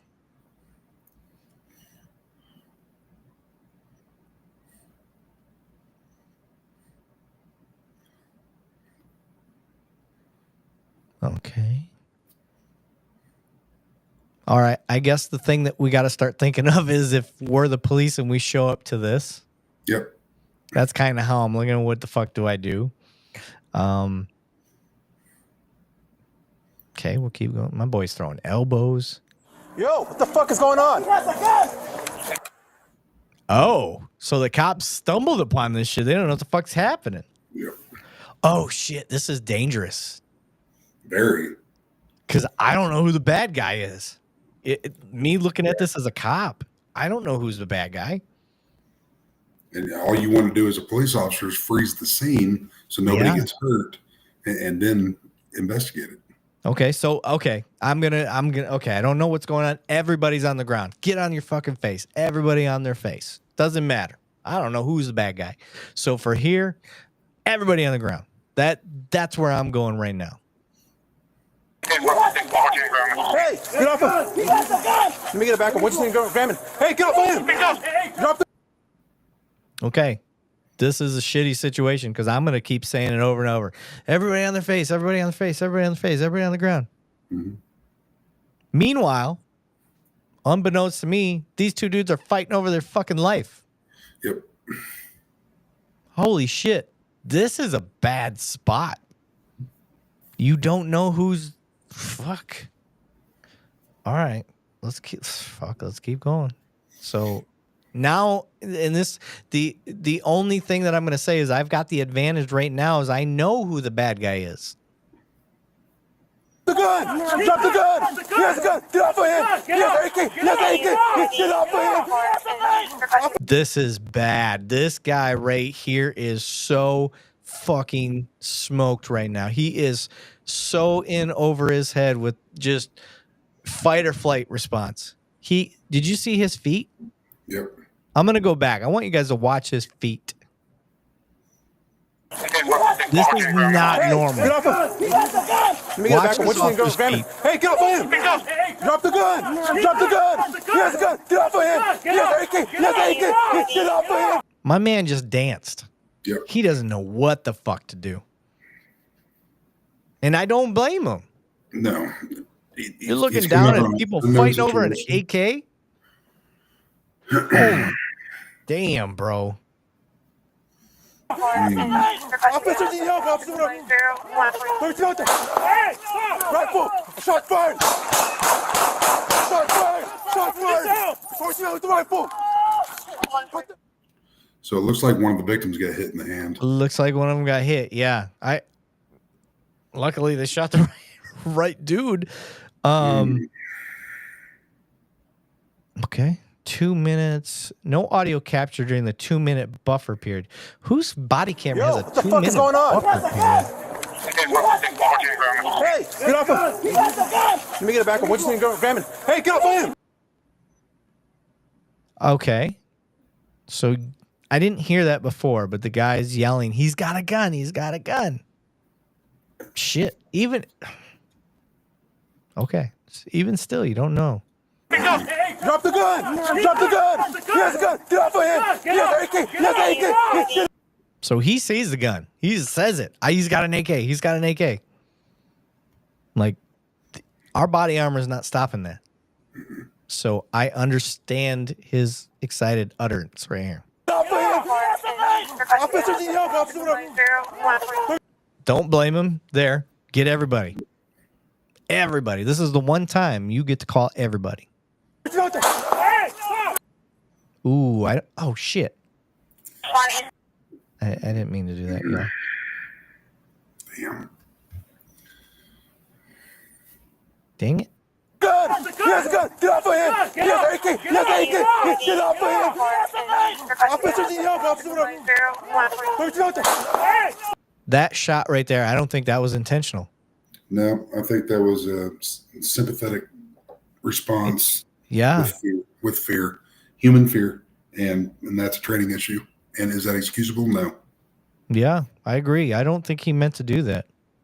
I think that was a fuck up shot right there. That may have been the hand shot. I don't know which one got shot though. That's a guy in blue. Did he get shot or was it the other dude? I think it was a dude in the darker clothes, but I'm not sure until we. Okay. I'm going to go back just a little bit to see if it's possible he shot. He has a gun! Get off of him! He has an AK! He has an AK! Get off of him! Officer, need help! Officer, where's you out there? Rifle! Shot fired! Shot fired! Shot fired! Where's you out with the rifle? What the? Did anybody else fire? I think he's the only dude that fired. I'll go back. I think he's the only one that fired. I don't even know if the AK fired. Hey, get off of him! Drop the gun! Drop the gun! He has a gun! Get off of him! He has an AK! He has an AK! Get off of him! Officer, need help! Officer, where's you out there? Rifle! Shot fired! Shot fired! Shot fired! He's the only one that fired. Yep. He's the only one that fired. Not saying that him firing's wrong. I agree with him shooting. I think he was fine in that. I don't like. But he obviously must have hit that other guy somehow. I don't know how he hit him. But. Rifle! 114th and Grand. Hey, get down! Get down! Be shot! Hey! Be shot! Officer needs help. 114th Grand. 114 with the rifle. Hey, shot! He has the rifle! Drop the rifle! Yeah, he's fucking worked up. Understandably so. Yeah, that dude's probably got to be between 180 and 190 on heart rate. And that goes to, right now, I wouldn't feel comfortable with myself in uniform because after I've gotten out, I put on weight and haven't worked out as much. So I wouldn't feel confident being in uniform right now. But when I was in uniform and doing everything that I did, you've got to be able to control that heart rate. And that's a big thing with it in cardio and working out and going out to these calls. It could be going to a stolen bicycle call, going to a homicide call directly after that. And you've got to be able to have control of your mental and physical capabilities out there. And I don't know this dude's history. I don't know any of that. So I'm not crucifying the police officer by any stretch. I don't know what he's going in, through in his head being there on scene. But good Lord, man. Listen. It's a bad deal. I honestly feel for that cop. That is a shit situation. You got 3 dudes fighting over a gun. You don't know who the bad guy is. And then you have 2 complete victims that were just walking the street. I mean, I think they are. I mean, we don't know the whole stories. Right. But from what's being portrayed here is they're standing in the street talking, and this guy comes up to rob them, and then that's where the scene starts. The Tesla. Now we can see. I knew that was a Tesla camera.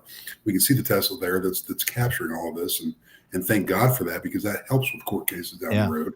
And just so everybody understands that don't agree with filming in public, these Teslas have solved a lot of crimes.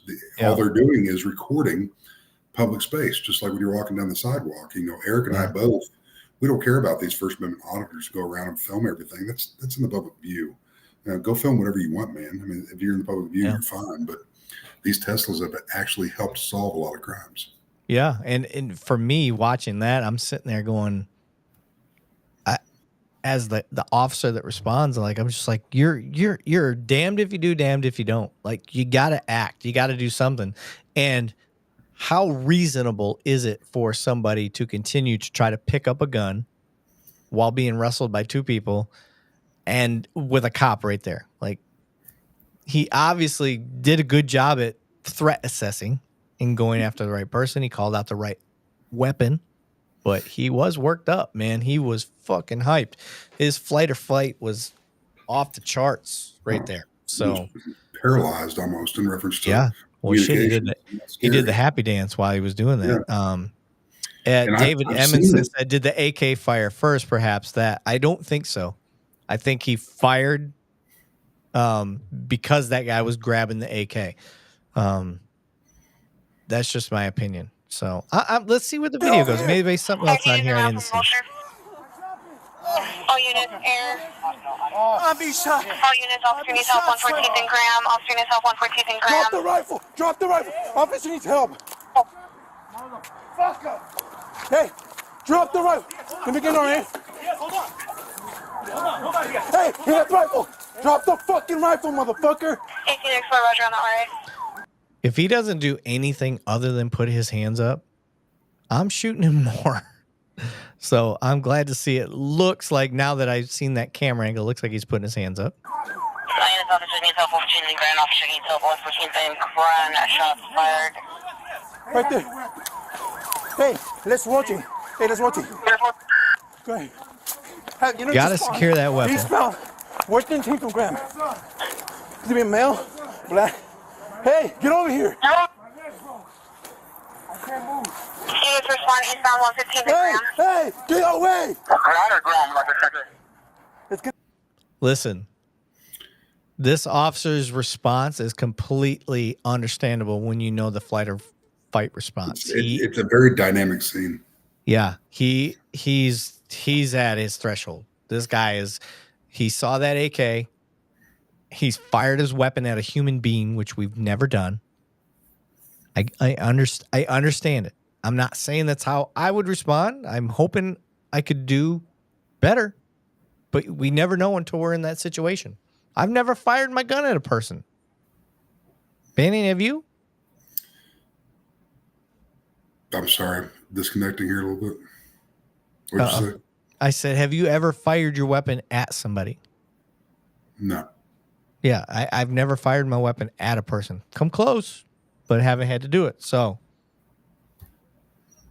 I don't think any of us can make an honest assessment that we know how we would react when we had to fire our gun at somebody until we've done it. So want to keep going? 113 in Graham. There's going to be a... my concern is, where is this rifle? Let's gotta get that secured. We gotta get an ambulance started because we shot this, I think we shot the suspect and we shot an innocent person. Hey, ahí déjenlo, hágase para allá. Métese en la casa. Hey, partner, get the shield. Let's move up on him and take him into custody, all right? All right. All right, whenever you're ready. Hold on, let's get the shield. Let's get the shield.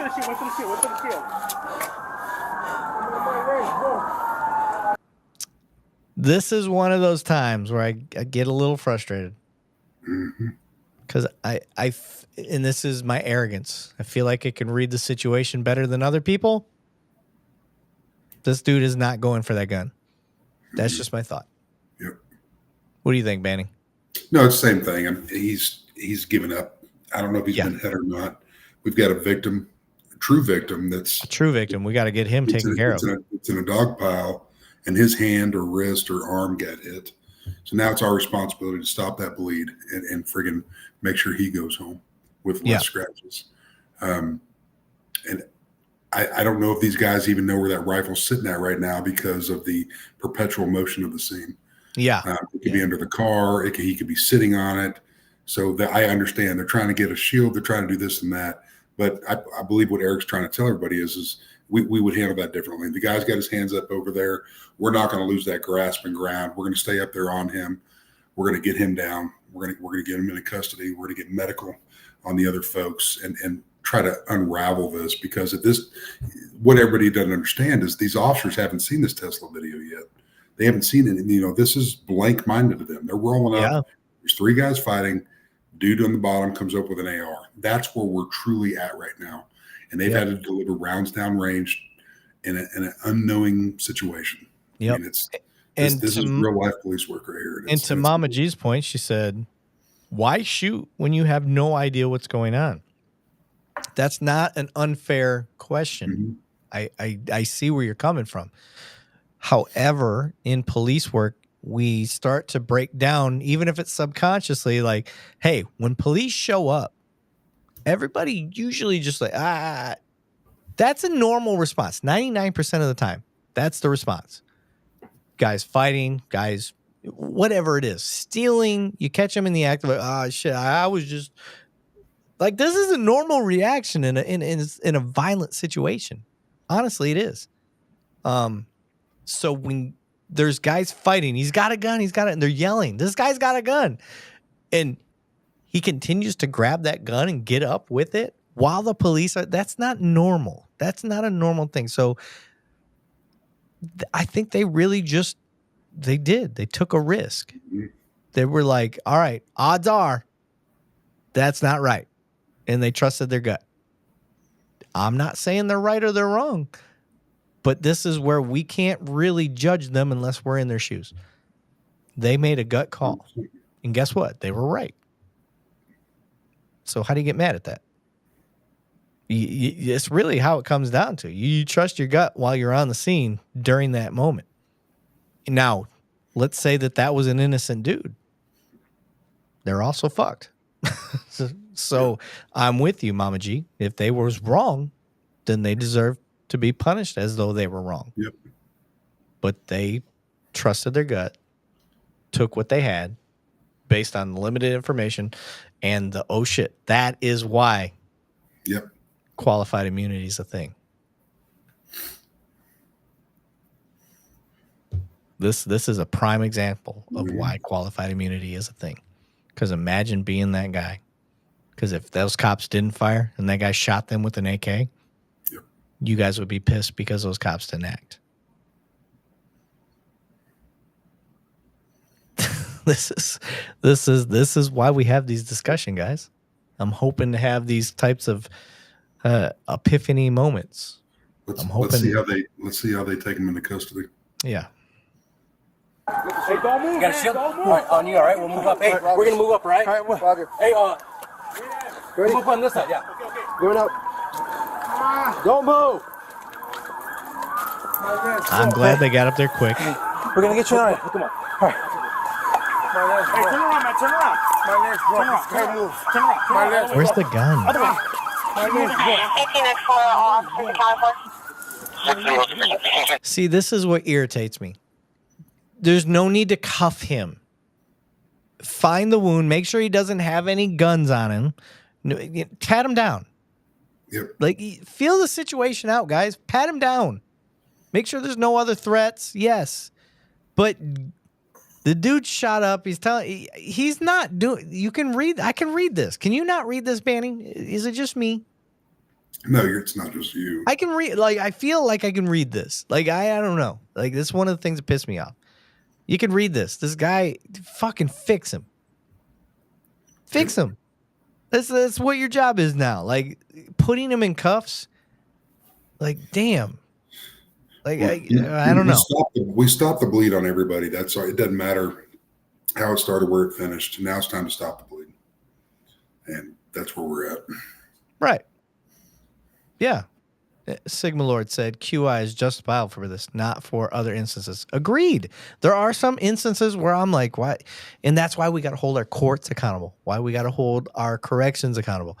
You've got a lot. And I put a video out recently. You know what? I'm going to show that video. Show that video. I know what that video is. I'm going to step away for 1 second. Okay, you're good. Let me see. Where'd it go?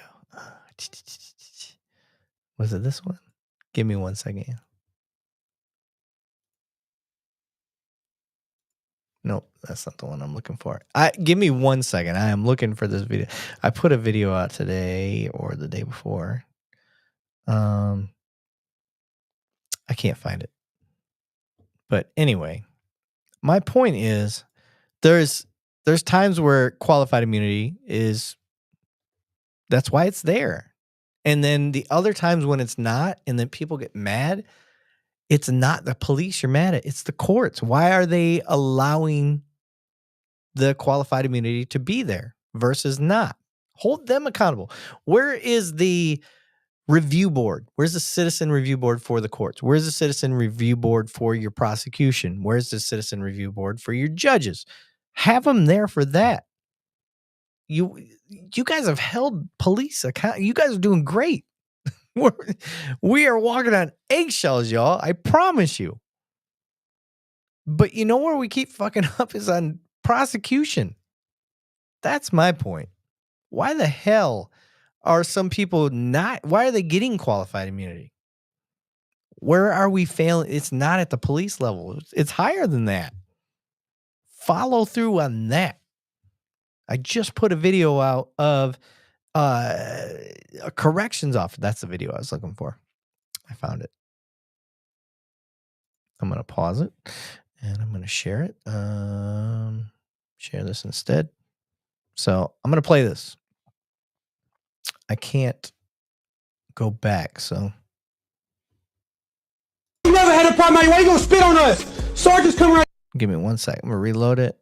Tough prisoner. Whitehead, what are you doing, man? What did I do? I ain't never had a problem. Why you gonna spit on us? Sergeants come around. You know how this is. Just take the gotta take this shit, bro. I swear to God. Just bro. take the fucking strings down. I just need to take the shit. That's all you was gonna do. All I need, bro, you know I don't give y'all problems like that, bro.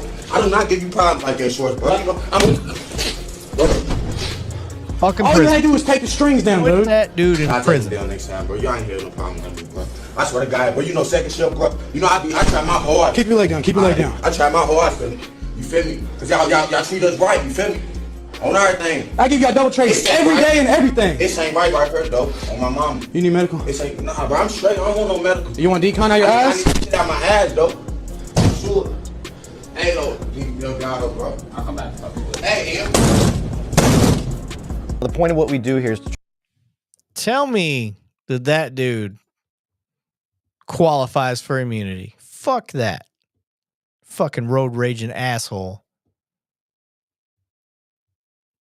Banning, you're muted, bud. You'd lose all the momentum there. I work for a very large tech company. I'm not very tech savvy, so I apologize. Here's the deal with that. And this is Banning's opinion. I can give a shit less what anybody thinks. Once they get into prison, where they're going to go after this is aired, and a jury of their peers puts them away, I give them less than 24 months that last in prison to where they either end it themselves or somebody else does it. And I don't wish death on anybody, but somebody that's going to do this to somebody that's freaking handcuffed, and I don't care what that dude's charges are that are sitting there laying there, nobody in their right minds, he's in jail, county jail, prison, wherever they're at right now, and this dude does that, it's on like Donkey Kong, man. I'm sorry. If I'm the sergeant rolling up on scene and I see this, I'm probably losing my stripes, my badge, and everything else, because it's going to come unglued pretty freaking fast. Yeah. I don't care, because we took an oath to protect people. I can give a shit less what the deal is. It's the situation. So we go in there, and if you got to friggin' tear somebody up that's got a uniform on, I don't give a flying, you know what? Mm-hmm. Sorry. Again, soapbox with this, but people like this make a lot of people in this audience right now think that all cops are like this, and corrections and everything else. And it's a very small percentage. And I wish we could abolish them all. And that's another reason why we created this. Anyway. Yep. And my hope watching that, because I will tell you my impression, there was no surprise when that guy did what he did by anybody else in that fucking room, which pisses me off. Yep. Because like I've said before, like we talked about, and this is why Tim Owen's comment is so perfectly fucking timed, is the moment I seen you act the way that Boiling Water Dude did, when he's like, I'll fucking shoot you in your fucking head. You fucking do that to me. Blah, blah, blah, blah, blah, blah, blah, blah, blah, blah. Like, my initial reaction was like, bro, I would have been in it so quick. Like, get the fuck out. I got this. And then afterwards, I'm like, why the that's when I would have jumped into shit. Like, why the fuck are you talking to people like this? That officer had all the ample time that he could have needed to intervene on that. Versus on this one, this dude just punched a handcuffed prisoner. And nobody reacted. Nobody was like, Jesus Christ, Sarge, like, or whoever he was. That's the culture there. That's normal to them. Everybody there, that was normal. Because otherwise, why would you have had your body cam on? Like, that's just the norm. Like, which is fucking insane to me. Yep. That is insane to me. Everybody in that room that failed to stop that is just as guilty as the person throwing the clothes in. 100%.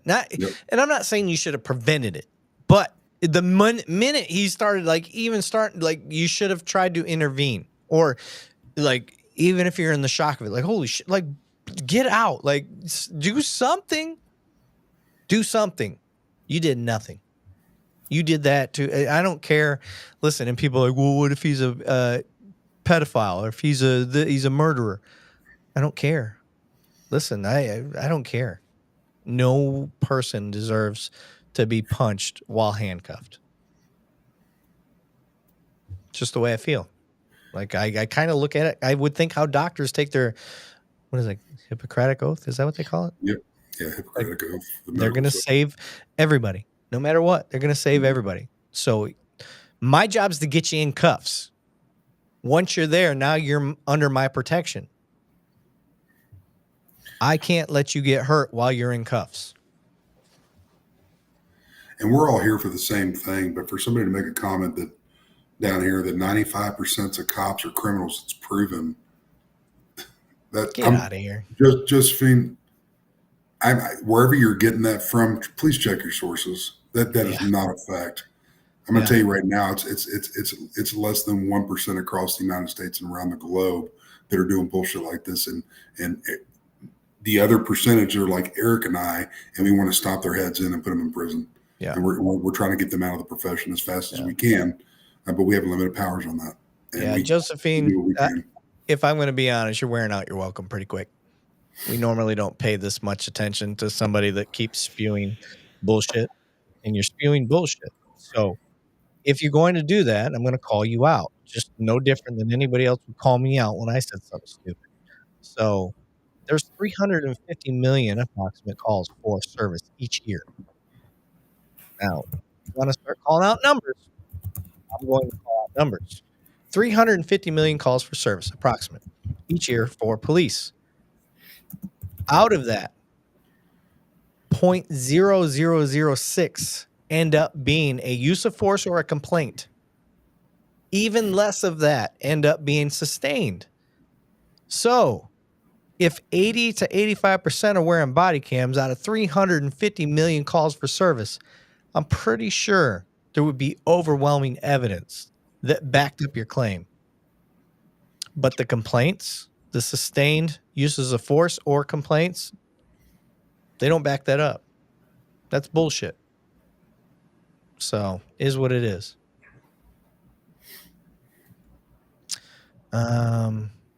Let's keep going here. We've got, do we have another video? Yeah, we do have one more video left. Let me share this one. Share screen. And biggie size. Oh, I right-clicked, my bad. Pause. On January 24th, 2025, at approximately 10:40 p.m., the APD ACE unit requested GSP and the APD Air units assistance in locating a stolen vehicle in the area of Peachtree Street and Pine Street. 5056, GSP is going to be in pursuit of that vehicle. He's by himself. Hey, move on. He's got a dog. Push ball on stage.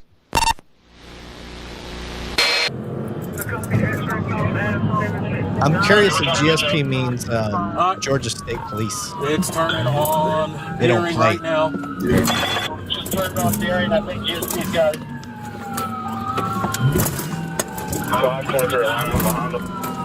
Go get him.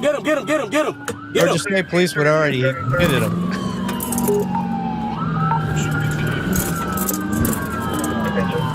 All right, 5056. GSP is going to be in pursuit of that vehicle. He's by himself.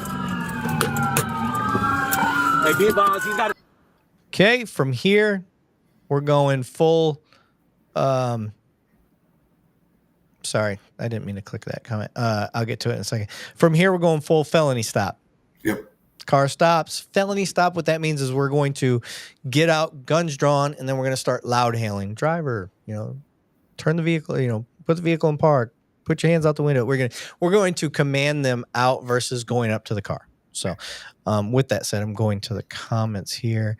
The night said, or the video where the lady cop was trying to pull a male counterpart who was wailing on a guy in the back of the car that was cuffed, and then he turned on her. I think many are familiar with that video.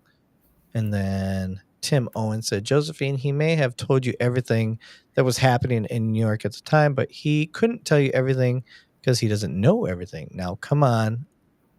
Now, let's keep it fair. I the Night said, New York has a metric ass ton of cops. If you think your dad knew everything that was going on, I'm going to call BS. Perhaps in this specific precinct, but not across the city. Yeah. For those wondering, I think NYPD's up to like 42 or 48,000 cops. Yeah. Like that's bigger than a lot of people's cities. And then Harrison Brock said, I think it's higher than that, 1%, but less than 10%, just from what I see in Kentucky. So, okay, let's keep going here. Dog, he's got a dog. Is he keep saying he's got a dog? Mm-hmm. Is he talking about the bad guy, or is he talking about? I don't know if that's a canine officer. It looked like a slick top unit in GSP. Is a lot of their guys with the canines out there that are Georgia State Patrol will have a slick top that have a dog in it. Maybe that's I've never seen this video, but yeah, it might be. Okay, I was curious about that. Overhead. Okay, that's definitely a canine officer. Pushing towards Peachtree.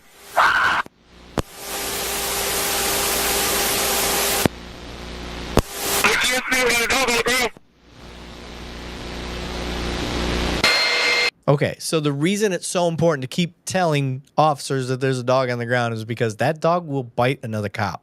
And it looks like he's on a lead. Work for those. That's a leash. It looks like he's on a lead right now, though. And for those that don't know, Banning was a canine. I tried to say Banning and canine at the same time.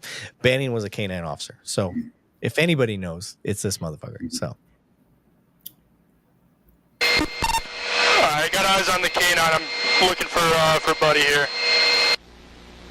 Oh, he's running. All right, I got him. We're running northbound. 3 of them. 37 Standish Avenue, running northbound. Oh, that's gonna be hard to keep track of. I got 3 individuals running northbound on Standish Ave. Next cross, it's gonna be off of Peachtree and Standish. Currently running through a parking lot. They pushing towards Peachtree? I'm pushing towards Peachtree. They would have been good if they would have kept running their own directions. Looks like they all want to. My question is why? And I love air units. I love that sport, but I've never heard an air unit get as worked up as this guy is. Am I wrong in thinking for that? Yeah, he does sound. You're right. I didn't even pay attention to that. He does sound a little. So to put it in perspective, he's in an air unit. There's at least 2 on there. Usually you have your main pilot, and then you have your peace officer that's in there that's running the infrared and the FLIR, which is forward-looking infrared. That's the camera we're looking through, and he's the one that's doing communications with units on the ground and dispatch. And he is, in his mind, and he may be new, so he's probably doing it better than I would, but he's getting so amped up trying to get that information down there. And what people don't understand is when you're giving amped up information to ground troops, I'm going to call them that because it's patrol officers on the ground, that adrenaline that's coming through the radio is also getting the adrenaline up of the officers, and they already have their own from what they're seeing. I'm not criticizing, but I just wanted to bring that up. He's very amped up for being 200 to 300 feet off the ground, nowhere in harm's sight. And I think he needs to work on some triangle breathing or just to help him on the next call. Right. So I will say we are chasing after a stolen vehicle and stolen vehicle suspects. So it's a property crime. Mm-hmm. So end of the day, play it safe, do everything you can, but it's a property crime. So keep that in mind. I don't know what's going to happen. That's why I'm trying to, for me, if I'm the sergeant, I am going to make sure my officers are on the ground know, hey, it's a property crime. Yep. Relax. Let's not get too juiced up. Push bond on Standish. Pushing towards Peachtree. Get up to Peachtree. That's the job of the supervisor. Keep your guys calm. Gotta clear the vehicle here. They're pushing towards Peachtree. Get the fuck out! Oh, he still had a guy in the car. Good for this kid. He's like, I ain't fucking around. I ain't running. I ain't doing shit. Yeah, and good on this officer for still checking the vehicle, because a lot of times we see the rabbits run and we ignore it. And that kid's probably going to go home tonight and get to sleep in his comfy bed. Yep, you're right. Because at the end of the day, like, I didn't steal his car. My Yeah, boy it's like- picked me up, and that's what I did. Like, I Smartest decided guy to hang here. out with some retards, and they did some stupid shit, and I got caught in the middle of it. I'm going to listen to everything you say. Yep. And praise to him for that. Yep. Good on him. Now, he had something in his hand, which was probably a dumb move, but Get the fuck out of your stomach right now. beautiful.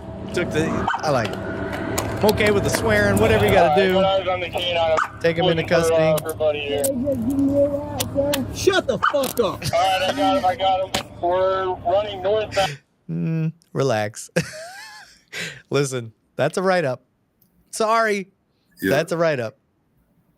Now, if I'm your boss, I'm going to laugh at you. I'm going to say, you're an idiot. We're going to have a laugh over it. I'm like, hey, dude. We're gonna be signing a document later on. Yeah, this is gonna go in your jacket, dude. Like, you can't talk to people like that. I understand. Don't trust me. I understand. You got to watch how hard we're slapping those cuffs on too. So Yeah, well, that's another thing that frustrates me is I feel like my department has the best cuffing technique. I've seen a lot of them, and so when I see other people's cuffing techniques, I'm like, that's shit. Yeah. So. 37 Standish Avenue. No, Pat him y'all down. putting in work and y'all's ass got caught. That's it. No, you got caught, pimp. Y'all put in too much work. Oh yeah, you did something today, baby. You caught H. That's what happened. Next cross. It's going to be off of Peachtree and Standish. Listen, it's not professional. But all right, whatever. Currently running through a parking lot. Because let's be honest, he knows he was in his own car. He played it the smart way, though. I got several out, so. But I can only stay with one here. Now, you want to know if he's truly innocent? Shut the fuck up. Wearing gloves, just giving you a ride like this is my first day. Oh, did he just pull out rubber gloves? I have a chance. He did just pull out rubber gloves, didn't he? Shut the fuck up. Wearing gloves, just giving you a ride like this is my first day. Listen, that is an indicator of somebody that's out committing crimes, y'all. Hey, he could be a doctor and he was doing house calls and got caught up in the middle of stuff. Very true. But my man had rubber gloves in his pocket. Now, good for him. I will say he did do it smart. He stayed in the car. And just like you said, Banning, doesn't matter what we find on him. Yep. This guy, hey, bro, tell us who your boys were. You're going to be good to go. Because really, the only one I care about is the one that was behind the driver's seat. Yep. I mean, he may be put into a report and detective's going to look at it later, totality of the circumstances, maybe some surveillance comes out. This guy may be the one that mainly stole the vehicle, and that may come out. But from the way he acts on this scene is going to dictate how he's going to be treated for the rest of the night. And he may go home for the night. Yep. It just all depends on the totality. I just want to put this out there. We're currently showing 309 people on Restream. That's so many. I know thousands. It doesn't sound like a lot to anybody listening, but them numbers don't translate to what we're truly having on. So we're normally sitting around 120 to 200. So we're actually gaining people, and we've been going for 4.5 hours. Maybe you don't need to launch this on YouTube anymore. Holy shit. I know. And my YouTube channel was taken down for the week. So that's insane. So we're going to, fuck it. I'm just going to keep going. Let's keep going with this video, though. I have it transmitting right now. It might be inoperable. Got one laying down. I got one in custody of Standish. One of these guys, he just jumped. All right, two of them jumping a wall, running back westbound towards Standish Avenue. Where's the third guy? That's what I want to know.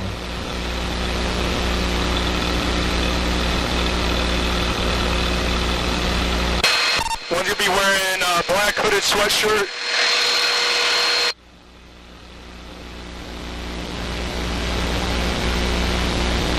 Oh, he's gonna hide in the dumpster. Oh, I got one of them jumping in a dumpster here, 1720 Peachtree Street, Northwest. Keep your light on. That's hilarious. All right, we got officers about to make contact at the dumpster. So if I'm in this situation, I'm not going to the dumpster. I'm going to set up a perimeter. I'm going to call them out. And I'm going to loud hail them out. Like, that's me. Yep. And if you have to bring in a dog for an extraction on that, you have to. Right. Yeah. It's tools of the trade, and it's a less lethal option. Yeah. I'm not going up there. Okay, now coming up, though. We're coming in part 1 now. Okay. Okay, they're backing off. Out! Out! Get out! Peekaboo! Get out! On the ground! Hurry the fuck up! On the ground! Get on the ground! On the ground! Hey, second one, come out! This is actually pretty funny. Second one, come out! Second guy, come on out! It's over, come on out, your hands up! Let hurry them up. know. Helicopter saw you go in there. That's why we're here. On the ground. There you go. Get on the ground. Hands up. He's complying with orders. Okay, so he's doing what we call arcing his taser. You heard that? He's arcing it to let him know, like, hey, we mean business. Hey, have him come back to us. Hey, crawl. I don't know if it's anybody else. Crawl back. Crawl back. To my voice. Crawl back. Don't look at me. Crawl back. Both of y'all. Okay, I ain't mad at that. All It's black. safe. Crawl back. I know you're scared. Crawl back. Keep crawling. Hurry up. Yeah. Keep crawling. Keep crawling. Keep crawling.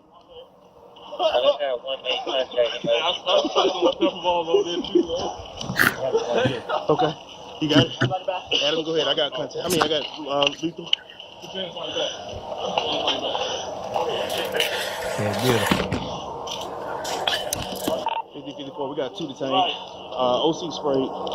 What's up, man? They was in hiding in trash cans, so he tried to pepper them. They wouldn't come out. So it was a crack. That's all they. Oh, they sprayed it. That's genius. Get them to come out. Yeah, I didn't even think about that. I would have just backed up and loud hailed, but yeah, spraying in there. Little quick burst. Smart. I'm curious why the troopers are still there. There's nobody to pit. No crash report. Nobody's gotten bit. Nobody got hurt. Hey, I like that OC. Shit spicy, ain't it? It's spicy, isn't it? What you need? Look at all the guns they got. Officers recovered 2 firearms. Duty. Oh, they found an officer's off-duty belt or his duty belt. No shit. Yeah, I'm gonna tell you, man. In over 20 years that I've done this, wow.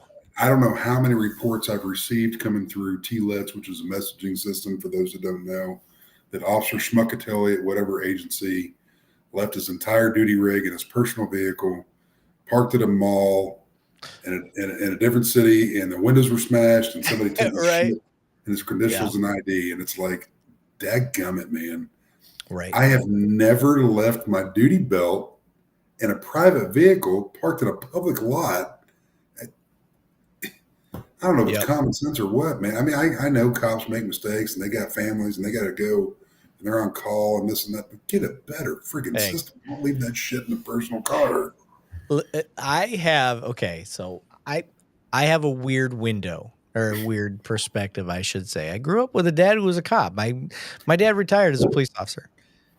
And I had a lot of servicemen and women in my family, whether it was firefighters, military, or cops. So for me, yeah, it was a little more common sense. But I've got friends that I actually have a really good friend from my department who's a co-sergeant with me. We've kind of promoted all at the same time, all the way up. And he became a cop on a whim. His roommate became a cop, like wanted to go take the civil service test. So he went with him just to go do it with him and ended up getting a really good score on the civil service test and became a cop before his buddy, who did end up becoming a cop later. But, and so my buddy Witten, and he had his shit taken out of his car. And the only thing that I can really attribute that to is like, he just kind of was clueless. Like, yeah, you went through police academy training, but that doesn't you don't really know the real world just because you went through academy training. Does that make sense? You know what I mean? Yeah. Academy, academy training is going to give you the bare minimum, and that bare minimum, I don't believe is enough. No, but it goes up against deaf ears. Yeah, I think academy training should be a year long. I bring guys to my training facility that has 10, 15 years of experience of awesome arrests and great things, and I get to expose them to things that could happen. And nine times out of 10, the things that I'm putting them through in my training facility, they've never experienced. And they go back to that baffled 6-hour officer that's still in training, even though they have all that experience based on the dynamic things going on around them. And I think this needs to happen to every friggin' peace officer out there, just to get more prepared on what's going on. But I'm going to sit here, I'm looking at our big fat faces on this, and brother, I need to get a better camera. Jesus. Yeah, your camera's I look like I've got a Motorola Razr from 2003, and I'm trying to project on the screen, so I apologize. I mean, it's probably better that y'all don't see all my imperfections. I might keep it for a while, but you're good, bro. You're good. No worries. But no, we've got so many people still logged on. So let's freaking another video on there. And well, I don't have any more. No, man. What about the one I sent you though? That somebody wanted me to, and I we already watched it. Oh, we already did. Yeah, we just didn't watch that page. It was the yeah. We already did that one. I never saw it, so I wasn't sure if we went through it or not. Yeah. So let me. Okay. You guys know I don't do this often. I'm not that guy, but let me do one shameless plug because what we do costs money. So let me get it out of the way real quick. I will share this screen. Please go to one of our sponsors, Ghost Patch, and we have 3 things that we offer. We have a metal badge, which you can see my mouse right here. We have the metal badge.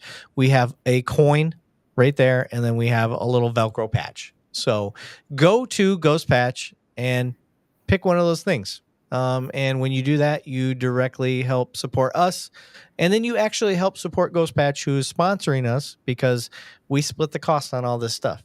So they get a little bit of money, we get a little bit of money, and we put it towards the show. So there you go. And when we say that we put this towards the show, I mean, there's so much cost that goes into, and Erik could speak and itemize it because he's been paying it out of his own freaking account. and I'm sure it's been a husband-wife discussion for months because of how amazing you are. I can only pony up so much as well from what I'm doing, but that it's literally the microphone Erik's talking into. I don't know how many hundreds of dollars that in the LED lights that looks like Star Wars behind them. This is all coming out of Erik's pocket. The sound deadening in his studio, and if you guys understood our business plan of where we're taking this. To bring in heroes to actually talk and do podcast interviews and stuff like that. We're bringing law enforcement to you, regardless if you want it or not. You can partake, you can watch, you can add your comments on there. But we're trying to bring as much as we can for you, and we're also bringing these officers that are getting inducted in the National Law Enforcement Officer Hall of Fame in the future, and the ones that are going to be inducted in the future even beyond that. We're going to keep bringing them in, and these are officers that truly go above and beyond. I like this comment. People need to buy stuff so Banning can get a new camera. Yeah, you ain't wrong. Yeah, it is, and I travel a lot, guys, and this is a little laptop that I have, and I apologize for the bad, but at least you can kind of see what I look like. I'm just a big glob of nastiness. But really, guys, what we're doing here, I mean, it's for y'all.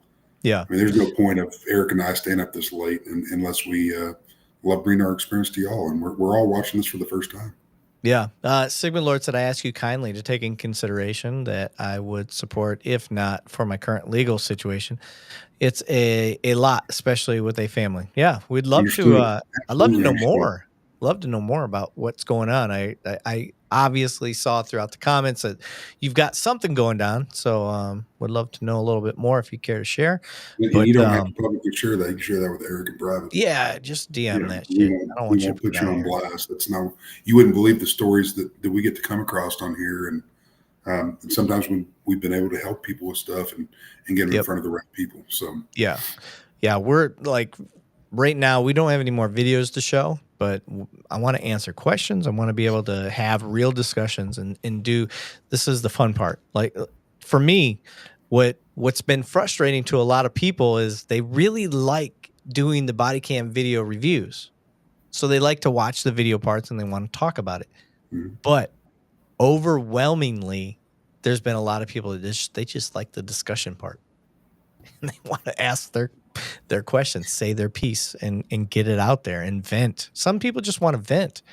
You know, like the Priscilla lady earlier. I think that's I think she wants to vent. And I'm okay with that. Like I said, we don't just kick people, guys. I'm not in the business of censorship. That's not what we want. So I'm going to let you continue to keep saying what you guys want to say.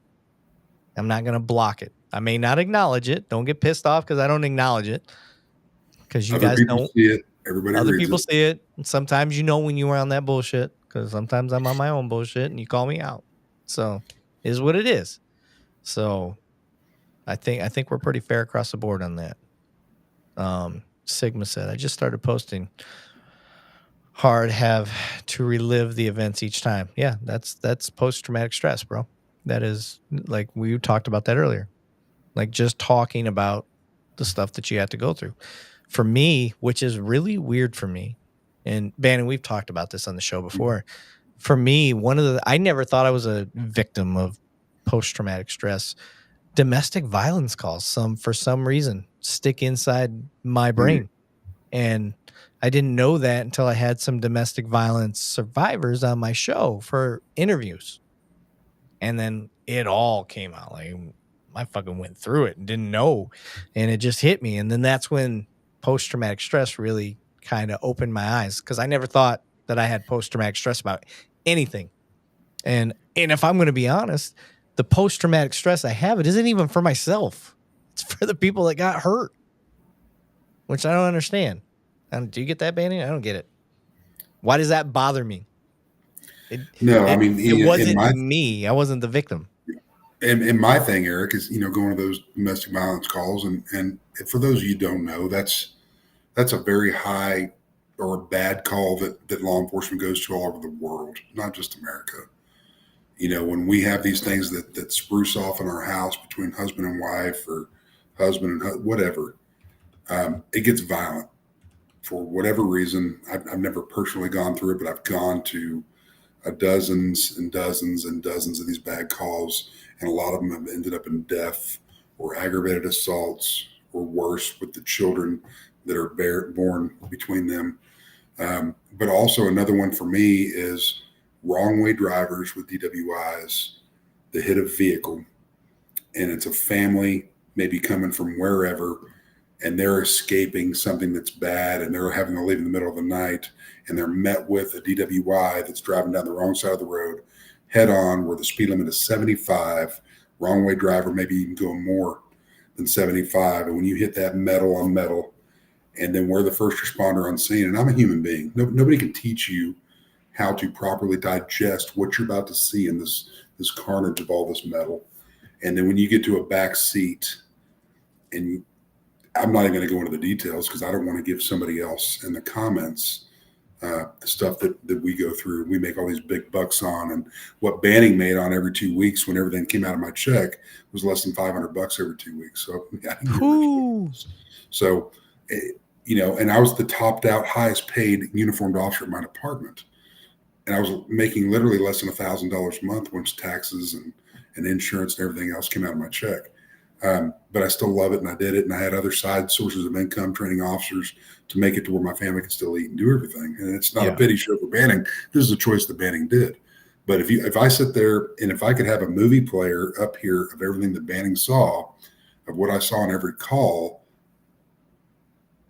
there's not a lot of people out there that can handle that. And I'm not saying that I handled everything. I'm also not afraid to say that I have gone and spoke to people about it, because if you don't do that, you become crazy. I married a 911 dispatcher. Go figure, stereotype, right? However, she has heard people in their lives on the phone. She has heard the violence, and only that mind can sit there and develop that picture. Yep. So we could bounce off of each other every day when we came home from shift to get by to that next day. You know, and I'm not going to sit here and go biblical, but I believe we're called in the positions that we do in life. And I did it for 21 years. I ran for sheriff, lost for a little bit less than 200 votes, and I decided to enter the private industry and still serve law enforcement under a company called Mark 43. And we do what's called computer-aided dispatch. That's 911 calls coming in for the dispatcher. And RMS is just report management system going after the officers in the field.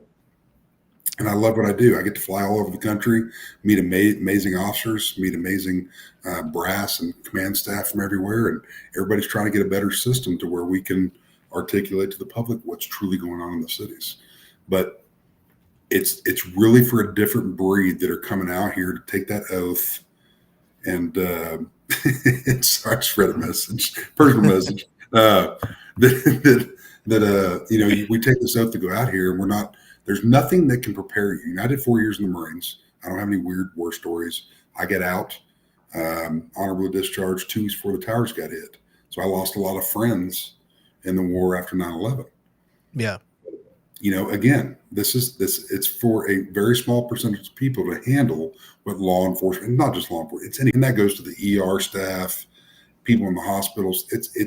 We're very blessed in the United States to have these people willing to either volunteer, because there's a lot of volunteers out there, and then the full-time paid people from the doctors, nurses, techs, fire departments, EMS. I mean, there's such a system here that truly tries to keep everybody safe. And that's all we're trying to project here, guys, is you may hate America, you may do it, but we truly live in a really good country. And, if you see how other law enforcement are across the globe, but we'll close it up here in 10 minutes, because at the 10-minute mark we will be at 5 hours. It's our longest show, man. It's our longest show ever. So I want to say, listen, we know there's problems in law enforcement. Ego, that's one. We're addressing that. We're going to put out a series for ego and how to fix it with law enforcement.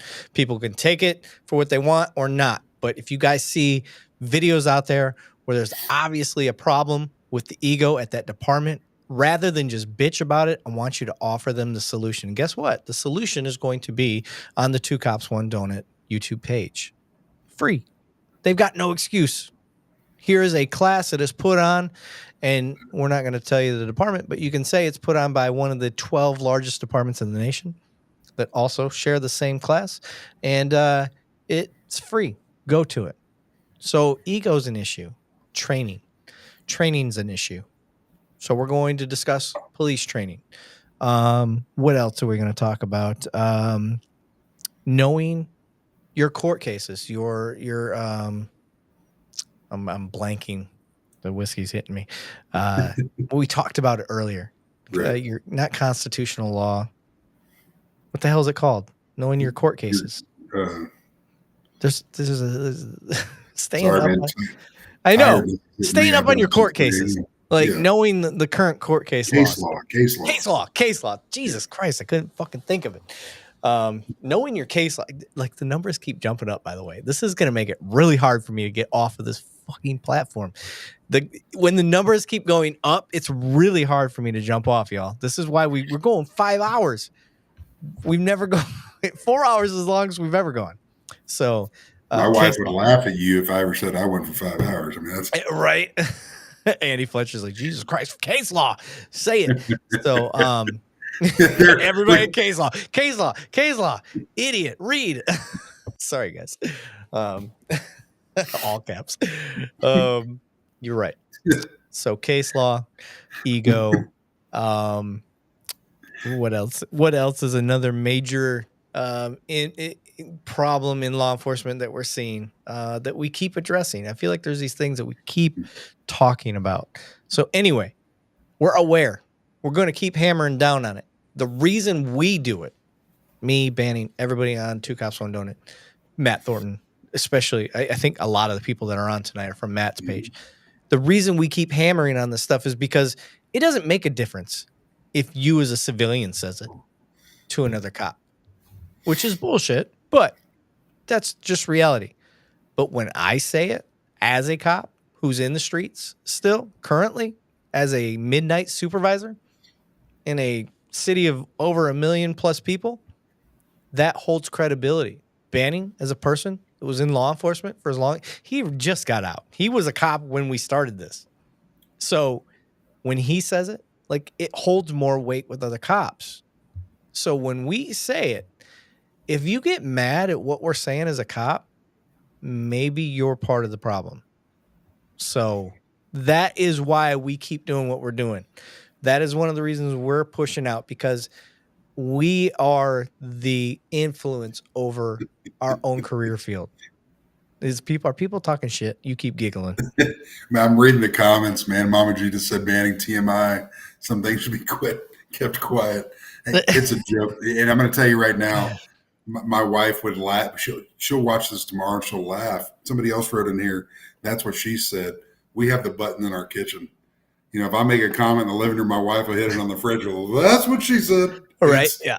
It's humor. It's just humor to get through the bad days out there, and we love humor. So y'all, just for what you need to know on the horizon, we are going to create the Donut Network. What does that mean? Matt is going to have his own show. So for all my Matt Thornton people out there, I'm trying to get Matt his own show. He's old.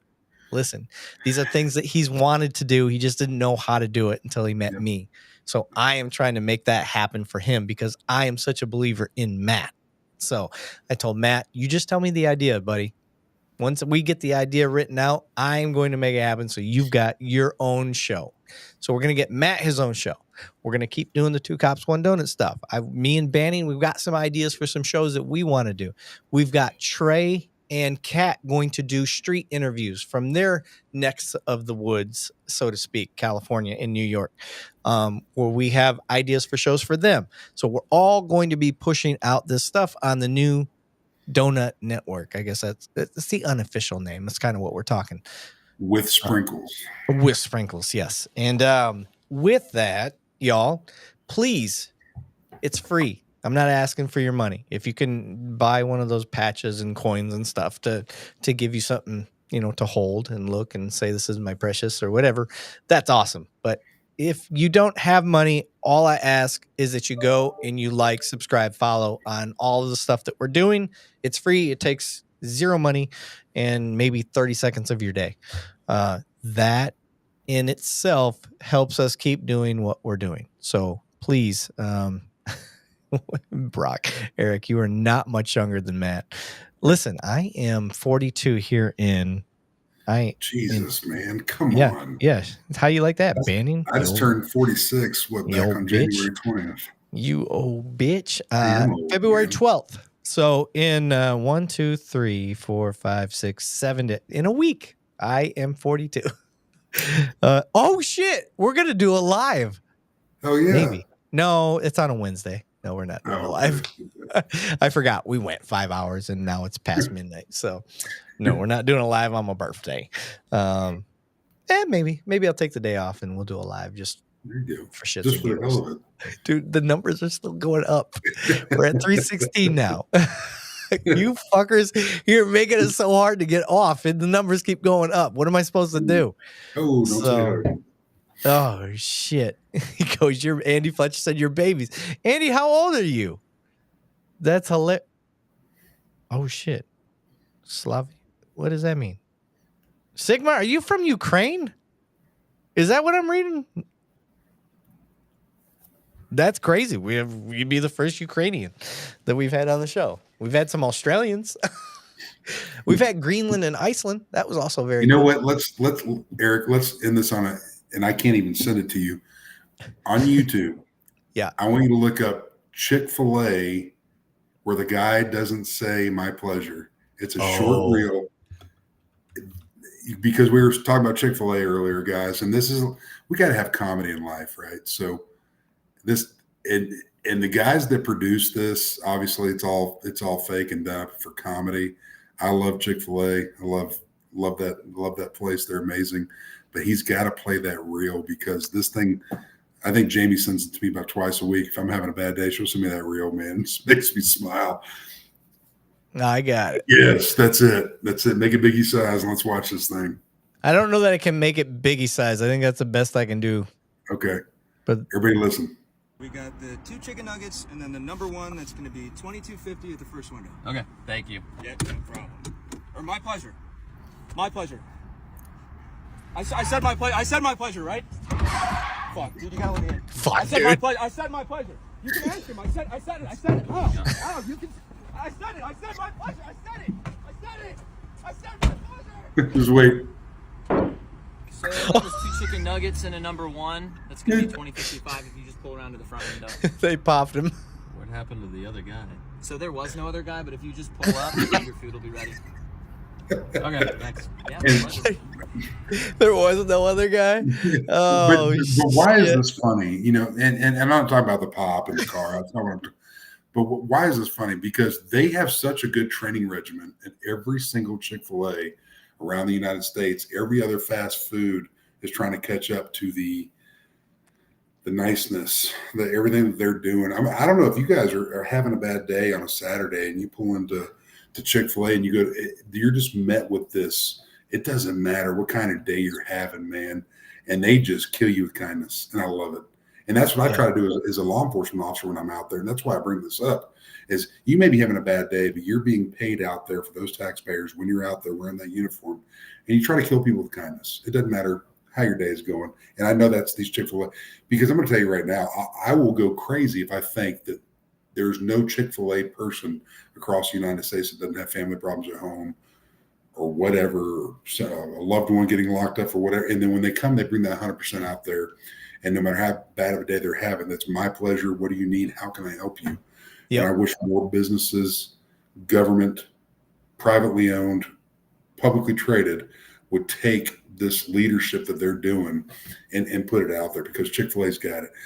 You can sit there and say, oh, Chick-fil-A's unhealthy. I don't give it flying shit. It's the Lord's chicken. I love it. But their model is great, man. Yeah. And for other groups like this to go out there and do spinoffs, that means that Chick-fil-A is busting ass out there, man. Right. And they do these little funny things. Chick-fil-A's badass. Yep. You know, I get pissed off. I'll go to another fast food restaurant because I got to catch a flight really quick, and my wife says I want this and this and this, and we'll go to. I'm not going to say it. And you get to the window to order or to the speaker, and they're like, "Welcome to. You're going to die in 12 hours with our grease, whatever. How can I take your order?" And it's just like, really? Okay, I'm just on a diet tonight. I just want a quadruple cheeseburger, etc. And that's all I want. And they're not killing you with kindness. Right. They don't want to be there. Maybe the pay, maybe it's whatever things going on in life. But Chick-fil-A, dude, that's magic sauce, man. Yep. If we can take that and put it into law enforcement, FD, dispatch, they've got the secret sauce, man. Yep. Make all the folks you want. I think we've accomplished it tonight, Banning. I do Josephine, who has been an outlier tonight. Yeah. At the end of the day. And I appreciate her owning that, just like as we would. At the end of the day. So the comments I made are not directed at you. Yeah. Fair. Listen, that's fair. At the end of the day, y'all, we just want fair and objective to come to the table, because that's what we're bringing to you. I think a lot of you see it once you get to know us. I don't expect you to see that right away. Like, it does take time. You can't just trust what people say right at the beginning. But yeah, it's awesome. That is exactly what Josephine just said. That is our goal every single time, is to get somebody to be kind of, against us, but then at the end of it, be like, all right, you guys aren't that bad. Fair enough. So with that said, we are past the 5 hour mark. Jesus Christ. We're going to be providing this on our podcast channel soon. So if you didn't get a chance to watch it and you just want to listen to everything that we've talked about tonight, head to 2 Cops, 1 Donut on, Apple, Spotify, and it's going to be actually the number 2 Cops and the number 1 Donut. For whatever reason, they wouldn't let me do it all spelled out like I got in everything else. And I got some comments, Eric, and I don't even think I shared this with Eric, and this is from law enforcement across the United States. They're like, hey, Banning, love the lives. Like I said, there's a lot of full-time, even guys I went to high school with, the guys in law enforcement, they watch us every week, even if I'm not on here, because of what Eric's doing. And I don't get to share that enough with Eric. But then some of them say, when are you going to bring back the traditional podcast of when you bring somebody in the studio? That's coming. our schedules, everything that's going on, it costs money to do things. We're going to do that. You guys are seeing a small smidgen of what's behind Erik. Erik has built a beautiful studio in there. We're going to start bringing in full-on podcast where he has to edit it, and he's going to cut some stuff out there. But we have to generate things to make that happen. And there's a lot of us working in the background to make that happen. And we're going to bring some very dynamic, amazing podcasts to y'all that you can watch. It may not be as exciting as these two sons of bitches sitting in front of you bringing up videos, but it's going to be really good stuff. So right. Yep. And it ain't just going to be cops. It ain't just going to be criminal justice, people that love the criminal justice system. It's going to be those that are against the criminal justice system. We're going to be bringing both sides.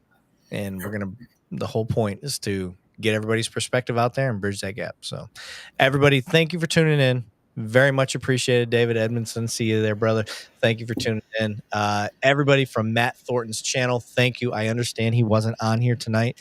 I hope we did him a little bit of justice. Just know that him and his wife needed some private time tonight, and he couldn't make it, but he will be on. He is a part of Two Cops, One Donut. Banning, thank you for being here, brother. Everybody else, please like, share, subscribe, follow, do all the things the kids say to the Two Cops, One Donut YouTube channel, Instagram channel, Facebook, whatever your preference be. But guys, thank you. This was a great conversation tonight. Had a lot of fun. So take it easy, everybody. Appreciate it, guys. Have a great night.